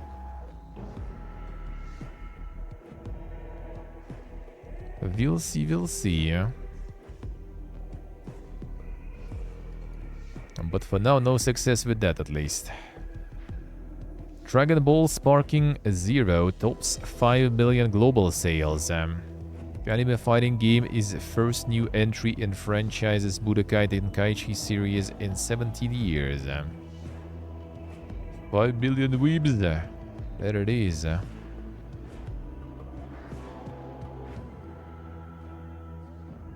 Pumping hard. Haven't seen or heard about a single person playing this. Same. Probably Monsters initiates a fresh round of job cuts. Company declines to comment as scale of cuts remains unknown. Projects have been closed. Several announcements from staff confirming they were now open for work. Looking for new role. Declined to comment. Unclear how many roles been impacted at this time. Cuts come just months after Probably Monsters laid off about 50 people at the end of October 2024. What a start of the year, dude. Just second month in and like every week there is still a bunch of stuff going. Stop killing video games, yeah. I don't know if it's the same as the one that news were about, or is it the separate petition, but it sounds kind of like the one, really. That sounds like that probably was the one. So yeah, looks like at least in the UK, they acknowledge the issue, but yeah, not gonna do anything about it. Gonna monitor it, basically. Well, yeah, there it is. Kingdom Come Deliverance 2 tops 1 million sales in just 24 hours. There it is. Warhorse Studios thanks players for making PC, PS5 and Xbox launch a triumph. Imagine 1 million sales triumph, dude. That's like below expectations, you know, underperformed. Garbage.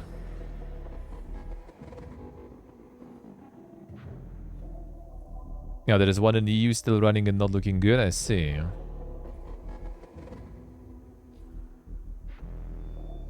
I think they sent the petition probably to different regions, really. Probably kind of easier to get that through in the UK or something, but yeah, not sure. Not sure. EA Q3 results, not the financial performance we wanted or expected. CEO says declines in revenue and net bookings were driven by temporary underperformance of EA Sports FC 25. Temporary underperformance. Yeah, pre-announced quarterly results last month. Oh, they're already doing pre-announcing of the results there, I see. Yeah, EA Sports FC and Dragon Age not meeting financial expectations. 1.5 million copies, by the way. Not meeting, dude.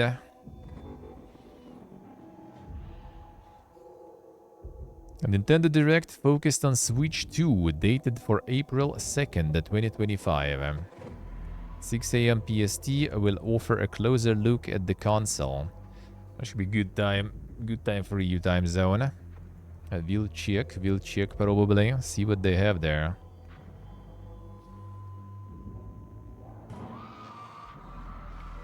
EA's Battlefield Labs test program is the most ambitious community collaboration in franchise history.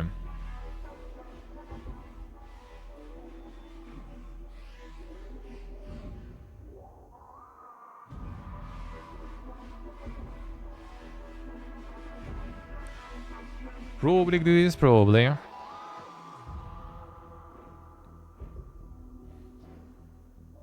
The one announced during the Switch 2 reveal, I see. Response thus far was well beyond expectations. The most ambitious community collaboration in franchise history. A response program beyond expectation. The biggest Battlefield we will ever build, or at least we have ever built to date. Exists on an incredible scale, both in terms of breadth and depth of gameplay. In terms of that, you can play this game. A big part of the modern development process that the team is taking is to test and tune everything to ensure that even as we launch something of this scale, launches both stable and secure.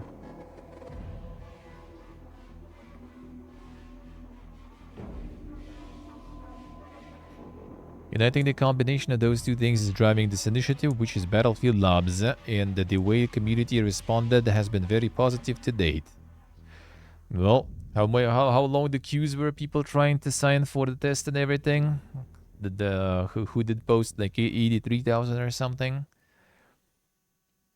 So seems like a lot of people indeed, 2K fires 31st Union President Michael Condrey. 2K insists it remains committed to the game and the studio. Yeah, that was another insane PvP shooter there.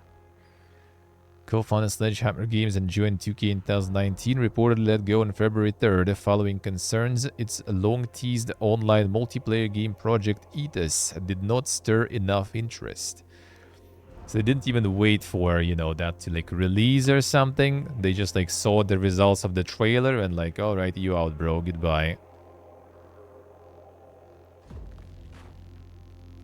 Excited for Origin shutting down? I mean, Origin already was like abandoned a while ago. Like the EA app or whatever is there already for like a year or something. They're just shutting down the old store. They had the new store for a while already.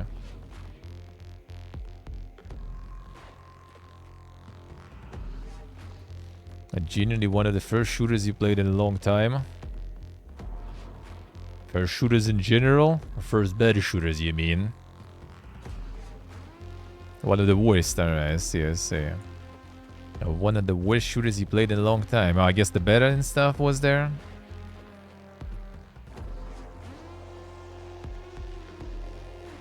Condrey will transition to his role to focus on advising on the future Project Ethos. It remains unclear who will replace Condrey at the top of the studio. I'm grateful for the dedication, passion, and work ethic.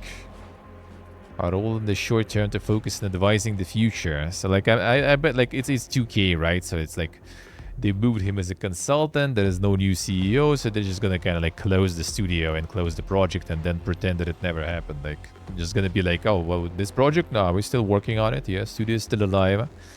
And then years down the line, it will be like, oh yeah, like there's no studio, no project. What project? Are just gonna wait until everyone forgets about it completely.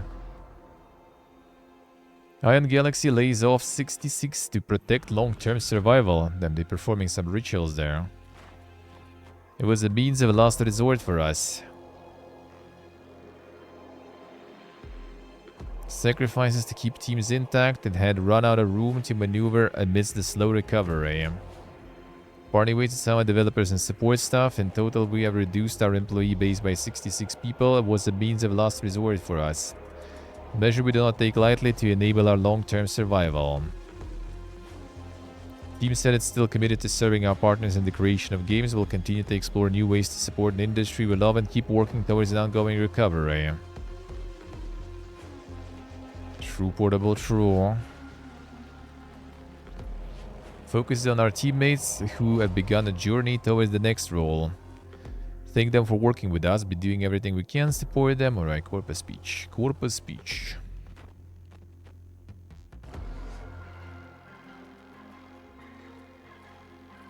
Voldex acquires a Roblox title Brookhaven. So they bought like the game from inside the Roblox. Acquisition of life simulation title was funded by capital investment led by Rain Partners. Yeah, the user-generated content studio Voldex acquired Roblox life simulation game Brookhaven. Title was bought for undisclosed sum and funded through capital investment led by Rain Partners. So like how you... Like, will it still stay inside a Roblox, I guess?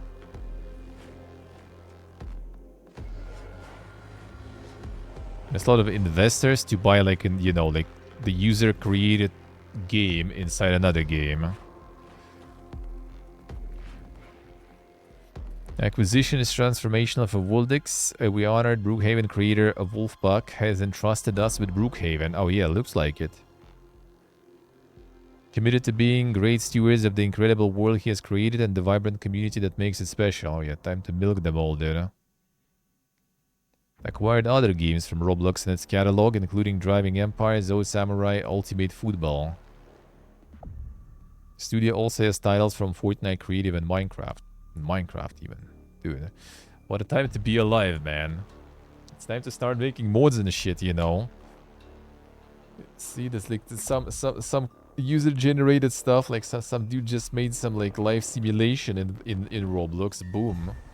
Has some like corporate dudes with like a whole like a list of investors and everything, and debt financing companies just like, you know, giving him like the check, you know, with a lot of zeros probably.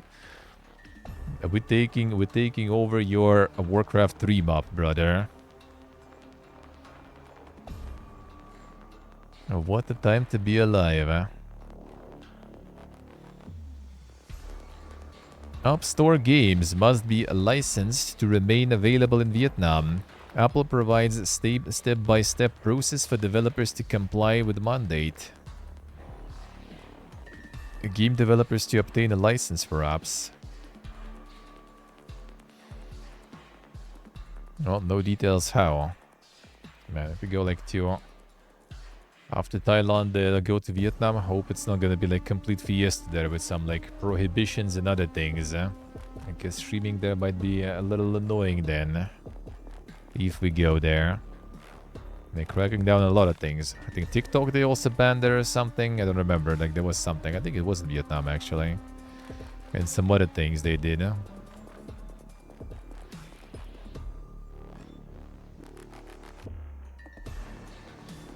Camera gets out of sync after you refresh.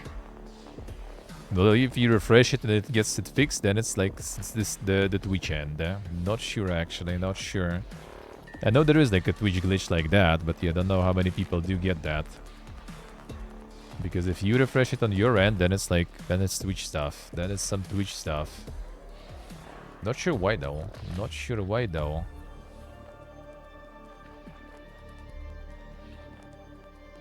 Camera's fine for you, I see. Yeah, that's some weird glitches, man. That Twitch can be all over the place. Like Ultan also has like the issues that he couldn't watch my stream on the TV app. It was crashing all the time.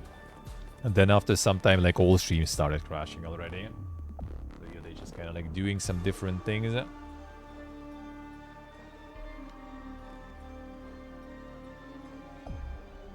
That's kind of weird also, like if it has like the sound... well, actually I guess it's all the sound getting desynced with the video probably. Kinda weird, man. Kinda weird, eh?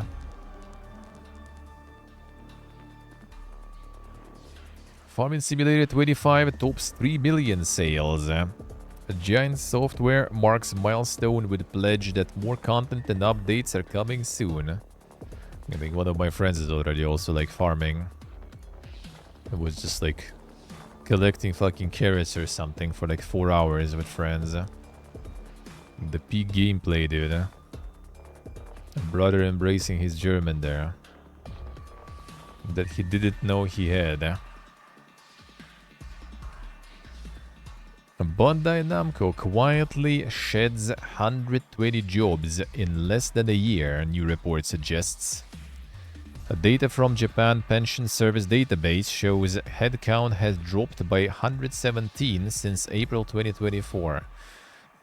Bondi is like doing it smart, man. Instead of like, oh yeah, we're doing like some round of layoffs or something. They're just like kind of slowly, you know. Oh yeah, bro, time to retire. Oh yeah, like time for you to go. Didn't meet our expectations, and just slowly getting rid of people there. Sneaky. Yeah, I'm kind of like, I was like, why is everyone doing it this way, I wonder? Like, you know, like the loud, you know, layoffs or something. I mean, I guess for big corp, it's kind of more for investors. So investors know that they kind of, you know, like committed to, yeah, the optimizations and stuff. But there's like some smaller companies that also kind of go that way.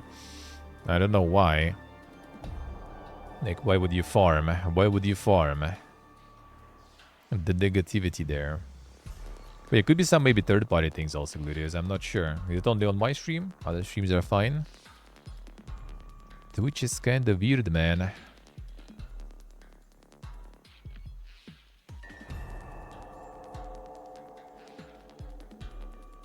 Traditionally Japanese approach to reducing... Yeah, you never hear about like Japanese companies doing layoffs. Reducing staff by sending workers to rooms where they're giving nothing to do, putting pressure on them to leave voluntarily. Nothing to do and you get paid, bro. Like, sign me the fuck up, dude. I'm down. Send me in, coach. Nothing to do, getting paid. Let's go. The expulsion room is Oidashibeya. Almost half of these have since voluntarily resigned. So half are still kind of, you know, like tolerating. They still doing nothing and getting paid. Respect, man. Respect. I respect the commitment to the Sigma grind there.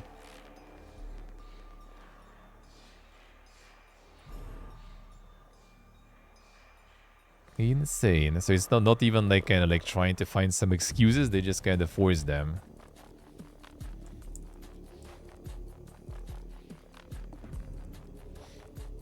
The sound still matches that I have on screen. Alright, interesting. That's a weird one. That's a weird one. Check maybe like some compressor and front faces or something enabled maybe. I don't know. It's something doing with the voice or something. Hard to say.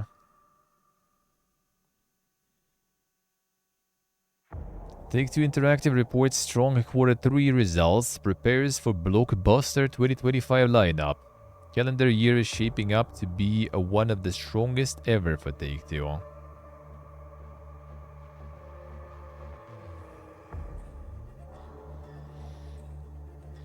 Afford to keep non-productive teams in payroll, lay off people, entire company might have shut down.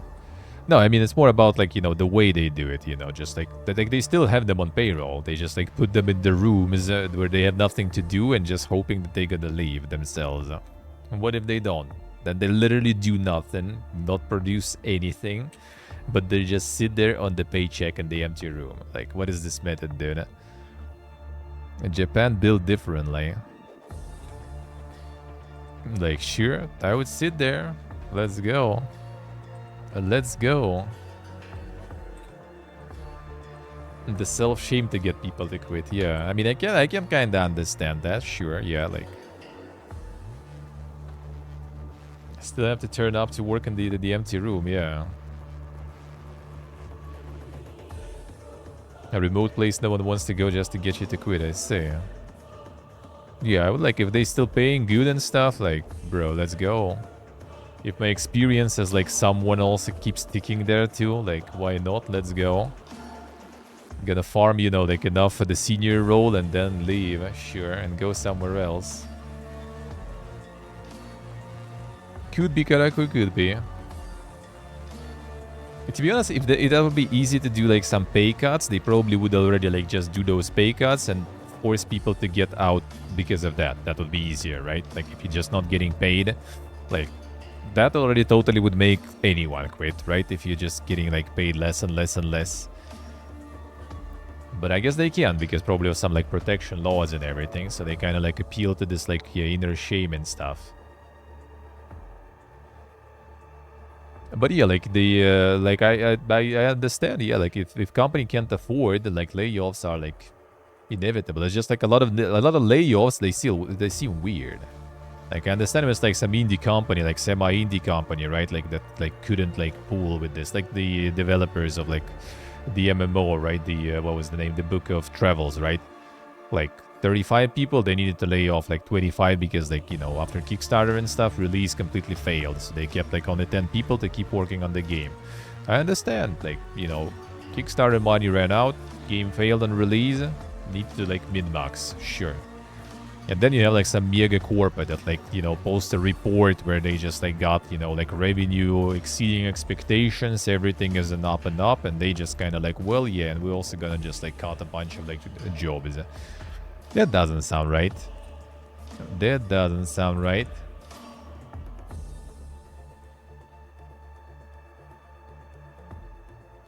Force you to do your job in order to make you quit, yeah.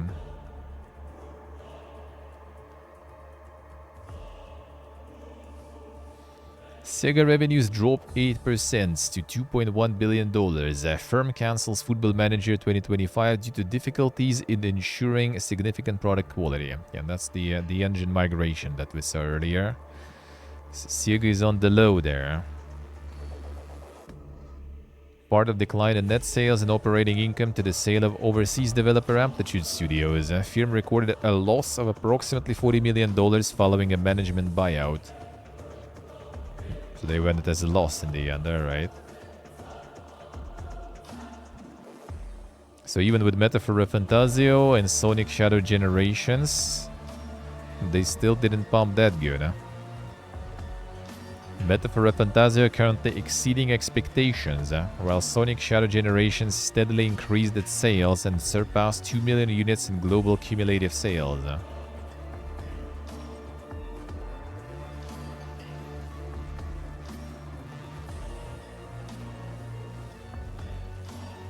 But no Footy Manager though. Sleeping Dogs movie is confirmed and Story Kitchen is bringing it to life. Damn, son. Actually. Confirmation that Sleeping Dogs movie is in production. Pieced together by Story Kitchen in collaboration with Square Enix, and Simu Liu of MCU fame is poised to star as the game protagonist Wei Shen. There it is, dude, huh? So it actually ended up being true. Not the last week. PlayStation's next state of play is in the coming weeks, Insider suggests. We'll see, we'll see. I mean, it's kinda about time, I guess. We got like some little Xbox show. The Switch one is coming in April, so like this month or next month we should have something. Coming weeks can mean a lot of things, true. Pokemon TCG Pocket accepts trading restrictions are a problem. So they basically put some restrictions on because people started like selling stuff for money. And now people are suddenly not enjoying the game. Who would have thought, dude? Coming 30 weeks, trust me, yeah. From Software is not chasing a trend with Elden Ring Night Rain.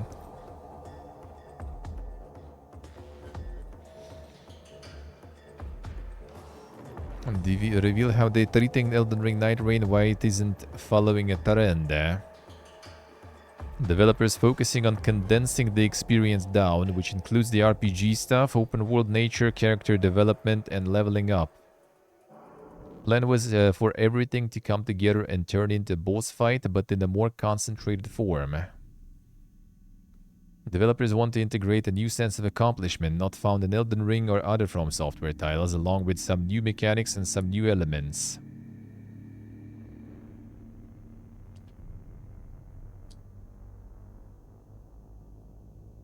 See what I say, 10 to 6 ruins everything? Why though?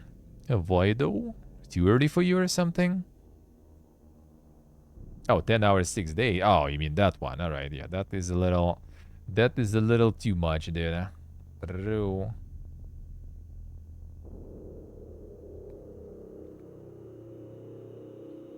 That sounds like some intense schedule, man.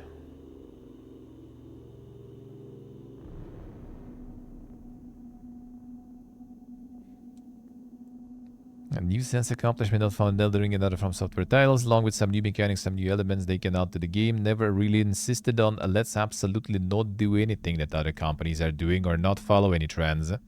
Hence, they didn't see Elden Ring Night Rain as chasing a trend, but as elements that will work within their multiplayer-focused session-based gameplay. Oh, yeah, network test in February 14. Well, I haven't played the original Elden Ring yet, so test I'm gonna skip, but I actually gonna check like a little bit, you know, how it looks at least. How it looks a little.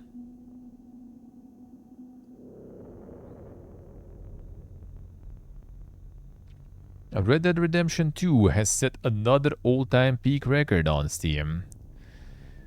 A bringing number just under 100,000.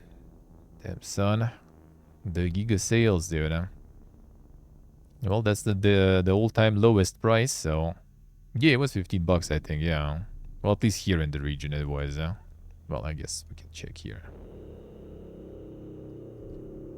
Actually, let's see what was there right now. Delta Force Show with Monster Hunter. Banana Naraka, Path of Exile. Kingdom comes with a new record again. 24-hour peak, 255,000 now already. Not bad.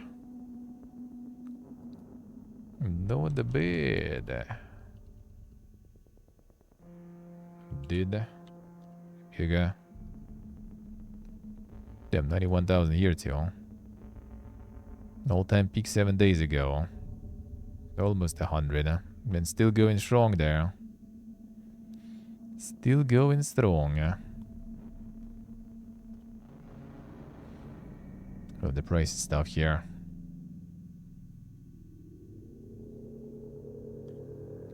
Might be bigger. Did they remove the price stuff here? Price history. Yeah, 67% lowest. Wait, some have 80%, some 75%. What is this? What is this?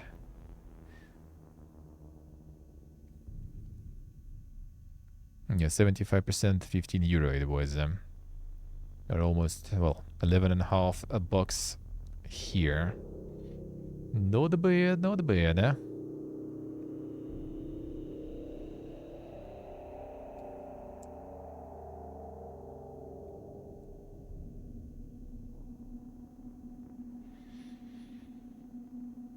He quoted me. That's the steal, yeah. Sounds like it. Sounds like it.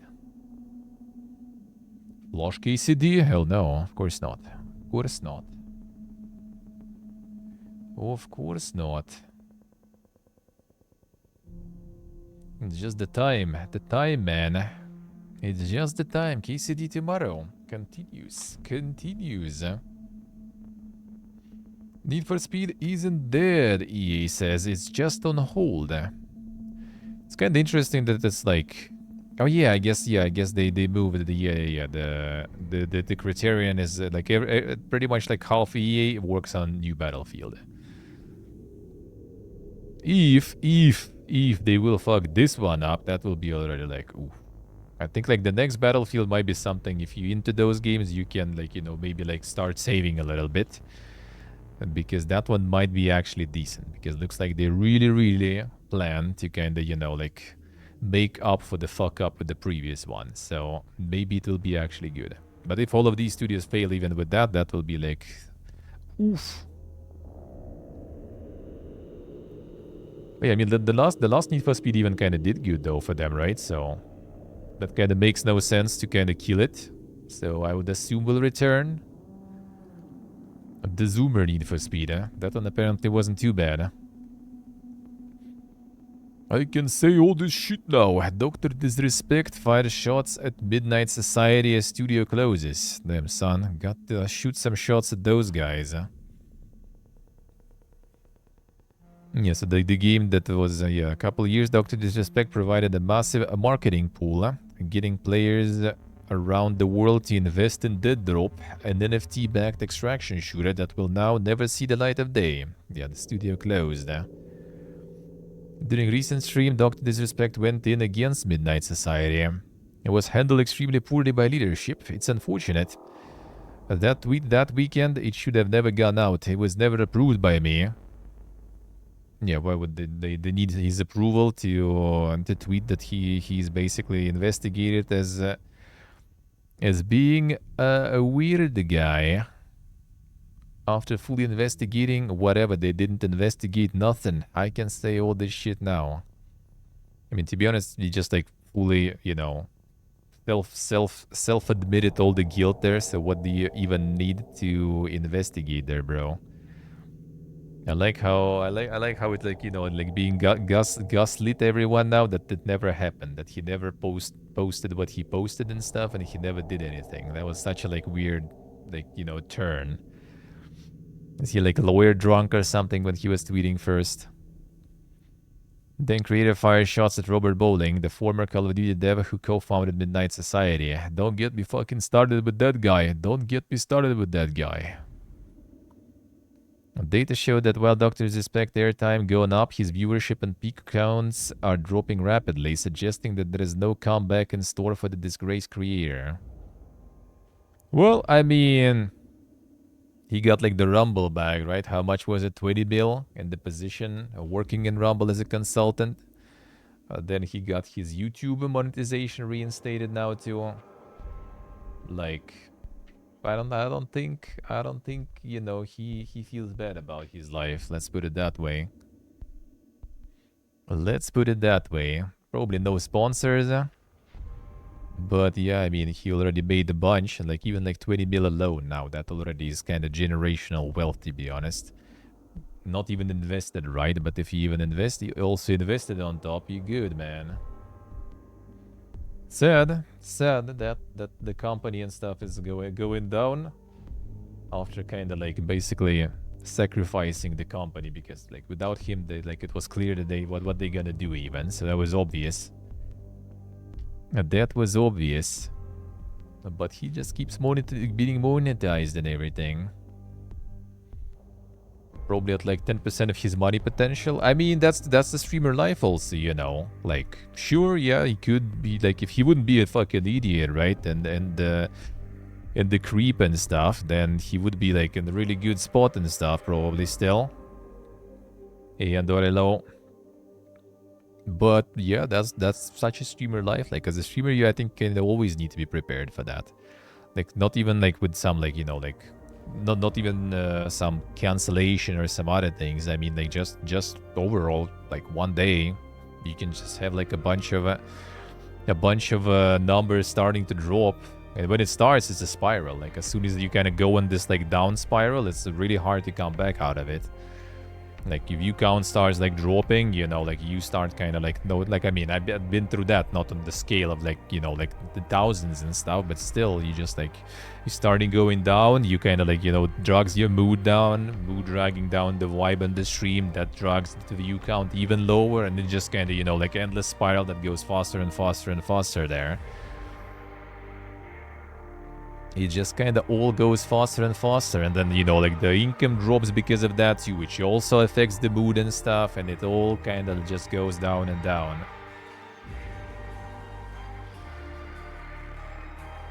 Yes, okay, yeah. I mean, idiot. Idiot.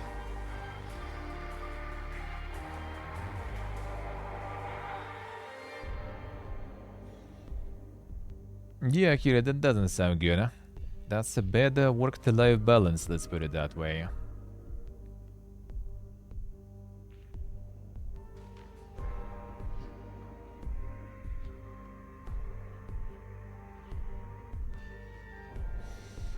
So you can kinda, you know, be just done, like, very fast as a streamer, out of nowhere.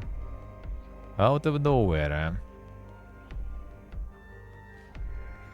I see, Akira, I see. Feels bad. Well, I mean, hope you can find some replacement for that at least. That is not that brutal.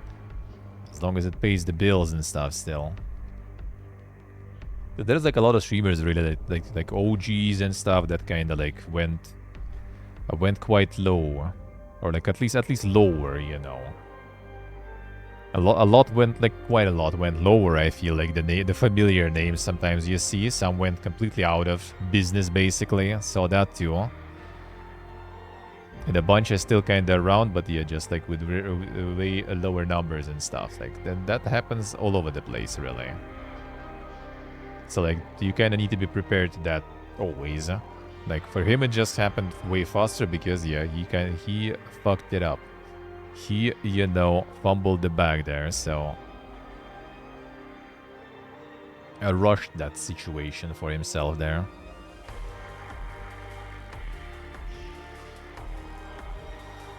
Can't see anything worth the massive barrel clutching Fiesta. I mean, no, I do see that. I do see that. Like, I don't, like, there is no kind of like, you know, like no lawsuit, no court case or anything though. So like it's all kind of like, you know, not 100% confirmed it was like that bad. But the fact that he admitted himself to that stuff, that already kind of means that some shit like that did happen. And it's just weird. Like, why? Why platform person like that and, you know, like keep person like that around the people who might be he's kind of like next victims and everything.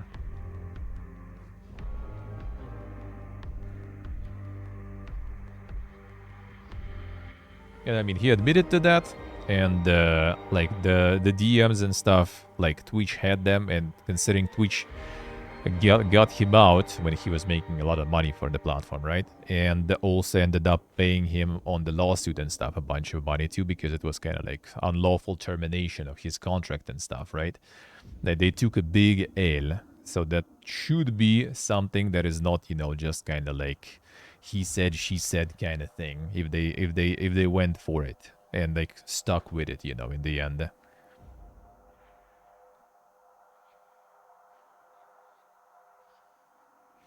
He learned anything from it? Hard to say, man. I mean, there was so many fuck-ups and stuff over the years that I don't know. I don't know, dude.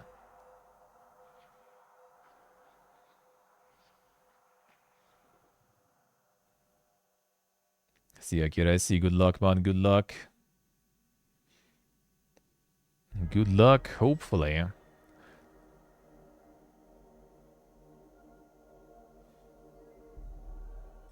So yeah, like, I mean, it's not even like that massive. It's just like, yeah, holding accountable for what you did. That's it. That's it.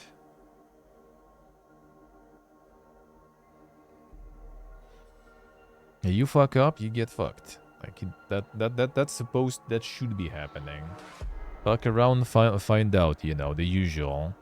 Because the less stuff going on as a punishment about doing things, the more, you know, people will be kind of emboldened by that and do more dumb shit on the platform and off the platform and everything. Did fuck indeed. So there should be, you know, like after the fucking around, there absolutely should be the finding out. The finding out part should be there 100%. And that is necessary. For everyone, no matter the size of the content creator and stuff, there should be. There should be.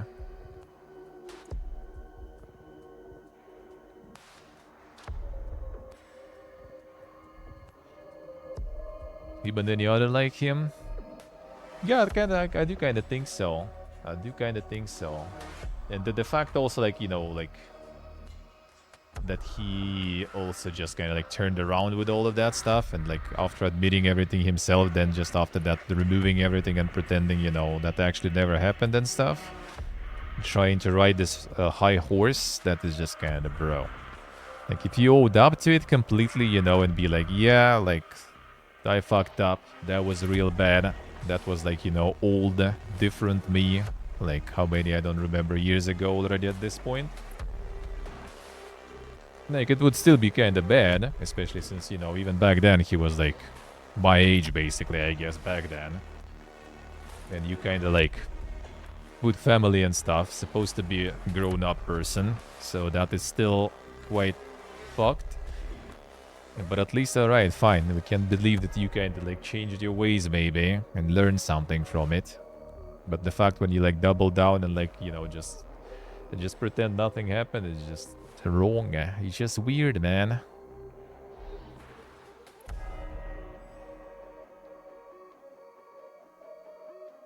Nintendo Switch now sold over 150 million units. A best-selling first-party Nintendo Switch game is Mario Kart still. 67.35 million units. Like, if you put it in perspective, really, like GTA sold like 240 mil or something, was it, right? A GTA 5. But that was across like all those platforms, generations, and all that stuff. This is just Switch, basically. Just one generation, one console, no multiple platforms. Yeah, it's 25%, it's 1/4, but it's one. It's one thing. It's way less time, way less gens. Like, dude, GTA 5 was pretty much like 360, right? The Xbox 360. PS3, PS4, PS5, 3 generations, and PC and stuff. And it's still 240 mil. Like, if you think about it, like, these numbers are insane.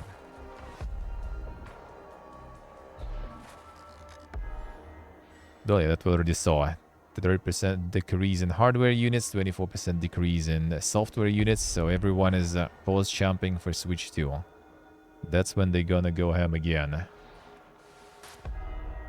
Bayonetta 3's developer has lost 5 more game directors. Platinum Games has now lost the game directors for Bayonetta 3, Astral Chain, Metal Gear Rising, and other titles. There's Hideki Kamiya spilling the beans there. Revealed that development studio will lose 5 prominent staff members. Departed employees include game directors of some of the studio's most popular titles. Yusuke Miyata from Bayonetta 3. Debitinari from Bayonetta Origins, who has left for Housemarque. Takahisa Taura from Astral Chain. Kenji Saito from Metal Gear Rising. And Masaki Yamanaka, the character designer for Resident Evil. Yeah, it's like, who is left at this point? Kamiya obviously was a massive part of the studio and out already for a while. Now all the other people also kind of piecing. So who's there even? Developers exit from Platinum Games in the last section of the video, where the development studio employees were seen having a party. Kamiya also asked the audience to support newly departed developers, stating that people create games and that creativity will follow wherever they go.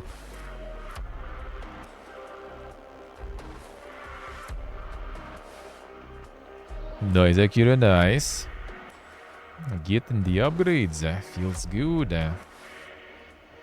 Lots of opportunity for young talent, yeah. I mean, I'm not really like attached super much to like, you know, like the stuff over the company. So like, you know, like the company is the company, not just all like, you know, like some few people from there that are kind of like being attributed all the successes of the studio. That I also kind of disagree, even though it depends on type of games and stuff, right? But still, like, when you have, like, such a big, massive refresh, Bayonetta 3 out, it is. But it's, again, Switch only, so yeah. Like, I haven't even played it. Like, I love Bayonetta. I played 1 many times. I played 2. I got the 2 on the sale openings with Mega Edition and stuff, even. And I bought VU to play that with my friend, actually, even, back then. But 3, I still haven't played. And I kind of, like, I could take it from my friend, for example. He's switching his copy of Bayonetta. He also bought pretty much Switch for Bayonetta, really. But I just kind of never really bothered even. Like, that's the problem of like locking some games on some platforms. I just kind of lose interest in the end. I just lose interest. Like, one day, I guess.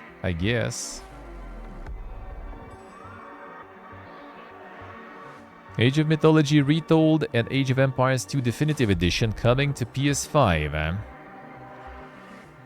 Announcement came with blogs, the blog spot. Then PlayStation getting some strategy action there going. Not just play DMC. I don't know, I never really got into DMC really. I tried some. I don't know, it just like kind of hits differently. Like something I would like buy another combat that was like none of the games that are similar did manage to like hit the same stuff. Like I think huge part actually that was the appeal for me initially was the witch time. Like when you dodge on time and you get the slow-mo, that even though later I was playing on a higher difficulty when you don't get that slow-mo anymore. But still, like that's something that kind of got me into it. That's something I remember even in Nier, you could get one of the upgrades that was giving you that witch time too.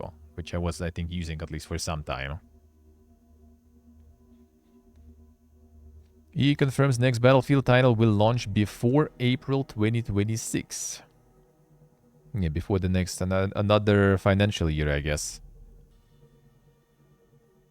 Fiscal year 2026 release. So yeah, March 31st, 2026 is the latest. So kinda soon, really.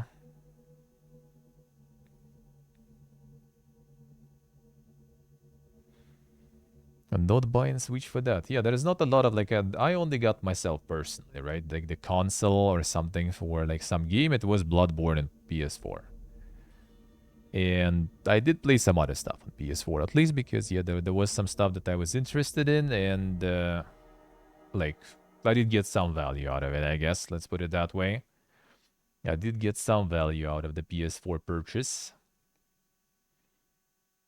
But Switch, I mean, I could like play some Zelda, I guess, and stuff, right? Just like, why not, I guess? I would be interested, never played one, so maybe I would. Like Astral Chain, I guess I also would be playing, maybe, because again, Platinum, right?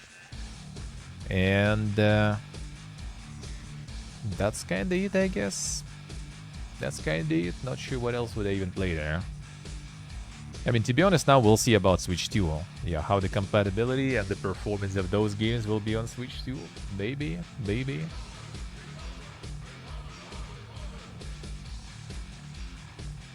Yeah, remove the 60 FPS patch, true. PlayStation State of Play coming February 14th, rumor suggests. I kinda doubt it, really. I kinda doubt it.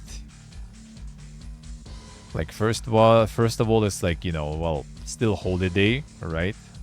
Kinda. Not, you know, that kind of holiday that is everyone resting, but still.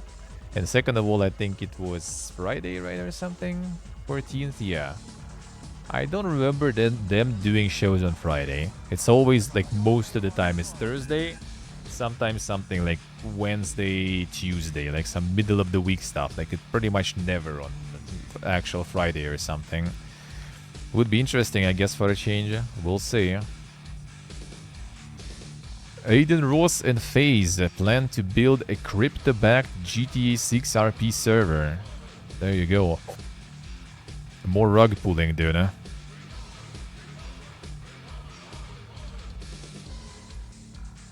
GTA 6 drops. Me and Rick here are going to make biggest server together. Going to... Yeah, I think Rockstar just would kind of fold them instantly. Best shit ever, I promise you, is going to be completely crypto. Everything pro-crypto about it. Damn, son. Going to change the game because GTA 6, I promise you guys, already bought 5M. It's going to be all RP. I'll have the best and biggest server, promise you I will. I'm going to put a lot of money into it. The crypto galore, dude, huh? Yeah, not sure Rockstar will be behind that for sure. I'm not sure a Rockstar would approve, eh? Yeah, the guy on Kick, I think, streaming nowadays. I think it's banned, actually. On Twitch already, too, so... I think he's on Kick now. Another one. And I think he already had some crypto rug pull before, so... I guess. Yeah, everything crypto, bro. Everything. Oh, yeah, true. Yeah, he's the one who collabed with Trump. True, yeah. He had Trump on the stream. True.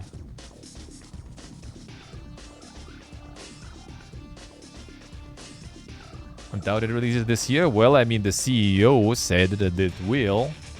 and they expect this year to be very poor in terms of finances. But that's the same guy who also like said that they didn't lay off people, and then apparently they did. So you know, lying is not something foreign of a concept for them. We'll see, I guess. Meta CTO says a metaverse could be a legendary misadventure as total loss exceeds $60 billion. See, like the year was 15 billion. The total is 60 billion already loss. This year likely determines whether this entire effort will go down as the work of visionaries or a legendary misadventure. Imagine a misadventure where you lose fucking 60 billion, dude. Oof. Man, that's like like working with the shit like this is like probably like the best. Like they just like dump money on anything without like, you know, any, like we had that on the country level a lot, like some buzzwords and stuff, and they're already dropping a whole lot of budget money on that. And someone is just baiting at that money, and someone who's smart probably after that already piecing out from the country. So whenever they actually kind of be like, probably should investigate where all that went, and like, oh shit, I guess it went in other countries and stuff. Not sure where they are now. Research and development, Sok. It's all R&D. It's all R&D. So it's literally just like someone sitting there and like trying something, testing something, and they spend all those billions on that.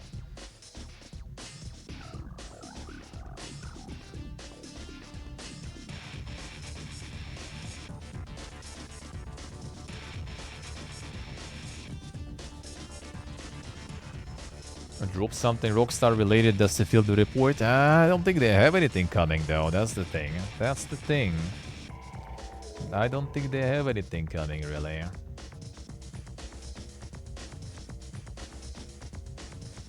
Nintendo Switch 2 might provide a real energy for FC and Madden, says EA. A real energy on Nintendo Switch 2 as they have done in the past. I mean, of course they're gonna, like another platform, they're gonna milk that shit, dude.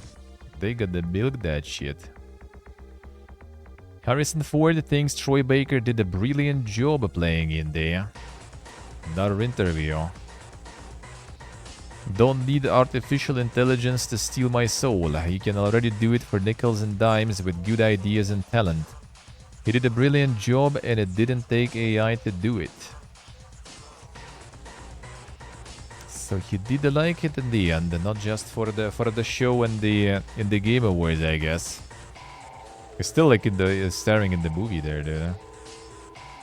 Yeah, Captain America: Brave New World. Still playing some roles. Insane. 60 billion puts you in the top 100 of country GDP, I see. Yeah, Argosh, hello. Actually can voice. I mean, is it like even like maybe it's kind of even closer to I guess they got the motion cap and stuff too, right? So like that's kind of already closer to some actor stuff. Maybe not completely, but still getting there before they start him in the movie or something too at some point.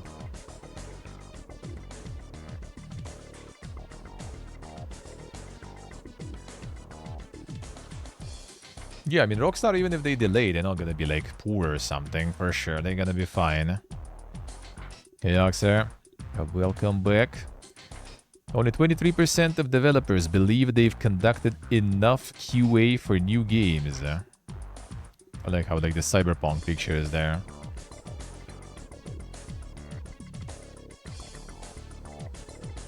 %70.3% of survey respondents said they'd never launched a bug-free game.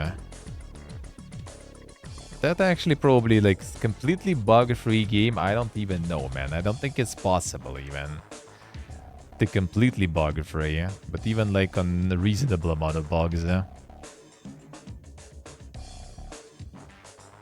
21% of developers feel that AI testing is much more effective than traditional methods. There we go. Time for AI testing too now.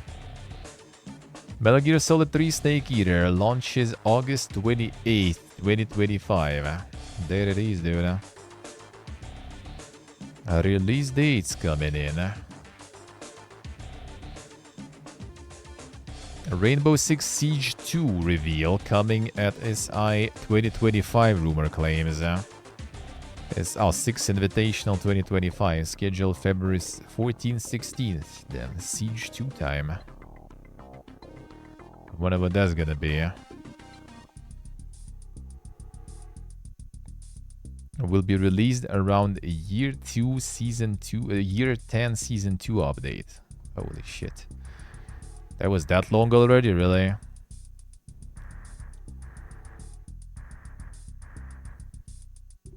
Year 10 season 2. See, here I see, yeah? Report was done with the company with the AI and URL. True, I guess. More Power Rangers content is coming to Ark Survival Ascended. More Power Rangers. So it was already. How did I miss that shit even? The fuck is this?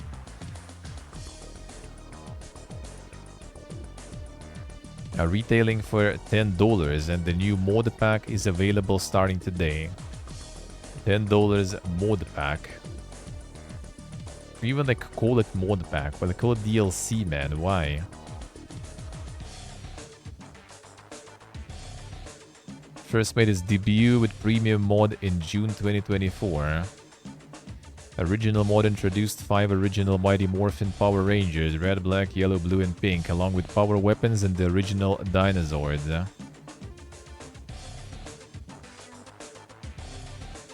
mod pack.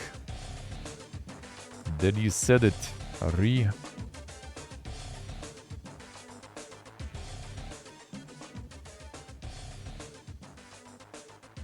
Patent shows Nintendo Switch 2 Joy-Con used as a wireless mouse.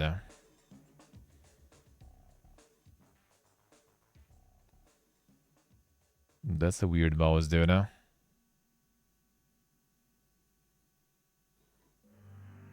That will be not very comfy, yeah.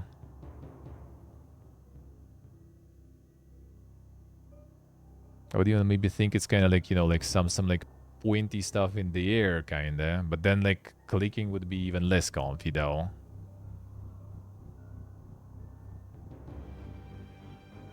Full details not revealed. Yeah, I guess we'll see in April. What is this?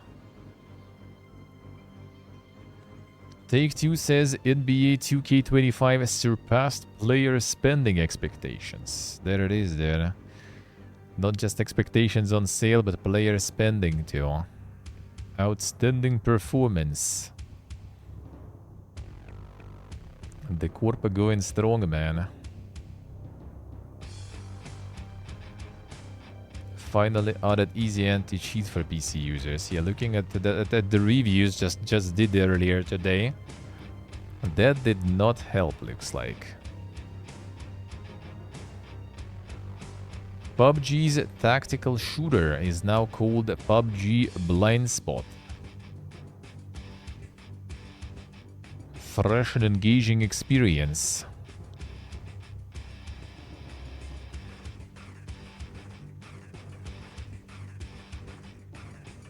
Oh, Division-based stuff. Oh, Project Arc it was. The insane music is there. Oh yeah, it's this one. Okay, I remember now. I remember. It's the top-down PUBG there. True glorious true. Yeah, we saw this one on one of the reveals there. So now it's a PUBG. Wonder Woman game is years away from release as Warner Brothers Gaming division struggles. Someone was asking like just recently, I think, about this one, right? We're talking about it. Struggles to coalesce according to people familiar with the project. Early last year it was rebooted and switched directors. The game already cost more than $100 million, said the people who asked not to be identified discussing non-public information, and is still years away from release if it ever makes it to market. Oh boy. We're gonna be into another wild ride, looks like. Already 100 mil, and then years away. Oof. And then if this one flops, that will be something, man.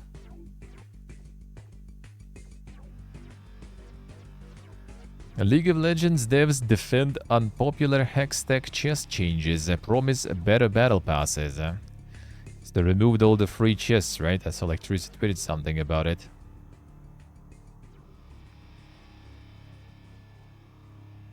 Limit Hextech chests to just the store. For years, players were able to earn and open these chests for free, providing a way for free-to-play players to play and earn cosmetics. But earlier this year, Riot said they were doing away with free Hextech chests, moving them to the store and forcing players to purchase them. Oh. Classic. Nearly caused a revolt in the player base.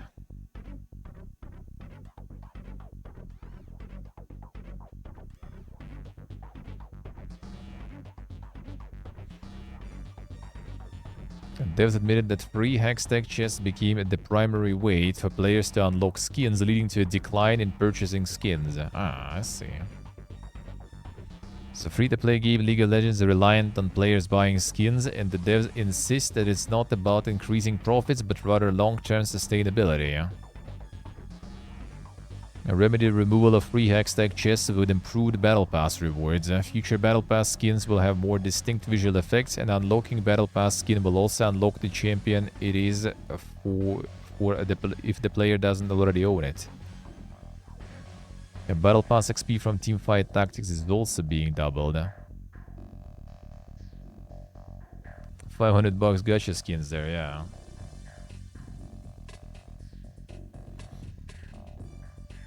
How much they take in account?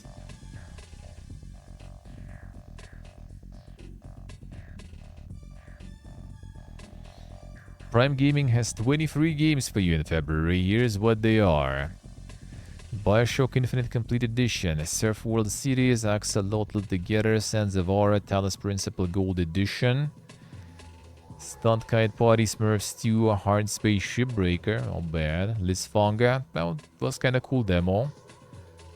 Dark Sky, Wolfenstein Youngblood, El Hio, Wild West Tale, Cold Canyon, Republic of Jungle, Royal Romances, Cursed Hearts Collector's Edition, Deus Ex Human Revolution, Night Reverie, Sign Mora X, City Mora X, Redemption Reapers, Yes Your Grace.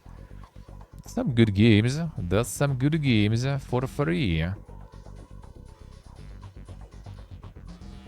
Magic the Gathering film and TV universe announced. Damn, son, can't wait for that. Will they bring the crossover from like Fallout and other worlds that they do with cards nowadays still? V2 Dink. V2 Dink. Season 2 of Secret Level?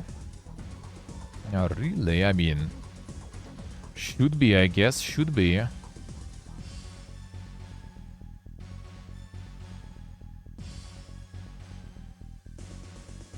The rumor of a new Bioshock? Well, I mean, that's for a while already, I guess. But yeah, we haven't heard anything about it yet still.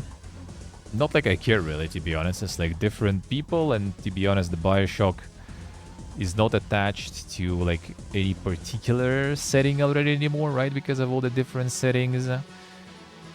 And like the story was completely, you know, like done and dusted there too. So, I don't know, man. I kind of don't really care about it whatsoever. Don't really care.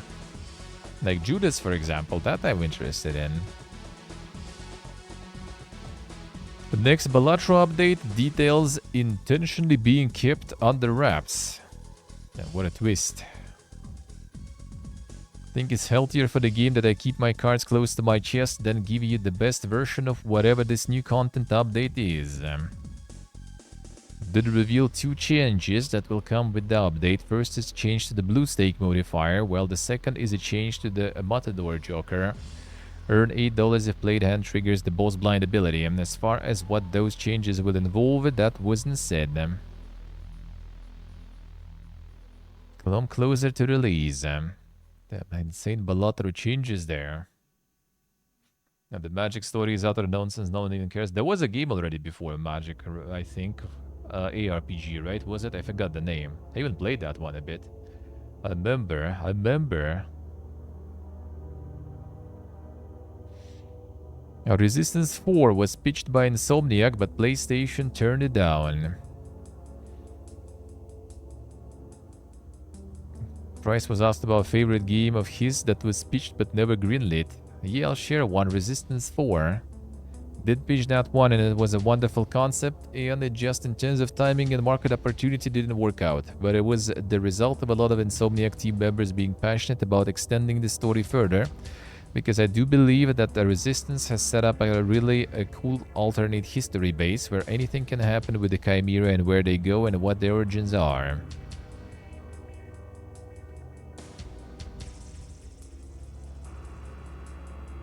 Yeah, cool. I'm trying the chat there. Trying the chat there still. We see it. We see it. Actually, I think even on the chat there too, right? Take-Two stock hits all-time high after GTA 6 update. There it is, man. Imagine someone now buying it and then they delaying it. Oof. Let's see how gosh I say. PlayStation Network coming back online after being down worldwide. Yeah, PlayStation was dead, yeah. Online, at least. How long did it last, actually?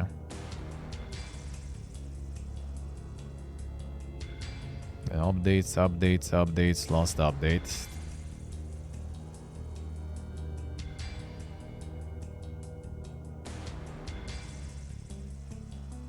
$640, $343, and $1225. Damn, that was a while. It was only overnight, I see. 10 hours. Well, yeah, that kinda... From 10 p.m. to 6:40 p.m. That does sound like it, I guess. Yeah, welcome to the only online gaming, dude. That people were suffering with. Yeah, missing them dailies and shit, too. Insane, dude. Imagine always online. Amid reports of bricked RTX 5090 GPUs, NVIDIA is investigating them again. Investigating reported issues with RTX 50 series. Various posts appeared with claims that the GPUs, both RTX 5090 and Chinese-specific RTX 5090D, are bricking. Common claim among all posts is that the cards are being undetected by their systems. Some have tried clearing the CMOS, while others simply cleaned and reinstalled the drivers for the cards. None of those efforts have seemed to work. Now imagine like limited availability. You got one, you happy, and then it just gets bricked there. Oof. Especially with that price, man. A new Back to the Future game is in development, says co-creator. Damn, another one. What's next in the Back to the Future universe? Got a shot at the new video game based on Back to the Future. People don't even care for this app. Yeah, like, when was the last thing about this one, even? Game before December 2010. I mean, maybe they kind of want to bring, yeah, 40th anniversary of original movie. Maybe they want to bring, like, some, like, new movie in the series or some sort of, like, the remake of the movie or some stuff. Relaunch or something. Sure, go through. Imagine paying a scalper 3k, yeah. Still no Wolf Abogus? True. Well, I mean, now it looks like they're making this, what's the name? That's the superhero phone line thingy, so... Let's see, Karaku, let's see. Different focus there. Dispatch, yeah.